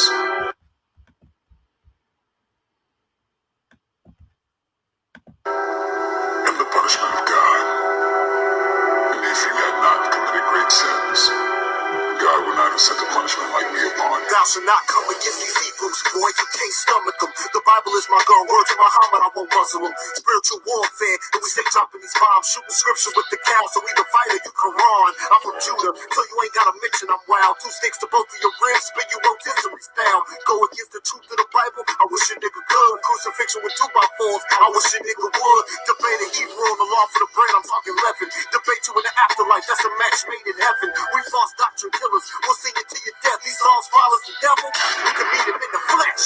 Now relax, that means I ain't nothing to play with. I keep a clip as long as the book of Psalms for those who say the law's done away with. The word is a sword for rivals, so the Bible's what you get filleted with. The jungle we bring in to have them things singing and make you take 6. We law-abiding citizens, we keep commandments. 12 tribes rising up, shaking off the famine. 12 tribes held high, but we bring a damage. Wrapped in the spirit of wisdom, knowledge, and understanding. We law-abiding citizens, we keep commandments. 12 tribes rising up, shaking off the famine. 12 tribes held high, but we bring a damage. If you ain't about these laws, then you gotta vanish. You should have learned your lesson. These the things that we addressing. Keep your apologies and your lame ass confession. To you and all African Americans, I apologize. What we want and what we need is our own land, teaching our own children with no ceiling, no justice, and partner with false dealers. Freedom economics, no stealing, Seattle Sonics. Don't get me started, what's moving and butter, leading the slaughter. Seen it be harder, maybe a martyr, things that they thought of. Follow the Constitution solution, we gotta resolve. Our people start to value one another, see them as equal, don't seem deceitful. Brotherhood is something that's lethal. Laws what governs us when it comes to a ton of us. We don't need no damn help to face what's in front of us. Don't need for a ton of luck, we have faith when your time is up. Prophecy unfolding, and scriptures is lining up. We law-abiding citizens, we keep commandments. 12 tribes rising up, shaking off the famine. 12 tribes held high, but we bring a damage. Wrapped in the spirit of wisdom, knowledge, and understanding. We law-abiding citizens, we keep commandments. 12 tribes rising up, shaking off the famine. 12 tribes held high, but we bring a damage. If you ain't about these laws, then you gotta vanish. Word to Mo. Hey, Jeremiah, you wrecked that one, man. Yo, Sir, glory, I'm here, bro. Yeah, you wrecked that one. All right, Joshua. All right, man. Any comments? Anything you seen on the video footage? Your boy Garfield, you want to bring to the table, man? I'm not an expert in genetics, so I would like to know the argument because I missed the stream. And Garfield does so many streams, I don't even know which one was it. And they be so long. Garfield streams for almost 6 hours at a time. I'm not sitting through 6 hours. So I'm just trying to see what the premise is because I am a really good researcher. That's what I do. And then once I get the premise, I'll be able to understand if I am formulating an argument. I tend not to try to argue blindly. But I thought it was interesting, that me and Yashar had a discussion, I believe, yesterday. Some of the methodologies, I come from more of an old school perspective of being a Black Hebrew Israelite. I'm comfortable with that. Terminology is kind of different now. but I don't understand the need for technology in a doctrine that is strict and has rules that do not involve technology to render it. But I like the discussions I'm hearing, but I just don't see them. I'm not used to Hebrew Israelites wanting to discuss genetics. I'm getting used to it. Well, the thing is, Consul, shalom, peace to you, brother, as well. Hey, peace here, man. I gotta talk to you, man. You and we got I'm gonna hit you up, bro. Mhm. Hey, the thing is, right? So and I know you're familiar with the Hebrew doctrine in regards to how we came to the conclusion that we're Hebrew Israelites based upon the curse of Deuteronomy 28, Leviticus chapter 26, Deuteronomy 33, and more, right? Mm-hmm. So, what the problem is that now they want to challenge us and say there is no evidence genetically. See, this is them challenging us. And so we have these young brothers that's coming in, man, that's got all this good zeal and this good access to study materials. And I praise the Most High for these brothers because they're able to confront these brothers on these particular topics concerning migration patterns and how admixtures in DNA and is there a traceable link to a migration into a particular region, namely West Africa. So where I'm gonna write slaves this. was taken. I'm sorry, brother. Forget it. Yeah. No, where the slaves were taken. So can we show genetically an influx of a particular genetic code that was not previously there? Can we do that using genetics? That's emphatically yes, we can. So can we show a migration genetically to West Africa from where? The Levant. Okay.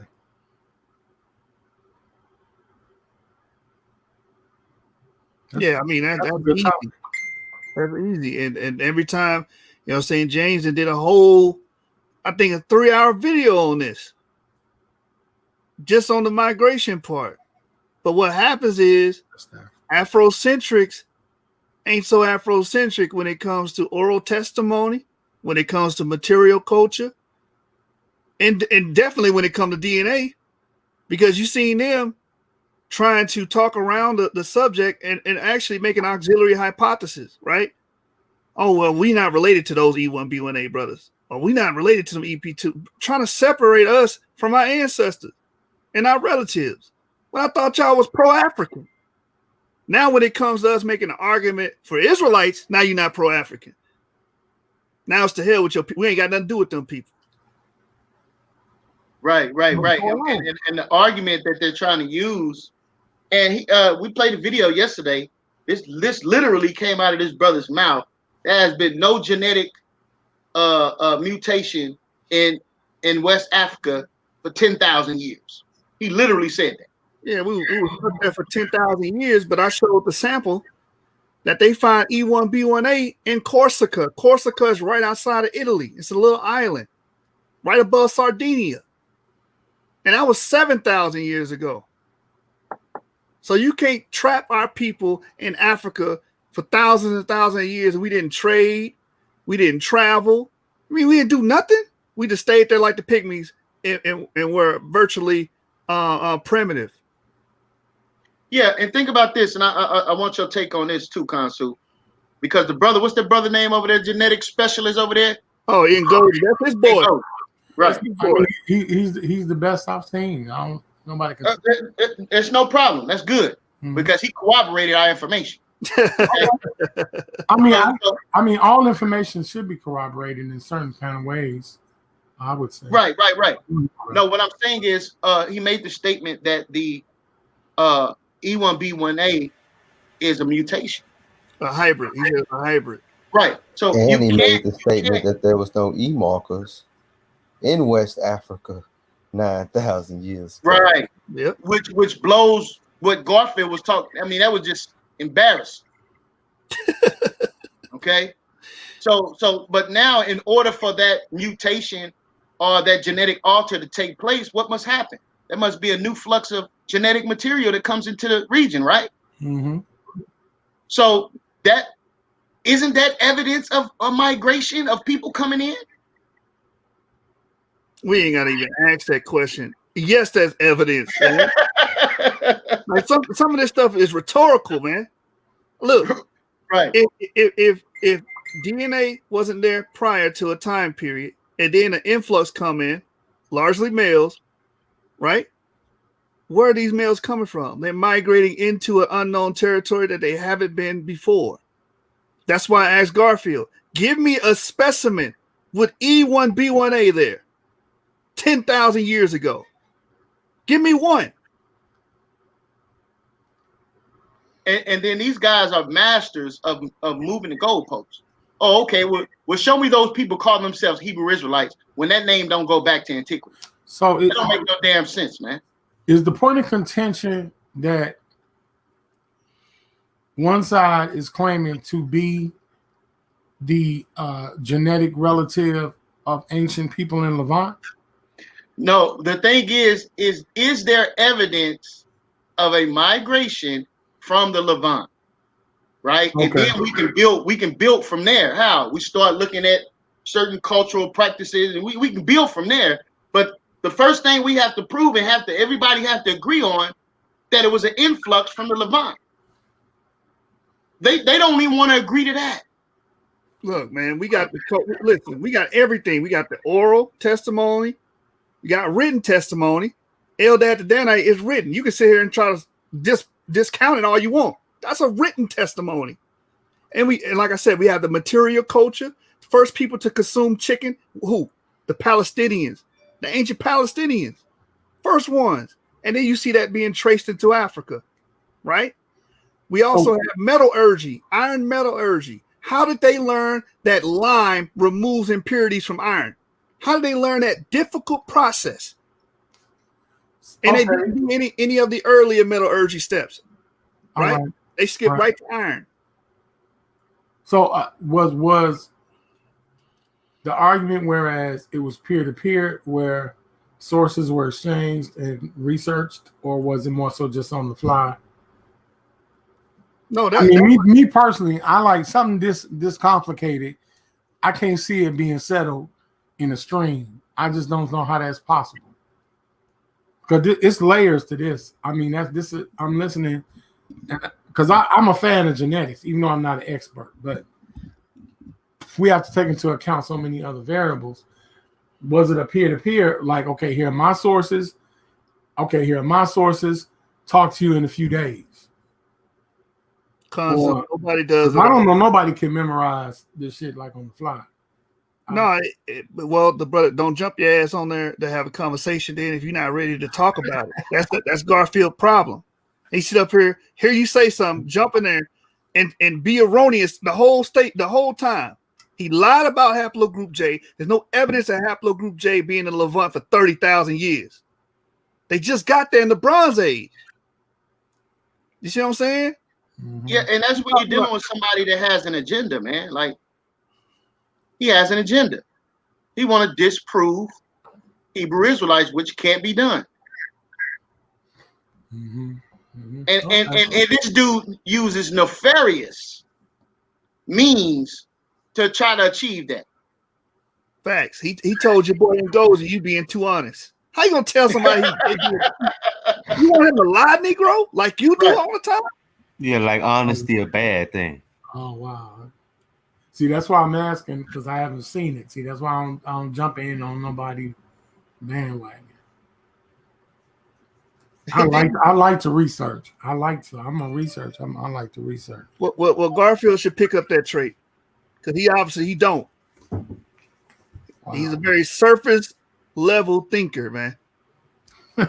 Yeah, watching the going back to the Anonymous Hebrew video that he did with Garfield. Man, I wish Anonymous wouldn't have left. I wanted to ask him something. Now, that was going to be a point of contention. Hold on, Jeremiah. Hold on real quick. Before we do that, OG, Consul, I got you, man. Did you tell your Char what he presented to y'all wasn't a primary source the other day? No. I said that if we're qualifying a source, then you need to give me a pathos to the source. Listen, a primary source is a first attestation, right? Oh yeah, I remember Chris said that. I remember Chris said it. Yeah. Well, Chris, if you watch it, you was wrong. The brother had a primary source because it was from a man observing them having those practices. That's the definition of a primary source. I don't know. That might be a point of contention. We probably have to. A first-hand account is a primary source. I don't know who the you're talking about. Forgive me, man. I've been busy working. You're talking about Herkovitz. Hey, Yashar, are you there? I think he was talking about Herkovitz. Yashar, are you there? Because Herkovitz wouldn't be a primary. I don't know who. Yeah, shalom, Mark. No, a primary doesn't matter on who the person is. If the person is in the area observing a tribe or whoever, that makes it a primary source. No, an eyewitness is a primary. Yeah. You want me to read it? Was he speak? I would have to read it. You have to tell me the body of work. I know Yashar submitted some things, but they were submitted as excerpts. They weren't submitted as a complete body of work. It was just the book, a page, or I think a paragraph or something. But where was the inference to say that they were eyewitness? If I'm not, correct me if I'm wrong, Yashar. I think it was Nahum Slutz, which is an Ashkenazi Jew. He wrote the Travels in North Africa, where he went across Africa, verifying who was a Jew or not. Is that the source, Yashar? Was it Nahum Slutz?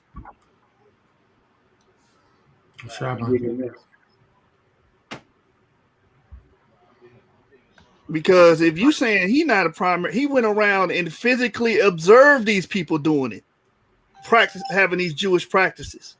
Mm-hmm. So I don't know. I can't give conjecture on that because that wasn't my discussion. It wasn't my argument. That wasn't my argument. It meant I would think Yashar and Chris should debate because I think Chris is correct in what he was saying. But that's my opinion. But I don't think it changed the parameter of the argument, though. Whether it's primary or not. I mean, secondary or tertiary can be acceptable. It's just in what context are you trying to use the evidence? No, I think that right there, what you're saying right now, is off topic because all I'm saying is it was said to this brother that he used a non-primary, but a first-hand experience, a first-hand account is a primary. It is a primary. The historical primary. The thing is was it a first-hand? Is it verifiable that it was a first-hand account? Or was it first-hand commentary? Was it first-hand commentary or was it first-hand account? That would be my contention if I was going to contend. Let me just Google Nahum Slutz so I can tell you who he is and what his work was. It was Melville Herkovitz, right? Oh, okay. My bad. I thought it was Nahum Slutz because he wrote something similar to that. Because I know Melville Herkovitz, he didn't have timeline to be considered primary. I know he's an auxiliary. He wouldn't be disregarded though. I didn't use him as my prime. I didn't use him as the primary. I said Bishop Auguste Herman was a primary because he lived among.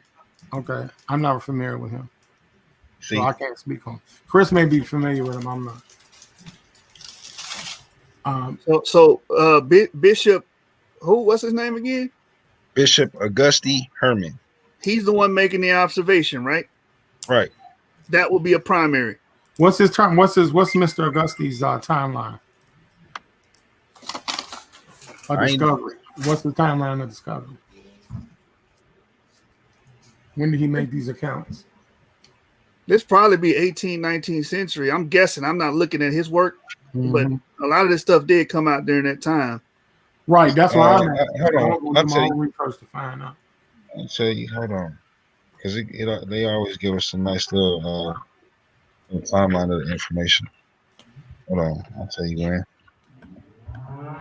I did want to clear something up about biblical archaeology as well.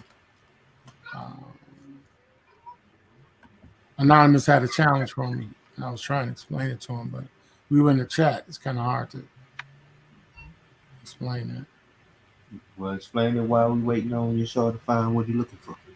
Well, a lot of people like I know Anonymous had a contention around Manfred B. Tech. I wouldn't discredit Manfred B. Tech. What I would say is that those that use the liberal arts to substantiate the Bible, it's credible science. It takes a scientific process to even come up with a hypothesis in that nature, no matter what. The issue is the objectable evidence.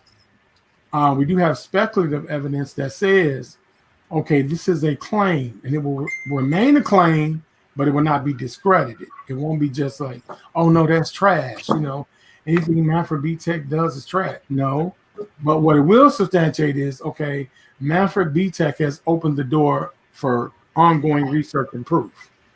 But until that proof is objectively verified, it isn't discredited. More so, it will be an agnostic approach to it. Because I think that even when researching and studying, we tend to get caught up in a paradox of black and white, a black and white fallacy. There are nuances to what is considered scientific evidence as opposed to possible informal evidence. Because you have formal, informal arguments, and then evidence to support those claims. So with the Bible, nobody, at least I don't know in my science world of studying science, I don't see anyone saying, oh no, this is just absolutely false. What I'm hearing them saying is we have nothing to objectify to validate it. It doesn't mean that it can't be discussed. That's why people still discussing the Bible and whether it's real or not. Nobody's going around. If you are, it would be considered nonsensical because you have to give credence. Jeremiah, drop the for Garfield. Possibility be in place of that. You just condemned Garfield.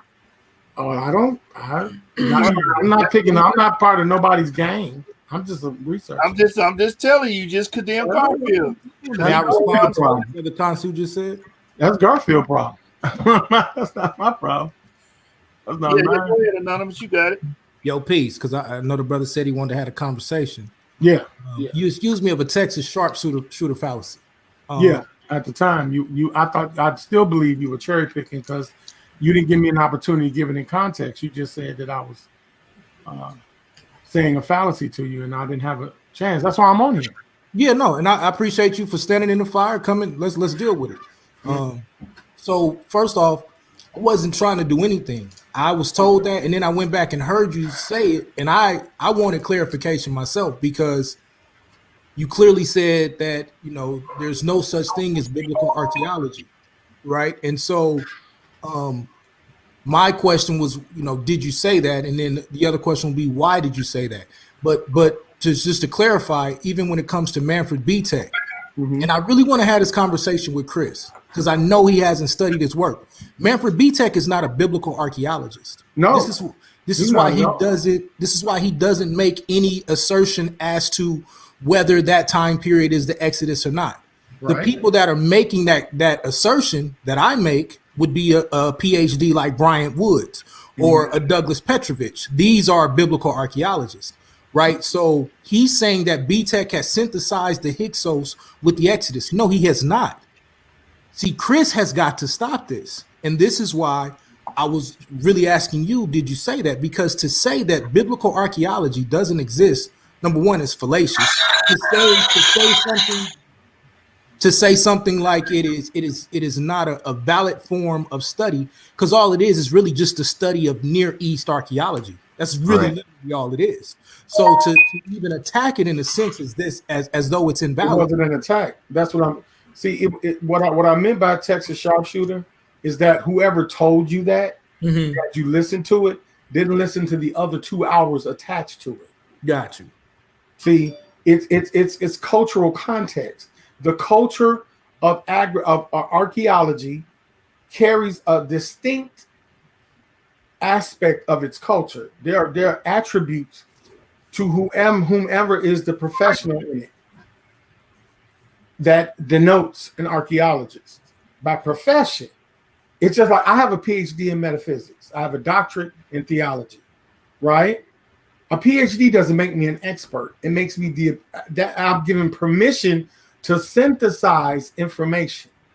That's what a PhD does. It's a doctorate of philosophy. Correct. It's not an expert.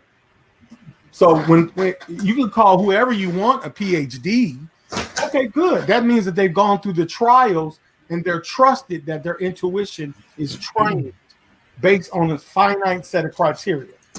That's part of the universal knowledge system. It's a Greek system, and it has certain parameters you have to meet. For me to get my PhD, I had to write an article. It had to be so many words, and it had to be peer reviewed by my fellows of the same craft. They said I had the aptitude in metaphysics and religion. They granted me a fellow's PhD. So that goes for all fields of study. So a lot of times people are not trained because they're not willing to go through the rigorous steps, and they'll just throw someone's name out there. So if I know that someone has a PhD, let's say in archaeology, I know exactly what battery they went through, and I can understand why they may have come to their assumptions. So I can understand that, and that's why I said Texas sharpshooter. I didn't say a Texas sharpshooter doesn't mean you don't know what you're talking about. It just means you don't have enough data to make a correct interrogatory assumption. Okay, while I understand that, people don't have to get buzzed up about somebody saying you're making a logical fallacy. That doesn't mean I'm against you all the time. If you understand logical fallacy. What I'm saying is you're extremely intelligent, right? And I love conversating. I appreciate that. I love conversating with you, right? We're talking to the masses a lot of times, right?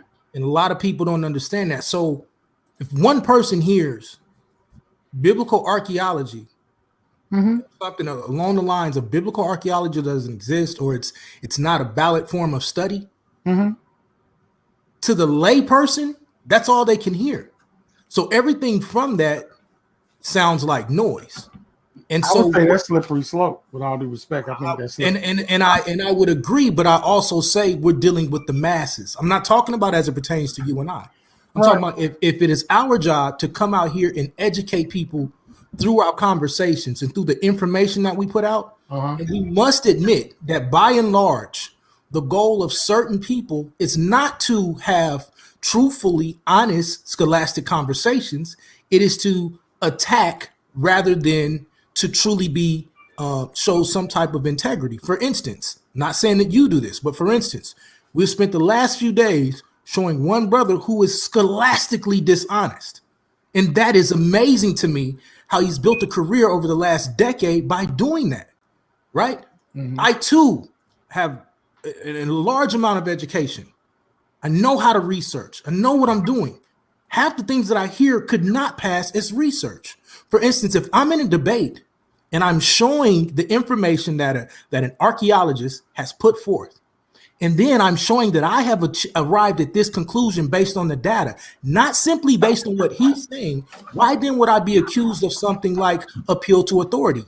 For instance, if I'm using B-Tech's work, but I'm arising at a conclusion that he did not say. B-Tech never says that these people are the proto-Israelites. I'm saying based on what he's shown, then based on the other work that we see on the outside when we go into the Jordan Valley and things that we see happen in the land of Canaan, this would have to be those people because they end up in the land of Midian, which lines up with everything that we see in the Bible. That's not an appeal to authority. That is, let's look at the data and arrive at a conclusion.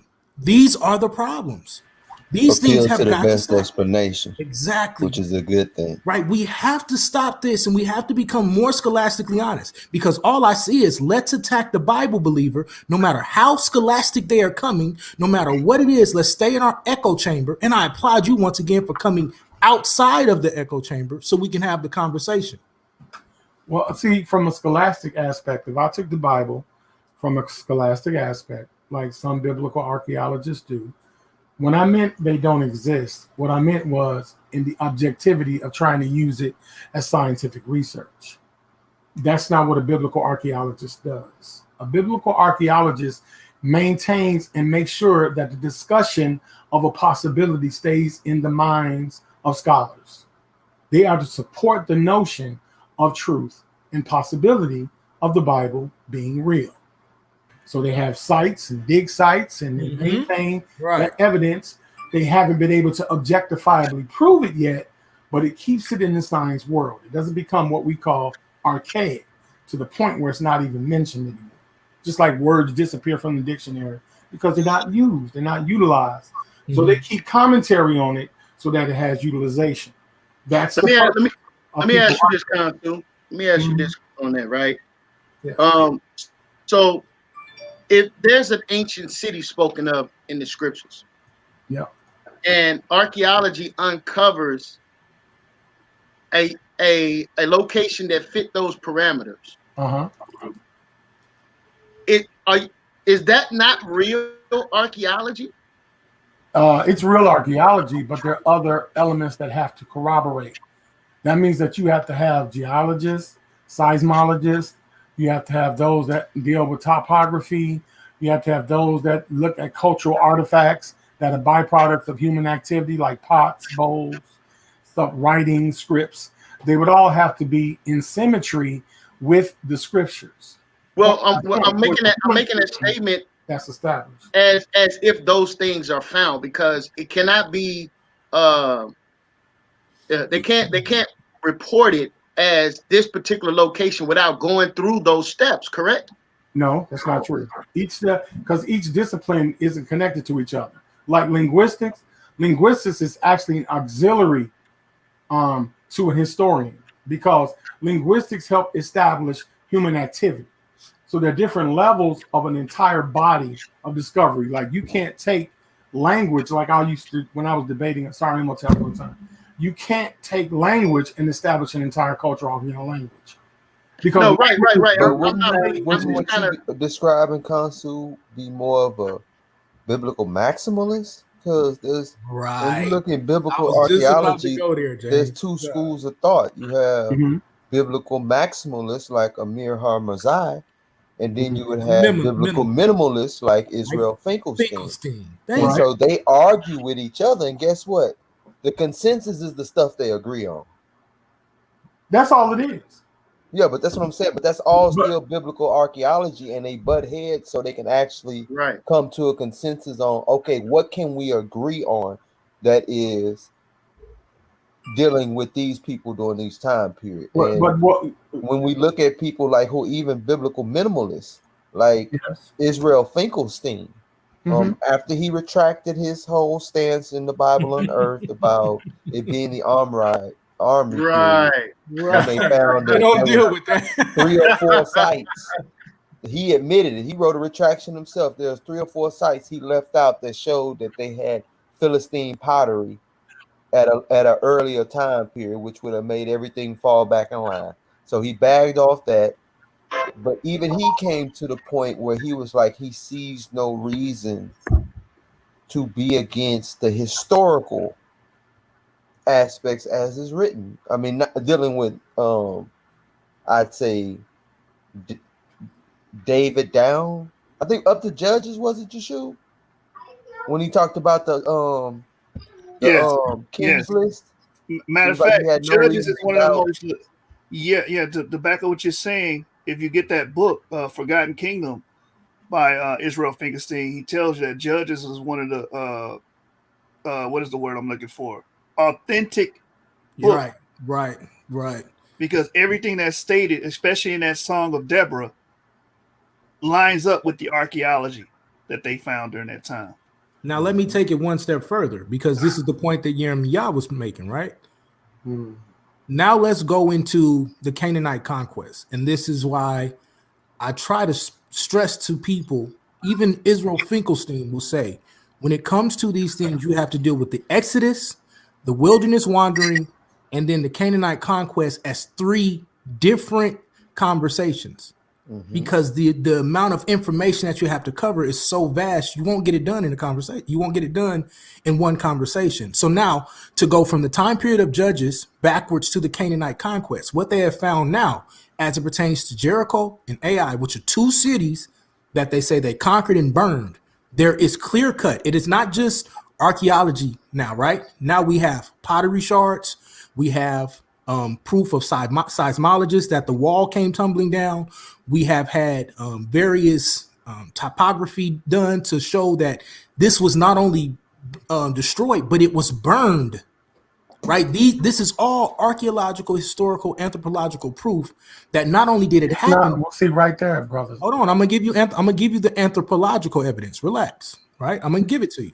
I know where you're going. Relax, right? So the proof that we have now is that when they came in there, the anthropology shows, the pottery and all of the lifestyle, they had came during the time of the harvest because the city was sacked and they had full pots of grain as if they had just harvested, which would have been the exact time that they came right after the Passover during the time of the harvest. And it showed that they had to immediately leave the city because it wasn't a long conquest, which eliminates an Egyptian conquest, because we know how Egyptians would have conquered. They would have starved the city out. This was an immediate flee from that area. This is what the science shows. And the reason it was dated at one time a certain way is because they didn't have the pottery, because they didn't dig in the right spot. But now, due to the work of the PhD Brian Wood, has taken all of the pottery shards, and all of it lines up to that time period in history. And this is what I'm saying. We're never allowed to get this information out because we're cut off, we're called kooks, we're kicked off of the panels. But I guarantee you. Won't you come do a show on it? Yeah, I will. Hallelujah, yeah. I will. Yeah. Because these things have to be spoken about now. Otherwise, now we begin to accuse certain people, and I won't say you, Kansu, but certain people of things like cognitive dissonance and confirmation bias. Because if I'm showing you new information that the archaeological world cannot refute, now we have to deal with this. This is why a person like Israel Finkelstein will now say it is impossible to say that Solomon and David never existed. He has it in his book. He even gives the time frame that they would have had to exist. He said nobody would have this much knowledge and accurate data of a time period of people who never existed. No archaeologist will do that now. And if you are, it's because you're getting paid to do so. Yeah, I mean, even Israel Finkelstein and Miss David was at a minimum a local chieftain. Right. Am I able to speak yet? Or go ahead. Okay. Patiently listening. I don't know what you're deeming proof, or you made just a statement a few seconds ago about there being paid to. Then I would like to see bank statements and receipts and proof of them being paid to lie. If we're talking intellectually, it goes on both ends. I'm not discrediting anything that you're saying. What I'm saying is that biblical archaeology and biblical studies are centered around archaeology, hermeneutics, textual criticism, cultural anthropology, history, sociology and theology, parasitics, Thomistic philosophy, a certain type of philosophy, Thomistic philosophy. And the reason is because on both ends, including Mr. Finkelstein, he has documented what he said primary from his mouth. There are still elements of myth in the Bible because the Bible is written in the mythic prose, Thomistic philosophy. It doesn't mean that it devalues the Bible. It shows the consistency in which the Bible was written, the way that it's written, the tonnage, the fact that it does not have punctuation, which makes it vulgate. So punctuation dictates meaning and comprehension when reading it, but it wasn't transliterated from a language that uses punctuation. That's why it's written as verses poetically. When understanding that, it gives leeway for a discussion to maintain possible validity of the Bible. This is why you see Garfield now saying that Jesus Christ existed. He's saying elements of it because eventually you have to if you are a student. Okay? So now buzzwords and things like that, it's not me worrying about the people. Okay? It's me being true to the scholarship. It's not me worrying about if the people comprehend. If you go to college, the professor doesn't care if you comprehend. The professor cares that you are a student and you learn how to find the answer. It's the pathos. It's the method. If the method is flawed, your thinking is flawed.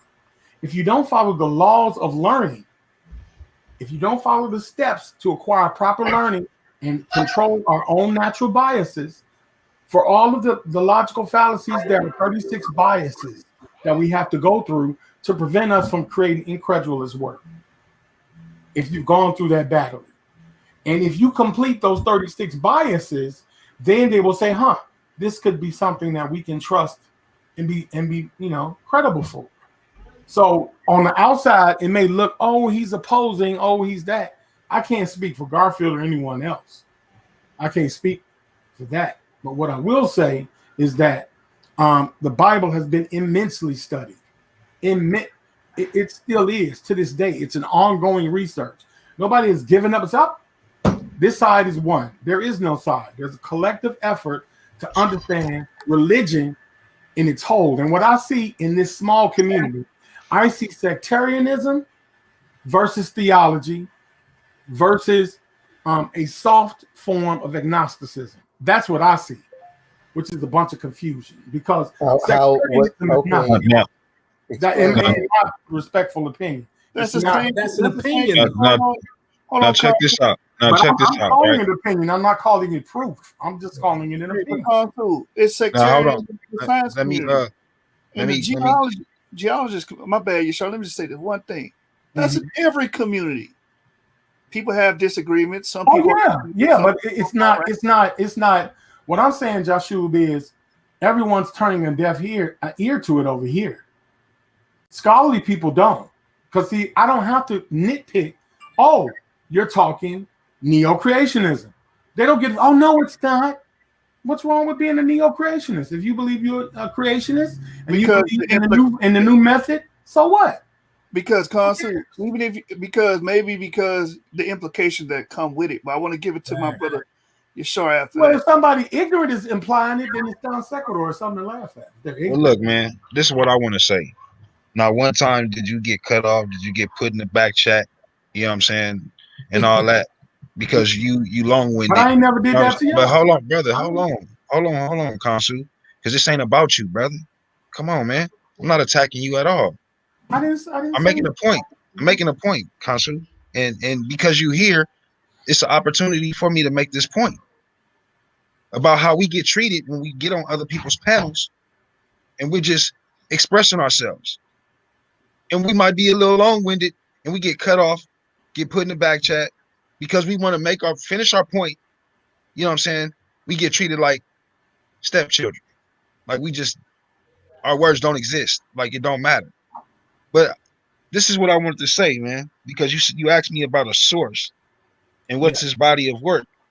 Well, the body of work that quote came from is a traverse le pas eu of the U, echoes des missions africaines de Leon in 1929. So he did his mission in 1929, and he made record of this, and I guess you could say in book form, in 1930.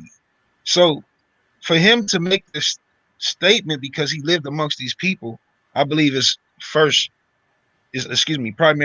primary source. Mm-hmm. So I can't read French, but for me to have the source and to be able to show proof of where he got the information from, that's enough for me. Like, I don't have to do all this extra research to prove something to you or to help you find something. If this is not enough for a person like, say, Chris, then he needs to go and do the extra research. That's not for me to do because I'm satisfied. I'm okay with where I'm at. You see what I'm saying? Now, if you can debunk it by doing the extra research, going to find and dig and see about this and that, so be it. Go do that and then bring it back to me and show me. Other than that, to argue with me, loud talk me, say and make these fraudulent, statements and accusations is dishonest, bro. And I yield the mic on that, man, because that's what you asked. Real quick, family. Kansu, I want to give you an opportunity to respond, and then after you go, Kansu, we got a sister in the building. I want to give her an opportunity. She want to make a statement or pose a question. Go ahead, Kansu. Long time, strange. Yeah, I actually don't have a refutation to that. If it's in an organized argument, then the person may debate it may debate the methodology. I mean, me, I openly because it's 2021, I use the crap method. Because the internet is around, I use the crap method. A lot of these things that are found on the internet are victim to SEO people, blog writers, people that write stuff for keywords so it's easily to be found. So I use the crap method. If somebody gives me a work that's older, like say if I was questioning your work, Yashar, which I'm not at this moment, I'm not motivated to, I would say, okay, 1930, give me a revised edition. Most people do. I've heard James, I've heard Joshua do it. I've heard other scholars presently. They are starting to look at revised versions of a particular hypothesis or a particular claim to fact. So it depends on the person. But me personally, I'm peer-to-peer, Yirmiyah. Let's say if me and you was going into a debate, Yirmiyah, I'm going to give you every last one of my sources, and I'm going to write them down, and I want you to research them. I'm not going to wait till the day of the debate to pull out information that doesn't give me an opportunity to read and research. It's actually respect to your work. Okay, it's your research. Give me a couple of days to read it, and then we'll engage in an argument, because then it's a battle of rhetoric and skill. It's not a battle of my sources versus yours. Well, Consul, let me say this. That's just me. Hold on, let me respond to what Consul just said about this reference thing. I hear you say this a lot. Mm-hmm. Here's the thing. We ain't jumping out the window like these brothers jumping out the window. They saying what we saying is stupid, that they can crush it real easily. Well, if you can crush it real easily, do you need all of that? Because what we're saying is so far-fetched, you should be able to come to the debate, blow us out the damn water. That's how I feel about that. Mm-hmm. Secondly, if we do give you references, you're not going to read that, man. Stop playing. You're not going to read it. Right. Are you going to read, like right now, I got Edith Bruder's book. Are you going to finish this book from start to finish to understand my argument? No, you're not. And then it's also it makes it difficult because there's always two sides of an argument. You understand? So if I give my sources, then you just going to look for people that are saying things counter to what I'm saying, or just to be objective.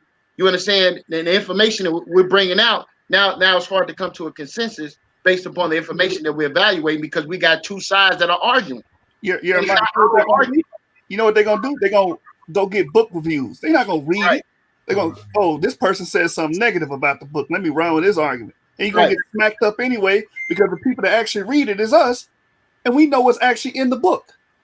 Hey, Yashu, I know we're gonna hear from the sister, and I definitely want to hear from her. I want one more quick question from Kansu that the brother Moore had asked, and I had always let me go, because it's gonna be all night. Let me just go, please. You got it, sis. Please, sir. Nice to meet everybody on the panel here. I'm very well versed in the Bible. I love the Bible. I'm also into esoterics for whatever reason, and the metaphysical. So if y'all ever needed an unbiased opinion, I would provide it to you. But I had something to say in regards to, like, are you up here to kind of maybe, like, with all due respect, sir, brother Kansu, it seems like you're kind of catering to your own ego here, because the people who are following behind these scriptures or whatever, do you think they understand what you mean when you get into these anthropological debates and the science? No, we just trying to get them to live right and do better, right? So you coming out and it's like, I was just watching, just seems like you just kind of, it seemed like, to me, my opinion, everybody got one, it seemed like you just kind of kicking up a little bit of dust against people who, they're not ready for a scientific debate. Hell, we're just happy if they're not killing each other. And I'll just leave it at that. But there are a lot of people, I'm very well educated as well. Okay. But it just seems like are you doing this for your ego, or are you really doing this to help the people? Because nobody don't give a damn where you found a skeleton or if you didn't find one. If they're following a book or something that makes them live better, make them choose not to do wrong, why are you now? Now we want to talk about anthropology, and we couldn't find this son of a gun's skeleton, and we couldn't find that skeleton. Why? And that's just my opinion. And I'm gonna drop down. Thank you, Yermaya, for letting me ask my question. I appreciate it. I love all you brothers on the panel. Thank you. I hope hopefully I get to chime in again later. Like I said, I'm in the middle. I am unbiased, but I know that Bible, and I do believe in it. Sorry. Come. Yeah. Go ahead, brother. I like to say this really quickly. I think everybody's been in this chat. Anybody that knows me, I've never talked bad about the Bible ever. I was talking specifically when I came in here. I was listening to the debate about Garfield, and I just wanted to know the premise. I addressed Anonymous respectfully as two scholars that wanted to discuss a technical subject. And this is what see, Anonymous, you see what I'm talking about? You're not going to be able to avoid that. I hear you. When I read the Bible, I read it esoterically. I have a PhD in metaphysics. How could I discredit the Bible when I see it in a metaphysical way? I wouldn't. And I've been a Hebrew Israelite. I've never denounced that. I'm from Chicago. This is the Mecca. I'm under Prince Asiel. That's my actual godfather. That's facts. That's ask Mighty Hebrew when Mighty Hebrew went to his house, asked him about me, and he said, "That's my godson." I'm already royalty in that world. So when you judge a book by its cover, this is what happens. You don't know nothing about Kasu. I don't even come on the source disrespect. I wouldn't come on this platform and disrespect. So you don't know what you think you know. You don't have no idea. I'm not Garfield. I'm definitely not Garfield. Garfield is his own person. I could go and be at Daniela's house. Ashar is like my brother. So I don't know what all these other people do, but I come from when Hebrew Israelites were the National Divine Movement. The Bible was really an initiatory thing. You couldn't speak on Bible, Ketuvim, Nevi'im, and none of that in public because nobody deserved it. You didn't give them jewels up like that. But some people, it's modern. I don't knock nobody for it. But all due respect to the sister, I know strange. Much respect to you, sister, but no, I wasn't coming across like that. You just don't know me like that. Hey, real quick, because you brought up the Tanakh basically. Yeah. And I definitely want to deal with that a second. But there was yeah. But there was a question that Moore had brought up. He said, "What was your doctoral thesis?" Yeah, the minimalist mind. When I did my doctoral thesis for metaphysics, we have to write unique reports. You can't be running the mill. That's what gives you your PhD. So I talked about the minimalist mind, how we argue over frivolous things when we all share one consciousness, and the effects of what appears to be different is one and the same. And so I showed the cognition of metaphysics in regards to human behavior. And so when I submitted my claim through Xavier University, Christ Universal, which is a auxiliary body that grants out degrees, really appreciated my work, and that's what started me on my thesis. So it was the minimalist mind. All right, now if you want to bring this out to the brothers, I'll be interested to see what they say as well. You were saying yesterday that basically the Mishnah, the Gemara, are the tools that we should be using to interpret the law, or that there is no understanding of the Tanakh. And if I misspeak, please clear it up for me. There is no understanding of the Tanakh without these. And this includes the Talmud, if you really understand that, for those that understand that. Break that down, your perception on that. Well, what that is orthodoxy. That's orthodoxy. A lot of times it's not accepted now because it's so many layers. But Mishnah, Gemara, Midrash, these kind of things are basic fundamentals based on the commentary of the rabbis. So when I use the term law, I'm not talking so linear because we're talking ancient doctrine here. This commentary created laws that were established through the mitzvah. So the mitzvah came from the commentative discussions of the rabbi priest. And the rabbi priest, being the highest in the hierarchy, they took into accord when they wrote these laws that were interpreted by the rabbis from the Most High as law. They condensed it through Gemara. Now, Mishnah talks about the seeds, it talks about the women, it talks about what is holy, what is how to purify things. But when it went into Gemara, it was to give a cultural, contextual understanding of how it was rendered into the Old Testament. Because the Old Testament is Latin Vulgate and it's been interpreted through the Masoretics, the Masoretes, and a lot of redactors. So it gets a little bit watered down, and everybody doesn't understand ancient Hebrew when it was converted by the Masorite priests into biblical Hebrew. That's a different rendition. There are a lot of things that are just slightly different. So when we use Tanakh within the Torah, it's to give understanding of those processes of Mishnah, Gemara, Midrash. It gives it the understanding in context of the Bible so that we don't minimalize things that are going on in that Old Testament. Because in that Old Testament, there are a lot of mystical accounts that go into the interpretation of the Torah. The Torah is not all literal. It doesn't have to be.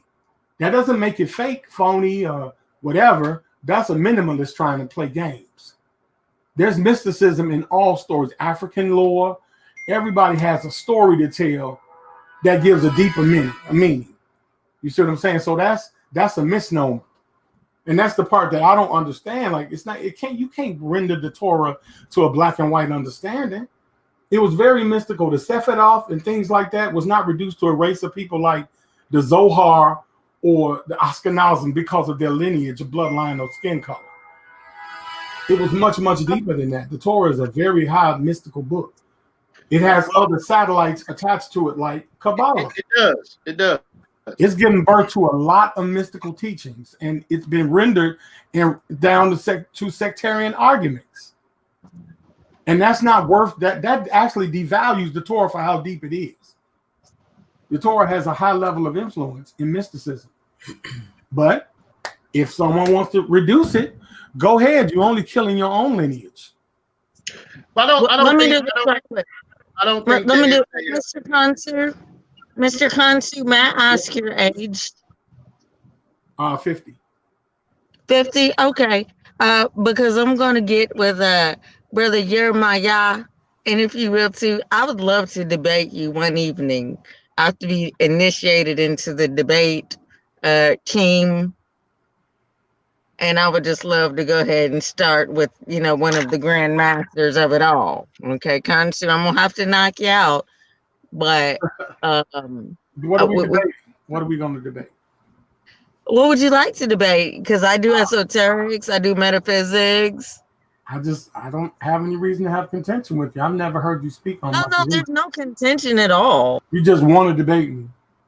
Yeah, I've got to get you. Maybe we can set up a dialogue or something. But Consu, I wanted to ask you. Sure. We set up a dialogue. We'll talk about it. We'll do that. Thank you very much. I'm out. I just want to do that. We'll have a dialogue, Mr. Consu. Please get in touch with Brother Jeremiah. I'd love to talk to you, but no, it's no contention at all. I'll let everybody on the panel. Blessings to y'all. All right, shalom, sis. I don't think it's a situation where it has to be either or, right? I think the Bible is versed enough to be able to go in there and get certain things that are tangible, right? And this is why the Bible teaches this, right? It teaches about dealing with the milk and the meat, right? Yes, sir. So when you're looking at going into to certain deeper knowledges or a greater understanding, or being able to deal with some of the different topics and different things that's in the Bible that can be even gone further in. And I believe that that's just based upon your study. I don't think we should look at it like, oh, well, we got to just classify it or just look at it from this type of way. I think it has the ability to deal with the milk and the meat, because there is allegory in the Bible, and we have to be able to distinguish between the two. And listen, I've heard a lot of people come here and try to debate certain things that we shut down. Like now we're not, we're not dealing with that because that's allegory, and you're trying to superimpose that as if it's something that's tangible that can be proven. So we've had to shut down a lot of debates in those type of areas where brothers are doing that. So I understand the problems that you're speaking about that comes with it, and being able to distinguish between the two. But I believe that just comes with time and study. What's your thoughts? No, I agree with that. Like some brothers have an aversion with the Talmud. Okay, it may be some suggestive things in it that are unappealing to morals and ethnics, but we're talking about morals and ethics of today. Western morals and ethics may seem like craziness where they were in that time period. That does not devalue the Talmud because it was commentary to begin with. It was commentary. It was people or priests of high caliber having a conversation on the interpretation. And so with the Talmud, it's just a satellite extension of Torah. And then Torah was then put into compartments through Torah, Nevi'im, Ketuvim, Kansu, which creates the Tanakh. I never saw the pushback with that. I'm waiting for somebody to get it because I feel like I've been dominating the conversation, but I got so much to say about it. I just want to say this, Hebrew, and I'm gonna pass it to you, man. Look, I've been talking for 3 hours. Y'all got it. I just want to say this, Kansu. Everything you saying right now is a contradiction to the behavior we see from those that oppose our view. Because bro. Hold on. It sounds good, but if we came over here talking about the Talmud, Kabbalah, or these deep mystical findings that you're making a connection in the Bible, these brothers will be streaming pseudo until the cows come home. Right. Well, I mean, I agree. I have no problem saying on record I agree. When I talked about Kemet and I said Kemet was mystic, a lot of people had pushback with that. We understand that, but why we bring up the tangible things is because people try to discredit us and discredit their ancestors as well. Our ancestors claim an Israelite lineage, and we're here to verify that. Nothing more, nothing less. You can say the Bible is mystified and all that other stuff, but if we spent majority of our time dealing with that, for instance, we was talking about how one of the prophets was able to make an axe head float down the river and pop out of the river and jump in his hand. You guys be saying, "Oh, y'all really believe that?" That's pseudo. Talking donkey, casting fire from heaven, and all this other stuff.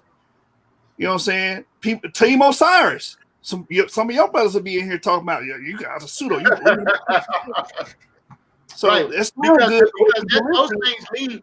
I don't mean to cut you, Joshua. Those things lead to those deeper understandings that you're talking about. That's allegory, man. And you can go in there, you can start to understand why is this being used as an example? You know what I mean? Why is this type of language being spoken at this time? You understand? Go ahead, Joshua. Salaki. I mean, that pretty much sums up what I was saying. When it comes to, I'm not lying. But I don't think. I think me being a member of Team Osiris, I think sometimes it get misconstrued. It's not your pseudo. I don't think that's what that means when we say that. I can't speak for everybody on the team. I think when some people try to conflate what is mythos and what isn't, that's when somebody says, "Oh, this is the literal portion, and this is the mythos portion." That's when you'll hear me say, "Okay, that's pseudo. That's pseudo." All right. Let me give you a literal portion real quick. I want to give it the floor to Anonymous Hebrew and see if you agree with it. Hey, Jeremiah, where's that verse when it said the daughter of the dispersed, Zephaniah? Let me find it. Y'all, I'm listening. I'm listening, but I got a call, so hold on one second. All right. Watch this. We're gonna see if he gonna accept the literal portions. This is the litmus test for the brother. The daughters of the dispersed. I know y'all know what I'm talking about, man. Hey, man, don't let me get on y'all, man. No, I'm getting it right. Hold on, Hawk. I'm getting it. I'm looking for it right now. The daughters of the dispersed beyond the Ethiopian River. Zephaniah 3 and 10. Yeah. Let me get it. Let me read it. All right. So this is gonna kill a lot of confusion. Let me share my screen. I'm bringing this up for a reason, Konsu, because remember, you acknowledge that the Bible has literal portions as well. Zephaniah 3 and 10, it says, from beyond the rivers of Ethiopia, my suppliants, even the daughter of my dispersed, who are the dispersed, the Israelites, shall bring my offering. So we can extrapolate from this verse here that there are Israelites beyond the rivers of Ethiopia. Do you agree with that, Konsu? No. But you just said the Bible has literal portions. I mean, you asking me, and I said that when we're talking about Ethiopia, the geographical locations and things that are happening, yes, it's real. Yes, it's literal. Yes.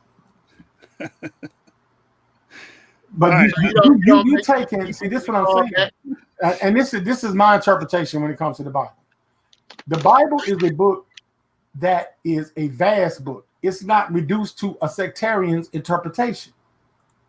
It's an exegesis and an eisegesis to understanding the Bible. Hold on, brother. So what you just said is eisegesis, though, because that verse, if you take it in context, it's talking about it's acknowledging that people that migrated beyond those rivers.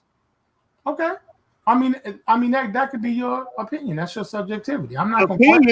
Is okay. Hold on, Jeremiah. Is that not what I just read? I know what you read. I heard it.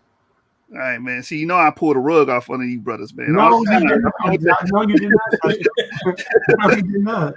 All right, Anonymous, you got it, man. You got it. No, you did not, man. So here's my pushback with the Mishnah, Gemara, Talmud especially.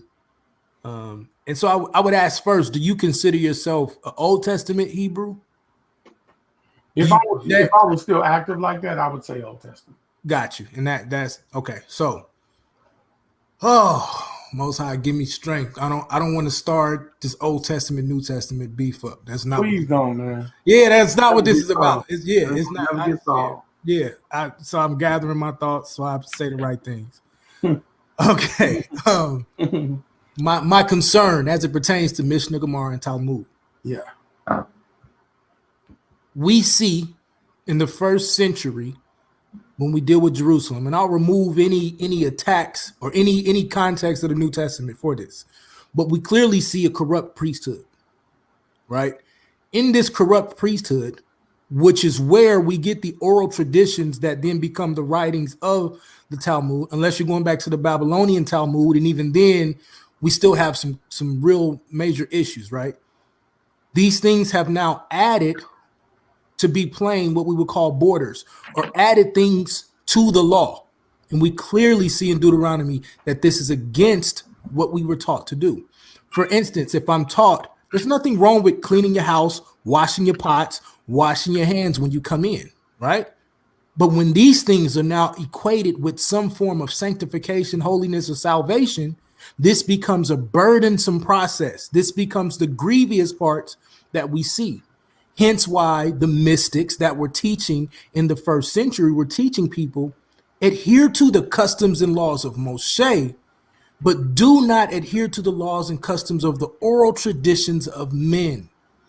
This is the problem that I see being a follower of the Tanakh, not just claiming one side of the book. I'm what we would consider to be a whole booker. This is why I can show you Paul adhering to the law, customs, and statutes of Moshe, teaching others to do so, right? And I'm, once again, you don't have to go into Paul. That's just my spiel. I'm not trying to force that on you.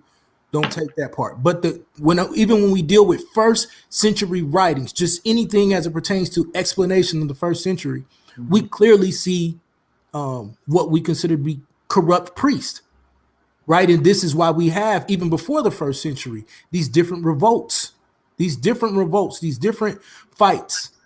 And even after the first century, these different fights and revolts that are happening against a corrupt priesthood with these oral traditions that become what we know today to be the Talmud and things like that. I really want to understand how we can place, and I'm not saying that everything in these writings are bad, especially when you get into the Targums, right? I'm not saying these things are bad, but what I am saying is to take them and say that they now replace the foundation of what we know to be what was given to Moshe and was codified. That becomes very problematic. Do you agree? Hey, before you answer real quick, I just want to let me back on that real quick. We see during the time of Esther, during the Babylonian period, with some of the higher ranking priests of our nation, seeing that our people were tradesmen, so they would introduce new certain restrictions and challenges upon the people based upon them being paid off to sit in certain seats that they were sitting in during the time of the Babylonian captivity. It was a fight for those seats. You understand? And so it's no different than what we see with the so-called congressmen here in the United States, seeing that these people are bought off to a certain degree in order to infringe upon the people certain restrictions that puts our people in a compromising position based upon these rules and regulations that are being added to the Torah and the Tanakh. I yield. Yeah, I understand that, but I think there's a bit of nuance there.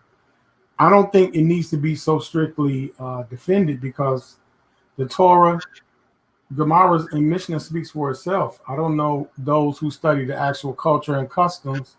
We're talking about Badashi, Shemut, Vadakir, Bamidar, and Devarim.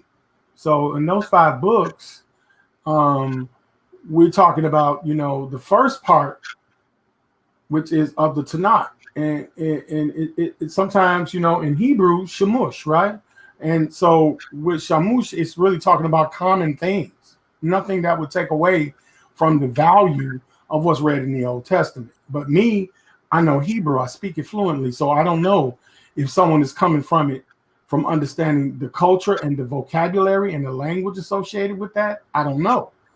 Because if we're talking about Joshua, Judges, Samuel, King, Isaiah, Jeremiah, Ezekiel, and we're talking about the 12 minor prophets going from Hosea on down, Joel, Amos, and all that kind of stuff, I mean, it doesn't corrupt any of those things. And when we go into the Ketuvim, these 2 things, the Nevi'im and the Ketuvim, they represent the culture. The other stuff is all commentary. But the culture within it is what got passed over through Gemara to be rendered to an Old Testament found in the King James, New International, blah, blah, blah. Because with Ketuvim, you got Psalms, Proverbs, Job, Song of Songs, Ruth, Lamentations, Ecclesiastes. I always have trouble with that name. You got those kind of things. So it hasn't been changed. That hasn't been corrupted at all. It's only talking about the culture and the ways of how things are rendered. Because in Mishnah that I spoke of, that you're speaking of respectfully, Brother Anonymous, we talk about our seeds, we talk about our occasions. So the seeds being Zeraim, the occasions being Moed, the women, which are Nashim, the damages, Nezakim, Kedoshim, we deal with holy things, Tarahut, we deal with the purity of things.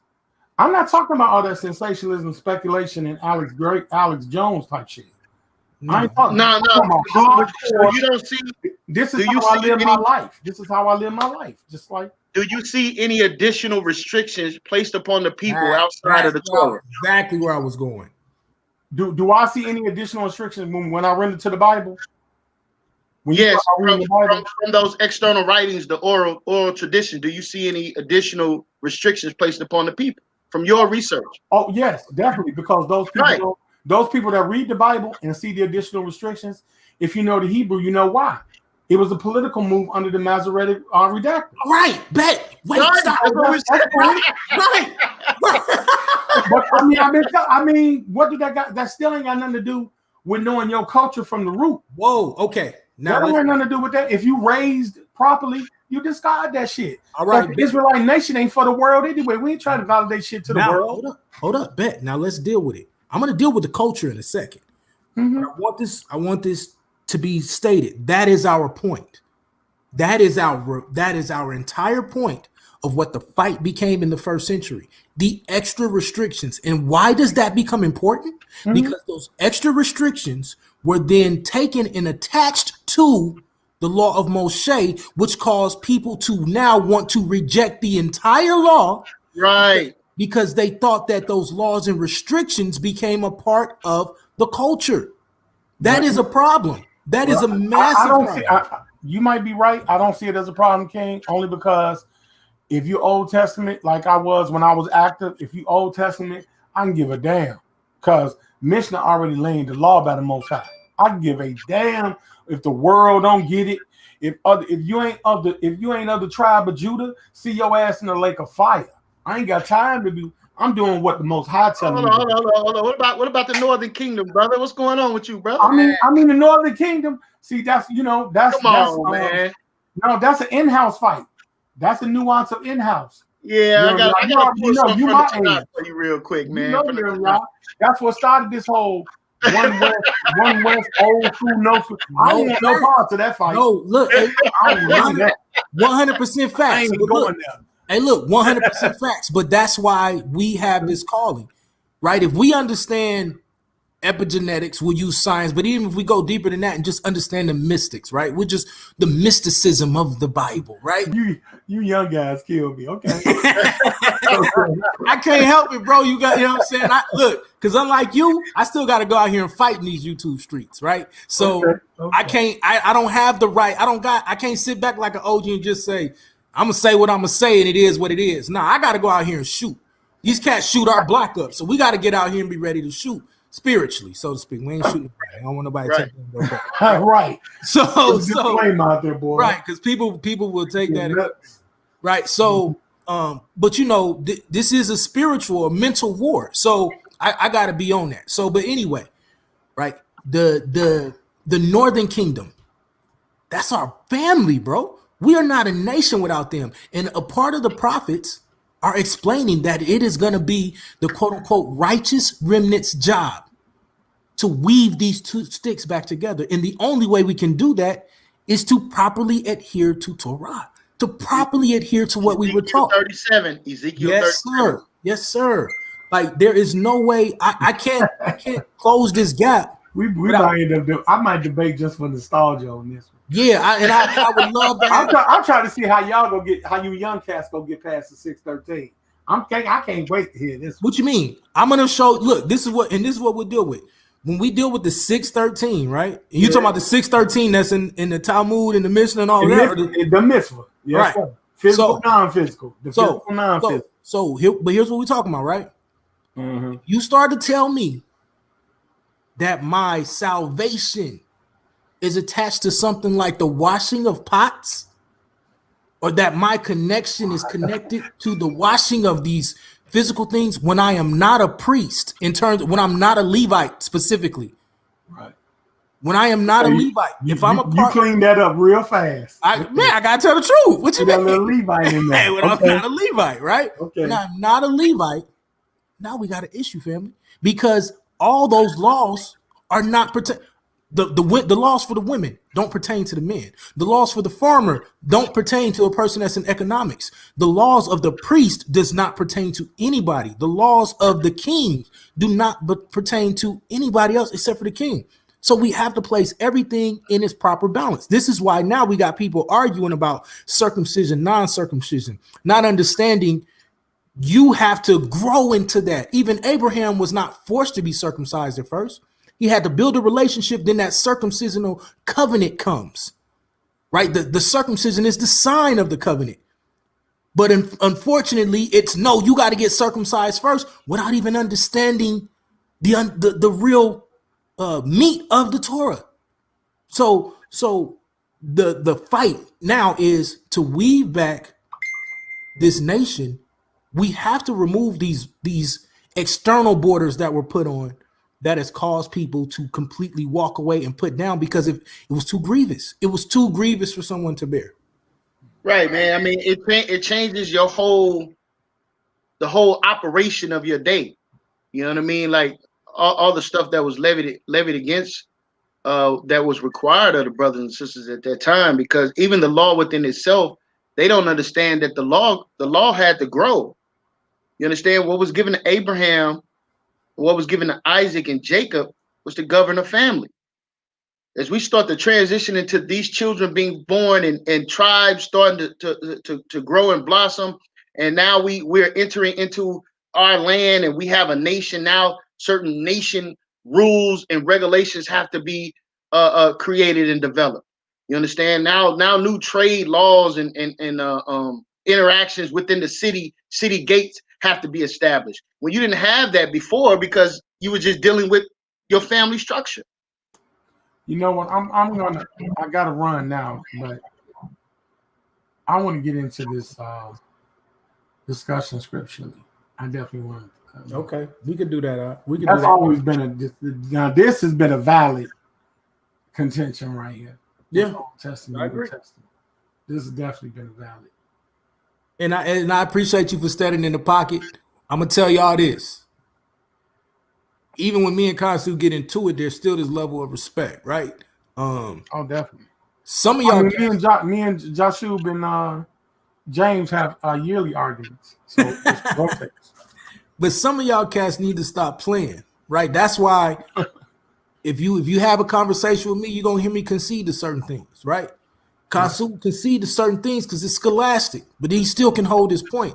Some of y'all cats need to stop acting like you scholars and really become a scholar. Don't just read surface because you get beat up on a lot of stuff. Hence why certain person name has now become an adjective or verb. Don't get Garfield out in these streets, fam. Let me say this real quick, man, before Kansu drop off, man.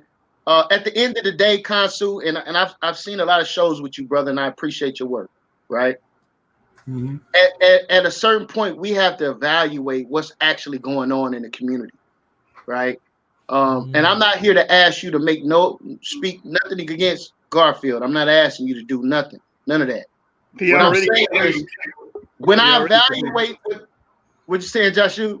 He already condemned the brother. Oh my God, why is this brother here now? Joshua, dude.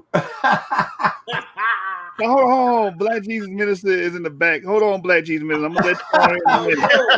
Oh no, I might dip. Oh no. Hey, hold on. Elastic bully. Hold on, real quick, Kansu, because you ain't out of the grease yet. You ain't out of the grease. So since Brian, go ahead, Jeremiah. I just want to say, Brian Hess, you are a coward. I guess Kansu and Chris Harris are your husbands. And you talk to them, because in the Hebrew culture, you gotta let your husband do the talking for you. You're right? What you gonna do with this guy over here? Hold on, no. He finna get aired out. He finna get aired out right here. We're gonna let him stretch. Brian has said, "Oh, the source is trash." Kansu, Chris, can you please go in there and combat them, brothers? Nigga, you show up, nigga. You get your ass on this link and see what you can do. You gonna ask these brothers to fight their fight? Little female, man. Yeah. Let me say this too, man. I know you're about to go, Kansu.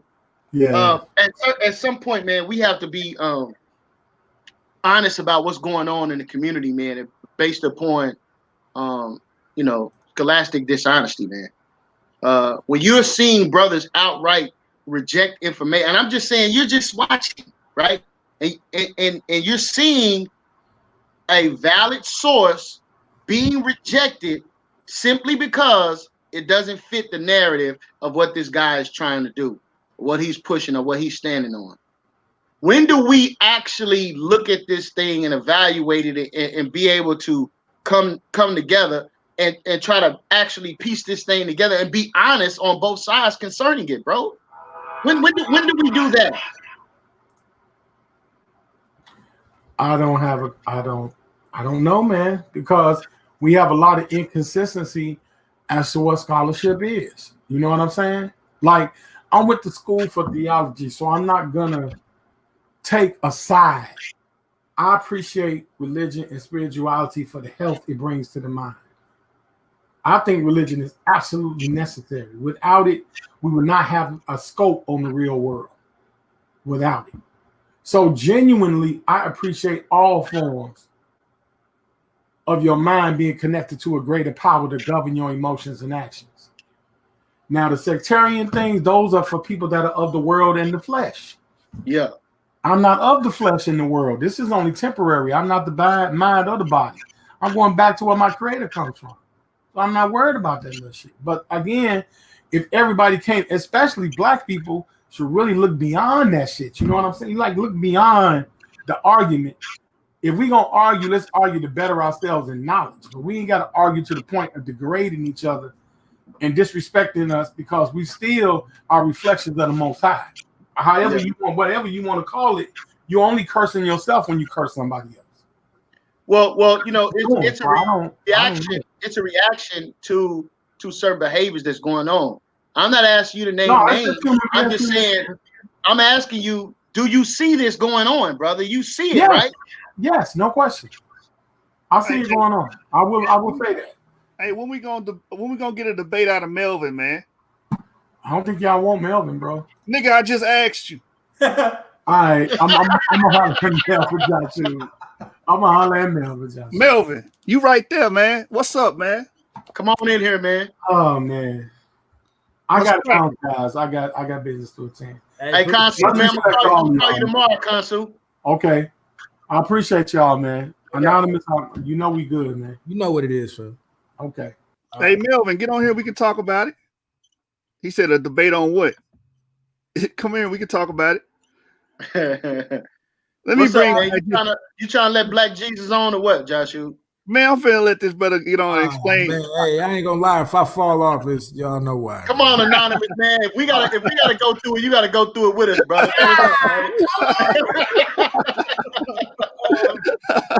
You gotta go through it with us, brother. All right. I love the brother though. I will say that I love Black Jesus, but it's. Hey, I debate Melvin because I'm finna talk to Black Jesus Minister about this because he believe he come from the pygmy twa.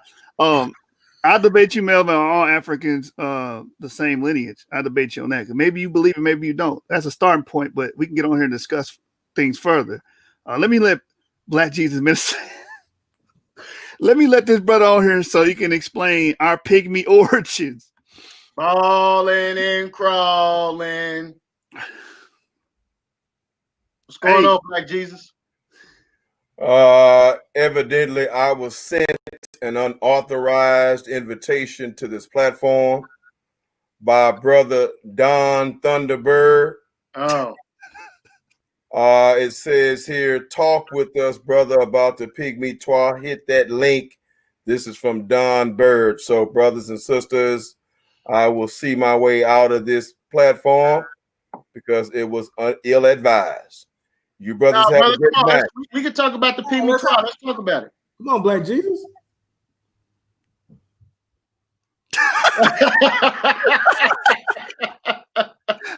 I just want. Yo, man, come on, man. That's you why waited in the back room just to do that, man. I'm gonna hear about this later. I promise. Hey, Jeremiah. This is why I'm the House of Consciousness debate champion.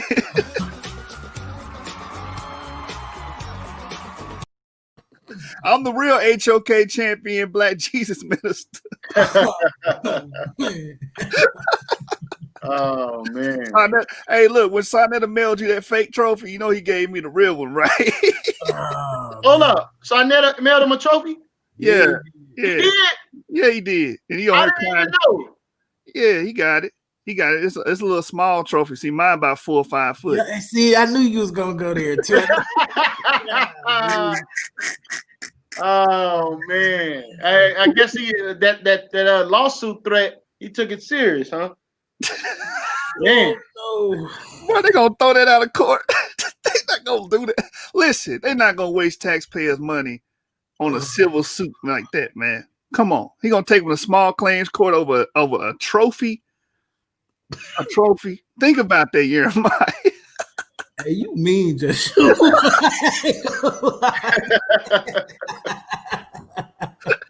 he might get cursed out by the judge and the bailiff, man. Oh man. Oh my gosh. I just want to know what the opening preliminary is going to be when he step in front of the judge. How is he going to open that up, Joshua? Brawling and crawling.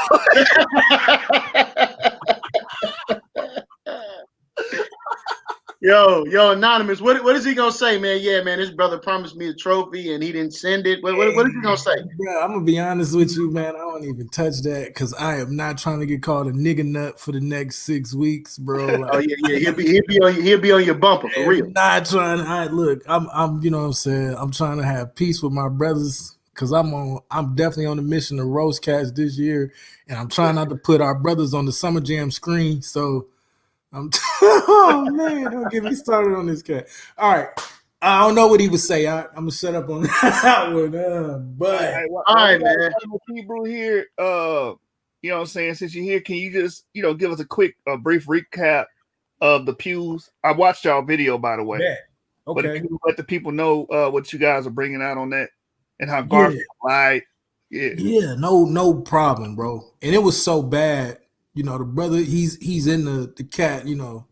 He's in the chat when more gets started, and so I guess he didn't know how bad it was about to get. So when it started getting clear what was going to happen, you guys are disingenuous, and then I'm out, right? So he didn't want no smoke. So before all of this craziness came up with the pews, I had went out there. Man, hold on 1 second. I gotta tell my wife something real quick. I promise I'll be right back. Hold on. All right, yeah, I cover them. So the pews, I forget what part of, I think Alabama or one of the states, southern states, they have these pews and they have this writing on it. Jeremiah, you might be familiar with it, right? I don't know if you are or not, but Garfield is saying the Georgia Guidestones. Is that it? I don't know off the top. You know what I'm saying? It's not my area of expertise. But anyway, Garfield went on his channel and said, Dr. Ephraim Isaac said it wasn't no Hebrew on there. But remember when he told this brother that he could not be EN 180 and the information was right on the screen? Yeah. He did the same thing with Dr. Ephraim Isaac. That Dr. Ephraim Isaac said, oh, this looks like Hebrew in the clip. All right, I'm back. Right. So I'll give you background real quick. So in Savannah, Georgia, there's a church called the First African Baptist Church. All right, this is probably the oldest church in America. Don't get me wrong, there could be one older, but to the best of my knowledge, is either one. You're talking about the one with the Hebrew writing in the pew. Yeah, right. So what happened was over the last few years, all of that writing had come under scrutiny, right? So when I heard about it, me and my wife took a trip. We in Georgia, we let's take a trip. So we went down there. We had a great time in Savannah, and one of the things we wanted to do was take the tour. So we went and took the tour. And, if I advise if you're in Georgia, it's South Georgia, so it's kind of far from Atlanta. But if you're there, it's a good time. It's a good little trip. You can go to Savannah, have a good time, and take the tour. So, it's not that expensive. So these pews, basically, this church was built by slaves, right, over, the course of a lot of years. And at the bottom, there is... the way they built it up, it's speculated that it was a part of the Underground Railroad because the base was built up so high on Georgia clay, Georgia dirt, that was strong enough to support the whole building. And they got holes in the floor. And that's a whole nother concept, right? With basically this Bakongo symbol, like this symbol in there, but it was also to be porous for the wood, but also to let the slaves breathe that would be hiding under there. This is the oral tradition, right? So when you go upstairs to the church, there are these pews, these old pews that were built by the slaves. On each side of various pews, not all of them, but on a lot of them, there's a lot of different writings. And you could tell it's writings because it's not just these etchings, they're writing something. And so the argument became that it was only Hebrew at first, and then it turned into it was Amharic or Arabic. So everybody's making all of these statements. So I was like, let's go see. So we go check it out. I'm thinking I'm going to go in there and see nothing but Hebrew. I get in there, to my surprise, there's multiple languages on these pews. Right. And so this is what Moore had brought out. And so immediately, I'm out there on a date with my wife, basically. I'm like, yo, you got to step to the side for a second. I called the brothers on a hangout. This is when we was in the War Machine, we was doing it. G-Con jump on this when G-Con was still in the joint. You know, all of them. G-Con even got to admit, you know what I'm saying? It was clear to us a year and a half ago that there was multiple languages on here. You know, you have Amharic, you have Arabic, you do have some cursive Hebrew, and then you have Ge'ez. If I'm not mistaken, those are the 4 that I know for sure. And so what happened was they started doing this fight. And so Garfield comes out and he starts doing these videos saying that there's no Hebrew on the pews. There's no Hebrew on the pews, right? And so he comes up with this documentary that I guess one of his partners did. He had Ephraim Isaac on there. So he's trying to quote saying that Ephraim Isaac says that there's no Hebrew on the pews. And it's a lie. He wasn't even brought in to evaluate the Hebrew. He's brought in to evaluate the Amharic. So he's coming in and he's explaining what he sees on there. And then later he admits, and then another scholar admits that there is some Hebrew cursive on there, but it's 1 or 2 letters in the midst of other languages. And this is the same thing that I have found, right? You see, some may see a tav, some see a kaf, or some see a kuf, right? Or a calf, and some see a kuf, depending on how you pronounce the letters, right? So what me and Moore did basically was just work. He took all the pictures that I had, he took what I heard, and then he took what I saw, and then he added what he knew to be true. And we just put it out there and beat Garfield up. Because when you see the documentary that Garfield shows, as always, it's contradicting what he's saying. His own scholars that he put forth is contradicting everything that he's saying. So if you are following this pew conversation, number one, do not say that it is only one language on there. You will be proven wrong. Do not say that it is impossible to have Arabic on there. You will be proven wrong. And do not say that it is only Hebrew on there. You will be proven wrong. But do not say that there's no Hebrew on there, because again, you will be proven wrong. So what we did was just go through and show, number one, these slaves came here writing. They didn't just show up ignorant, right? They showed up with skills on how to build this amazing cathedral with amazing acoustics. They write on these pews. So this is a direct proof that our ancestors knew how to write. They weren't just ignorant people.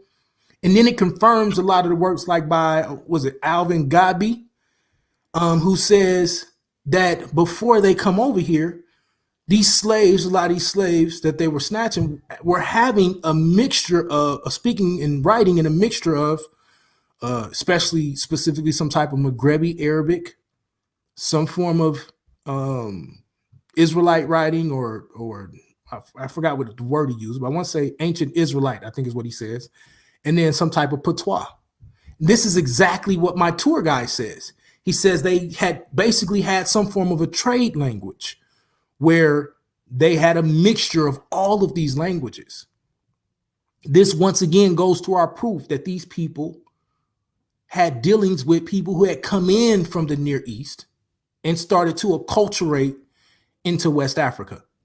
This is what oral tradition shows. This is what historical proof shows. This is what anthropological. I mean, we can just keep going on and on and on. But it was amazing to beat him up again. I'm telling you, the foot is on this brother's neck. That's why he in witness protection. I'm waiting for him to come out and play, right? Did all this talking, keep saying he want all the smoke. I want all this smoke. I want all the smoke. But this stuff this is irrefutable. And then we went forward and said nothing against the brother, like Pastor Kelly, because Pastor Kelly was honest. He was like, he did see Ge'ez on there. He was honest. He said that he did see other languages on there. I'm not familiar with everything the brother William Major said, so I don't want to go into what he said. The only thing we said was this: if you did make statements, and some people said they made up a professor named Richard Katz, I don't know. I ain't did all that research. I try not to speak on things I don't know about. I keep hearing a lot. I gotta watch the videos, but I've been super busy working on stuff that I know we can prove right now. So if you are doing things that you shouldn't be doing as an Israelite, just apologize, repent, and move on. We'll forgive you. We a family. We all make mistakes, right? So if you did that, and this was a part of the video, like if that is what happened, still love you, just repent and move on. If you didn't do that, you don't even got to produce the professor. Just produce the professor's work.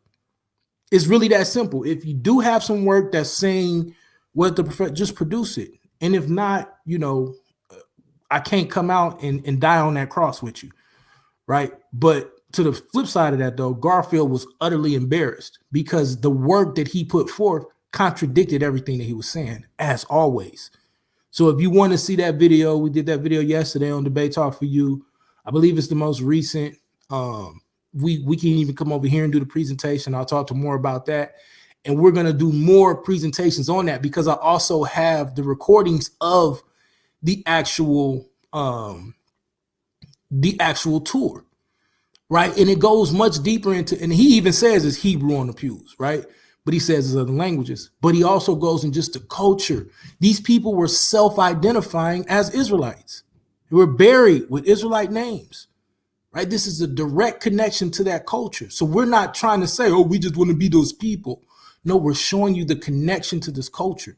These people knew who they were stealing. And that's why they would pit us against each other, because they knew they were bringing us and then they would bring others. This is the whole point that we're trying to show you. So, but it's a very interesting study. And if you really into history and you into having sources, you can look into that church, the First Baptist African Church in Savannah. Once I said it right, in Savannah, Georgia, but you'll know it. Right. And it's, it was just funny to beat the dude up again. I'm not gonna front. Right. The thing is, like, he's trying to make it seem as if that's impossible. Right. Like, we've had conversations with this guy. We showed him that slaves came over here with the understanding of Hebrew. You understand? Years ago, what's his name? Jeremiah Hashar, the light-skinned brother.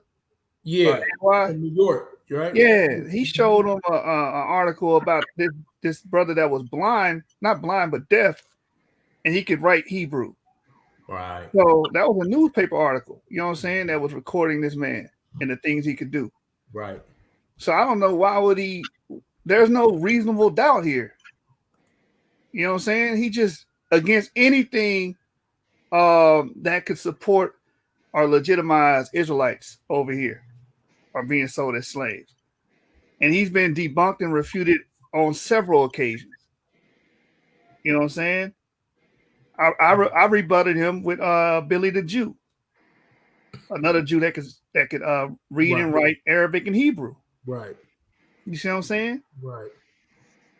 Joseph Peregrino, another slave that was versed in Hebrew and understood that he was a Jew. Right. Yeah, man, but according to some of these brothers, they was just converts. They got converted into that. You know what I'm saying? These people, just like Billy the Jew, stated that his father and his whole tribe were Israelites. He descended from Israelites. He don't say nothing about conversion. Right. We really just start bringing this work out. Like if you study, let's just pick like the Gagdagme tribe. Like you can't throw a rock over there without hitting these different tribes. And they're showing, okay, we all part of the Gagdagme, but we're a specific portion of this group. And we got oral traditions that we came here from Israel during the time of a famine. And when we got here, we maintained our language. And that's how you're able to start seeing the difference. That's why it's so many different languages on those pews, especially as it pertains to different types of Arabic, because Arabic is more of an expressive writing style. So when you start to deal with this Arabic writing, you can be speaking Hebraic thoughts and concepts, but be speaking it in a form of Arabic. Like you have the Maghrebi Arabic, you have the Tunisian Arabic, you have, and these are what we would call, quote unquote, because this is the lack of a better word, Judeo-Arabic writings. These are Judeo-Arabic scripts, and I'm using air quotes if you can see me. These concepts exist plainly by many scholars, and there's nothing that's going to say you're going to do to debunk that. Right now, they may try to remove some of these writings, so we need to make sure we're saving our sources, saving our, everything that we have. But there is no refuting that these people were not converts. Now, here's the other reason we know they're not converts, because many of them had first temple practices. This is why you see an influx during 6, 800 BCE into West Africa, right? This is we're going to start bringing out different scholars, black scholars that are really into this, that have put this down for us. That's one of the ways that you can tell the difference. First temple practices, second temple practices, right? All of these things. This is why you got to go so deep into anthropology, cultural anthropology. So yeah, this year is going to be a great year. We're going to stomp on the cat's neck, right? Because that's in the Nakash. And I try not to throw ad hominem. When you're dealing with a snake, when you're dealing with a Nakash, you choke him out, right? Well, let me ask you this, man. What's your brother's thoughts on the source that Ray Bourne said he had concerning white Jewish people converting their slaves? I can touch on that. That did happen on a small scale. A small scale. Like if you deal with the Jews of Charleston, it's only like 2,500 Ashkenazi there. You know what I'm saying? There's millions of us. So you can't throw out conversion for every example. You know what I'm saying? And then we got, like, I put the source on the screen there.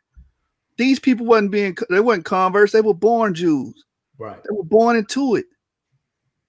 You understand? So how long after they got brought over here do we start to see the evidence of this Hebrew writing start popping up?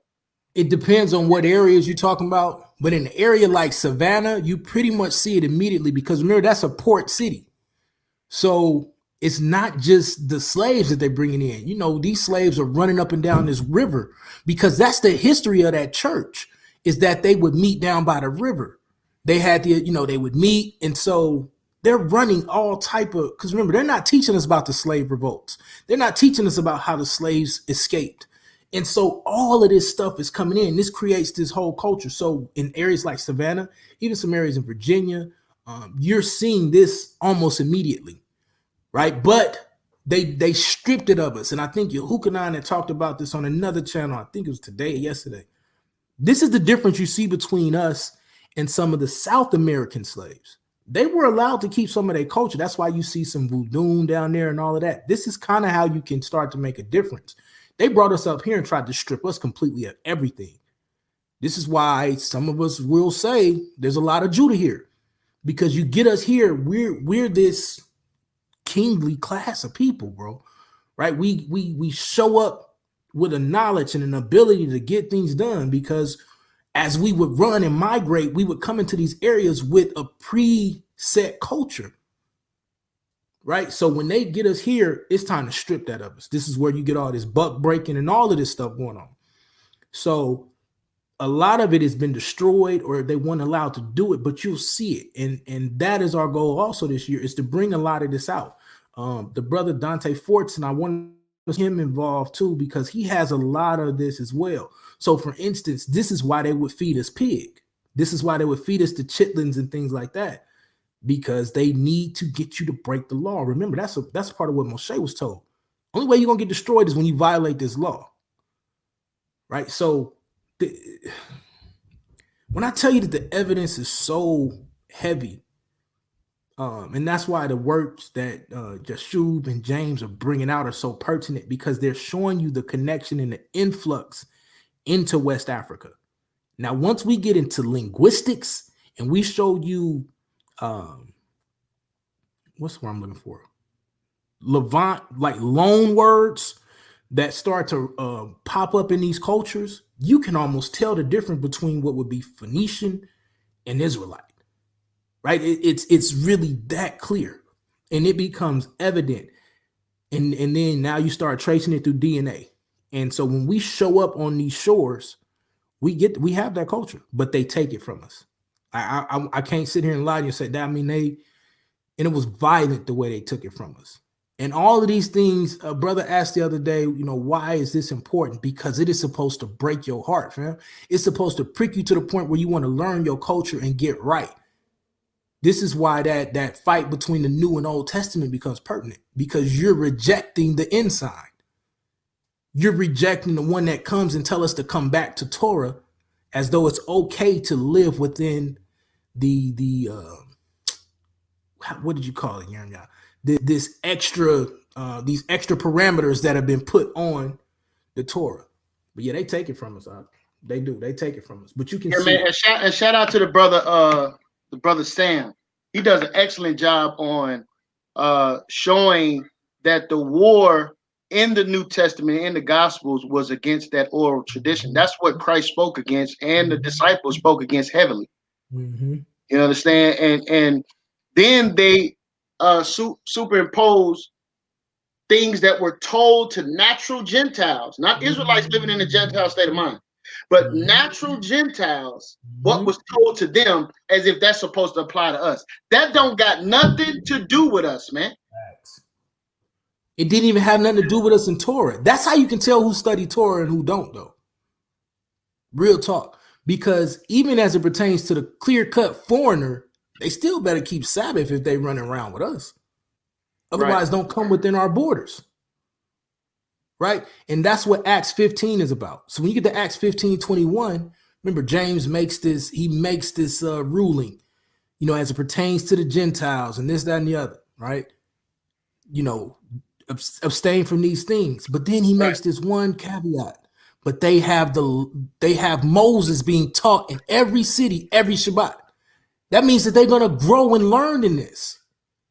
Right? That's all it's saying. It's not doing away with anything. Paul is on trial telling you, I ain't never taught against the law and the customs. If you go to the writings of Messiah, he's telling you in Matthew 23, Mark 7, he's attacking these cats every time he's dealing with them because they have added to the law. And that's the problem. That's what we fight against. And that's what we're fighting against now. Either adding the law or just completely doing away with it, which is crazy. I don't even understand that part. Yeah, so, man. A lot of our people are dealing with nostalgia when it comes to the foods they ate when they was a child. Yeah, you understand that certain practices that they practiced kept in their household. Yeah, they literally want to hold on to that. You understand, as if it's a form of losing yourself to let those evil, wicked, disgusting things go. You understand? Because again, we have to admit we don't have a culture that stretches back to antiquity. We don't have, you understand, certain practices that would hold up against the mirror of antiquity. Right. It's so much self-hate when it comes to me going out of my way to embrace my culture. So the law has categories, right? So we know that you New Testament or New Covenant brothers are not saying a person can steal. You understand? So clearly that lets me know there's a distinction. So you're not saying all the law is done away with, but that's exactly what comes out of your mouth.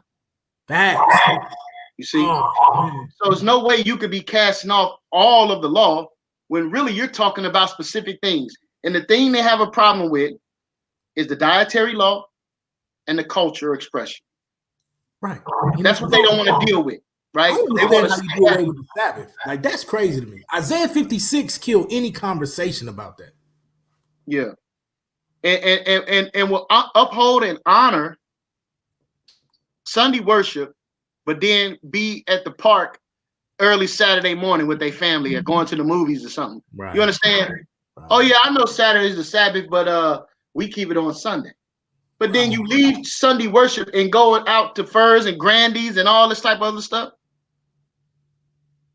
And so when we try to introduce these cultural expressions to our people, they don't want it because it doesn't have familiarity with it. They're not familiar with these things. You see? And for me, that's attractive.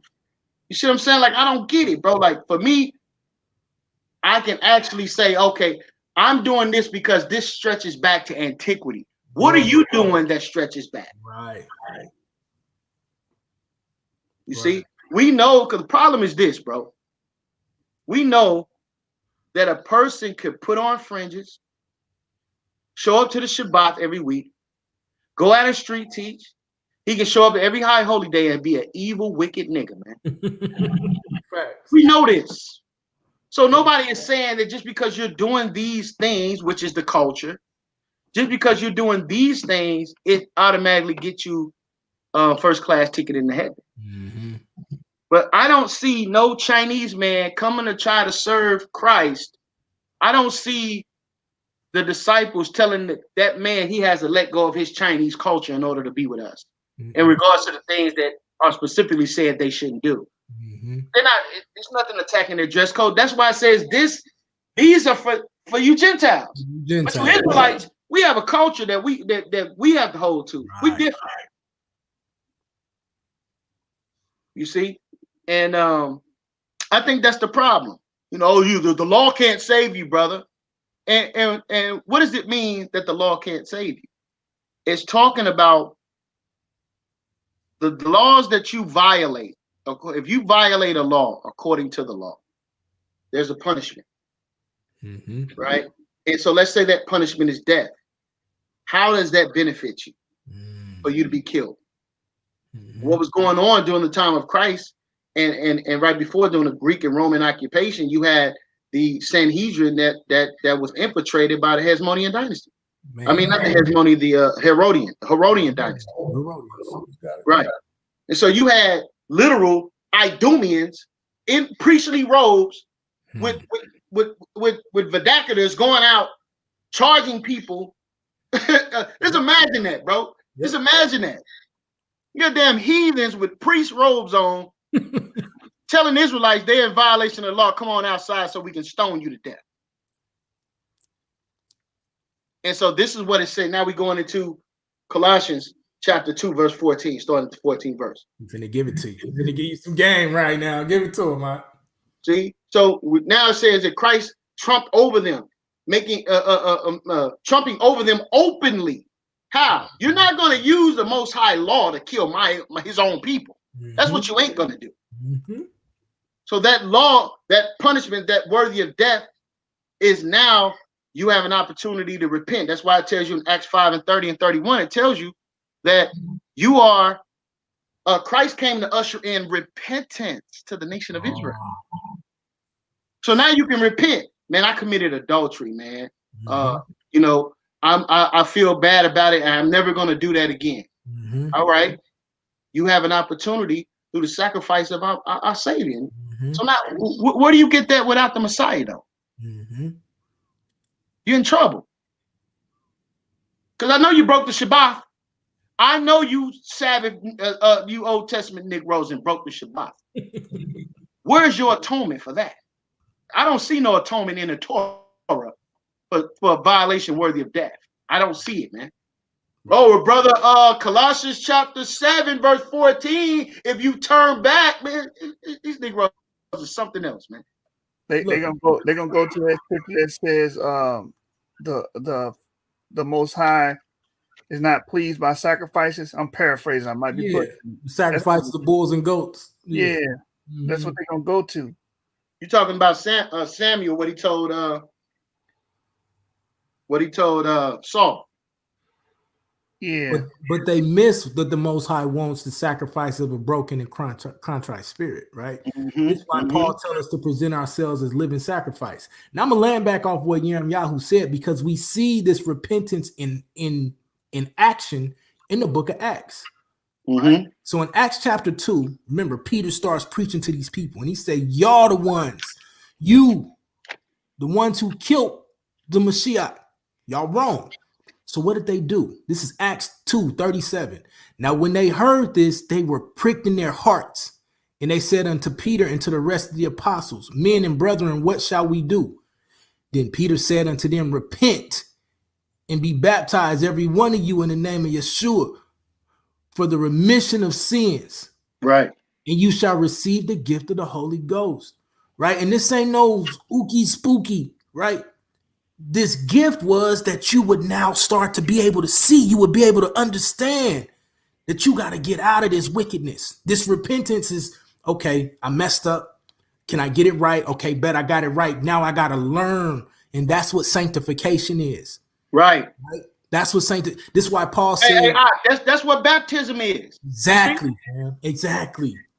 Now you're fully immersed. It is metaphorical language, right? Yep. And it's giving you a physical example of what you're supposed to be doing in the spirit. It tells us Deuteronomy chapter 4.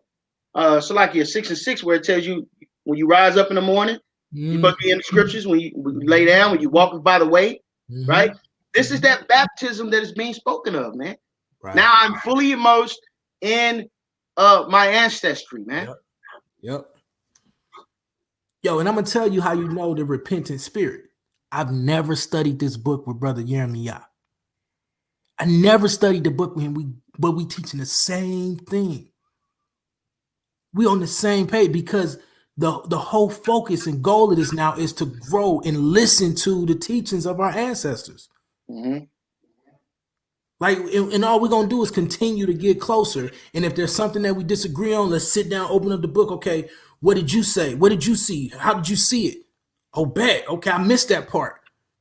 See what I'm saying? Like that's the growth of this thing, man. So it's amazing to see us growing and opening up and waking up, being able to have a conversation. But now we got to get it to all of our brothers, all of our sisters. Yeah, man. Because look, it's very informative to have some of these in-depth conversations, DNA, and going into migration patterns, going into chronography, like all that stuff is great, man. But this boils down to the simplicity of the scripture. The Bible says you will be amazed at the simplicity of the scriptures, man. You understand? And for those that are desiring higher learning, it's there for you. You understand? It's there for you. The Bible. That's what I was trying to tell with Kansu. Like, bro, like the Bible's not limited. You can't just say, oh, just put it up in the realm of mythos and just leave it there. Hell no, man. We got actual lands and locations, kings, and certain interactions with different nations and all that stuff is literal, bro. Crazy statement. That's why I couldn't be quiet. I was trying to. That was a ridiculous statement. We got all you know what I'm saying? We got a king's list. We know these certain kings happen. We got the Lachish, the relief of Lachish. We can see the expulsion. Come on, man. Yeah, that's real. Hey, look, family, I gotta go. I gotta help my wife put these kids to bed. I promised I'd be up there about 20 minutes ago. Yeah. But this all praise the Lord, man. Hey, man, we're gonna keep building. I want us to start kind of focusing on some of these presentations, man. Let's get this out. Let's get this work out, man. Got you. That's what we've been talking about doing already. I really want to start teaching the law to these brothers and sisters too. Like that's my goal, is so they can see the simplicity of the law. For some reason, everybody view the law like it's hard. And a lot of this you're already doing, but you're not putting the Most High first. And so that's why we're not getting there. Right. And so I'm with you. We'll start doing the presentations. Y'all just gotta forgive me. I'm just working so much. Hey man, really look, more is required of you, brother. Hallelujah. You're right. You're right. That's the speech I've been getting a lot lately. So it is what it is. That's confirmation right there. So, but yeah, y'all brothers, man, I appreciate this platform. Y'all already know what it is. To each brother, you know what I'm saying? There's none but love. Yashar. You know what I'm saying? Hey man, look, man, we forming like Voltron, man. Yes, these brothers, it ain't 2012 no more, Nick Bro. Okay, yeah, it ain't 2014 no more. That's over. Right. Understand that we're not all fragmented, fractured out. Now we linking up. Now you're in trouble. And they scared of that, bro. They scared of that. Tell you. Yeah. That's real. That's real. So it's love, man. Shalom. Peace to y'all, brothers, man. Y'all be safe. Obviously, I'm gonna keep supporting, and then we'll link up. You know what I'm saying, in the chats. No doubt, man. Shalom, man. Shalom. Shalom. Yeah, Joshua, man, you did another 6 hours, brother. Yeah, man. I gave all my free time to you, brothers, man. Praise the glory. You gotta, Jeremiah, bro. We gotta end the show with "If it wasn't for the sacrifice of Christ," bro. Okay, all praise and glory, man. Yeah, I sent that to you. It's in your DM, Joshua. All right. Before that, hey, Kansu came in here with smooth words. Yeah, he did, man. I wasn't letting that ride for a second. Bro. You know what I'm saying? First of all, I addressed that thing that happened between I guess it wasn't him, I guess it was Chris or whatever. But I wanted to bring it out. We got a platform too. We got voices too. You know what I'm saying? Yeah, man, because Kansu be sitting over there. That's why I asked him what I asked him, bro. You know what I'm saying? I asked him straight up, bro. You see what's going on. You see these brothers just denying this, you know, and being intellectually dishonest and just to keep that narrative going. You know? Right. He had to admit to that. Right. You know, but you know, I always keep my eye on the one with the forked tongue, man. That's what I'm gonna keep. I'm just leave it like that, brother. Right. But yeah, man. Apparently they were going over some information. Yashar went on their channel and spoke about it, and they told the brother it wasn't the primary source. So I made him admit to the whole audience what a primary source was. That's a first-hand account, man, an eyewitness. And Yashar presented an eyewitness, man. Right. That's another reason Josephus is respected. Exactly. He lived during the time. That's a contemporaneous witness, man. Mm-hmm. So you can't disregard that. You living in That's the what we're present doing around day. here, family. Right. It's 2020. You gonna tell this man that he don't know what the hell he was talking about. Right. Like y'all get real pseudo when it comes to anything to do with the Bible, Israelites. These niggas get real pseudo, bro. Well, look, man, some of these guys, man, built their whole career off of being against the Bible, man. Right.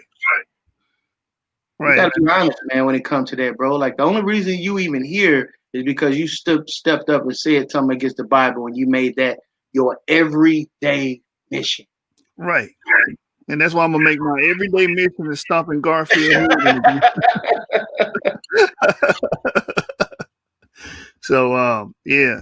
And bro, brother, what happened, man? I thought he was gonna come on the other day, man. Bruh. Why did the chicken cross the road, brother? Man, I don't know. Because he didn't want to get hit with the Mack truck. That's why. Right. All right, he man. If he ain't got control of the narrative, brother, he is not stepping on. I couldn't believe that, bro. He asked for the link, and then 2 messages later say, well, you can come on my platform. The reason why he did that so he can go say, see, I'm not running. I asked him for the link. Right. That's you know how he is. He's a charlatan. You know what I'm saying? But hey, ain't no sweat off my back. I went to your neck of the woods, took a you know what in your bathroom, and then flushed the toilet, brother. You got to come over here and see me now. So yeah, we can close it out with let me check my DM, man. I mean, any closing words from you, brothers? We're gonna shut it down. Man, I just want to say, man, I appreciate the source, man. You know what I mean? Like, I appreciate the sacrifice each one of you brothers are making, continually working and building toward trying to offer the people scholastic work, trying to take this thing to another level, not afraid to have conversations. Like, brother asked us, are we afraid to lose? Hell no. You know, lose what? It's going to give me a greater opportunity to go research and become better. So we can't be afraid to have these dialogues, family, because something might come up that you have to go tighten up on. There's nothing wrong with that, man, because none of us knows everything. Right. Yeah, it's always a great opportunity to learn and get better, man. Every day should be an opportunity. You know what I mean? It just because your information might not have been, as solid as you might have wanted it to be to get what you was looking for, and still that just leaves room for growth. So either way, you win, even when they say you lost. So understand that, family. Facts. Yeah, and if these, like I told Kansu, you talking about references, y'all not gonna read our books, and then if y'all talk this cash money, all the time, like what we saying is so easy to disprove. So if what we saying is so easy to disprove, why not debate it? What's stopping you? What stopping you from getting in the ring? If what we saying is so silly and so ridiculous, you should be able to get in the ring and handle your business. You know what I'm saying? And Sean Harris, I appreciate your words. This is why we do what we do. This is why the Most High allowed Brother Jeremiah, myself, Sister Diamond, and the rest of the source to come together so that we can bring this information to you guys that really appreciate what we're doing. And this is all for the Most High and for the kingdom. Trust that. That's right. That's right. And the restoration of the nation of Israel. All right, let's get it. Listen to these words, family.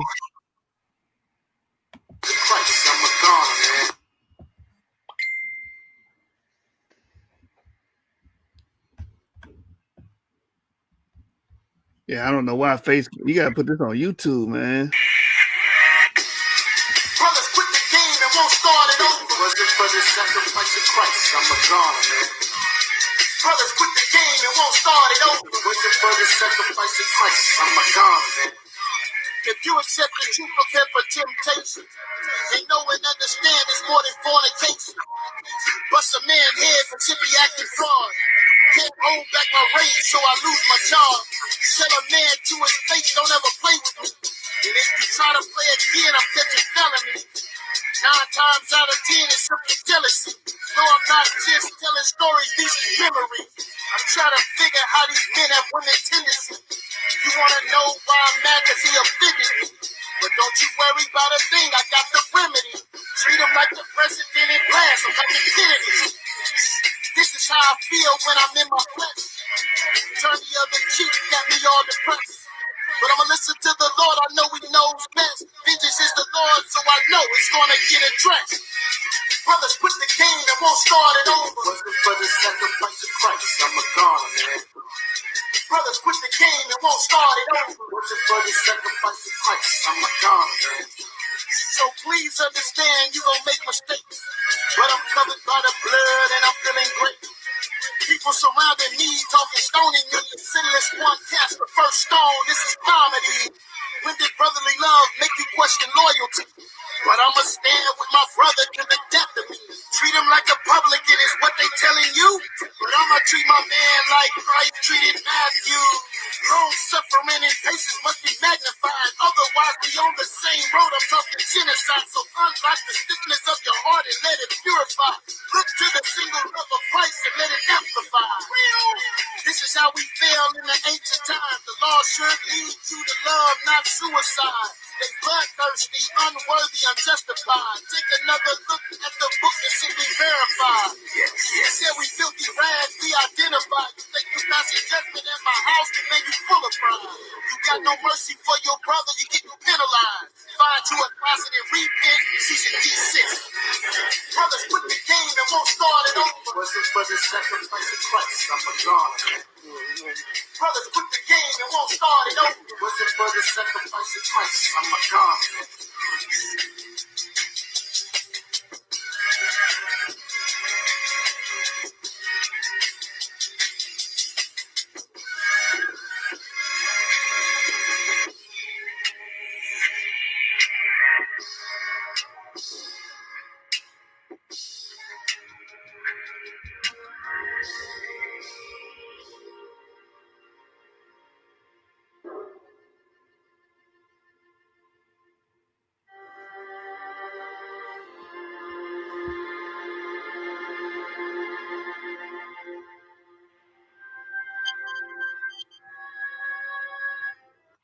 Won't start it over. Was it for the sacrifice of Christ? I'm a goner, man. Brothers quit the game and won't start it over. Was it for the sacrifice of Christ? I'm a goner, man.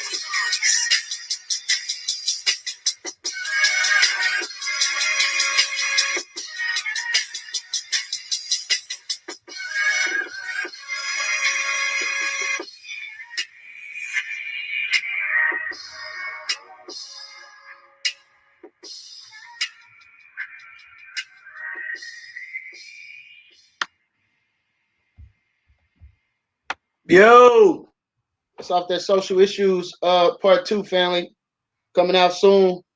Y'all stay tuned with me, man. Check me out on IG, Jeremiah. Please say the Yah. Find me on Facebook, Jeremiah Yah. I appreciate the love and support sincerely. Absolutely, family. Motivated focus, garments of vengeance, Israelite business, support the loved ones. Shalom. That's right. All right, brothers, we out. SUC leaving. Before we go, I just want to give a shout out to Debate Talk for You, Orthodox Moor. If y'all want to go check out the video on the pews, go to Orthodox Moor's channel on YouTube, and they did an excellent breakdown and a video on the pews and the slaves being able to write and read different languages. So yeah, show them some love, man. All right, we out of here. Peace.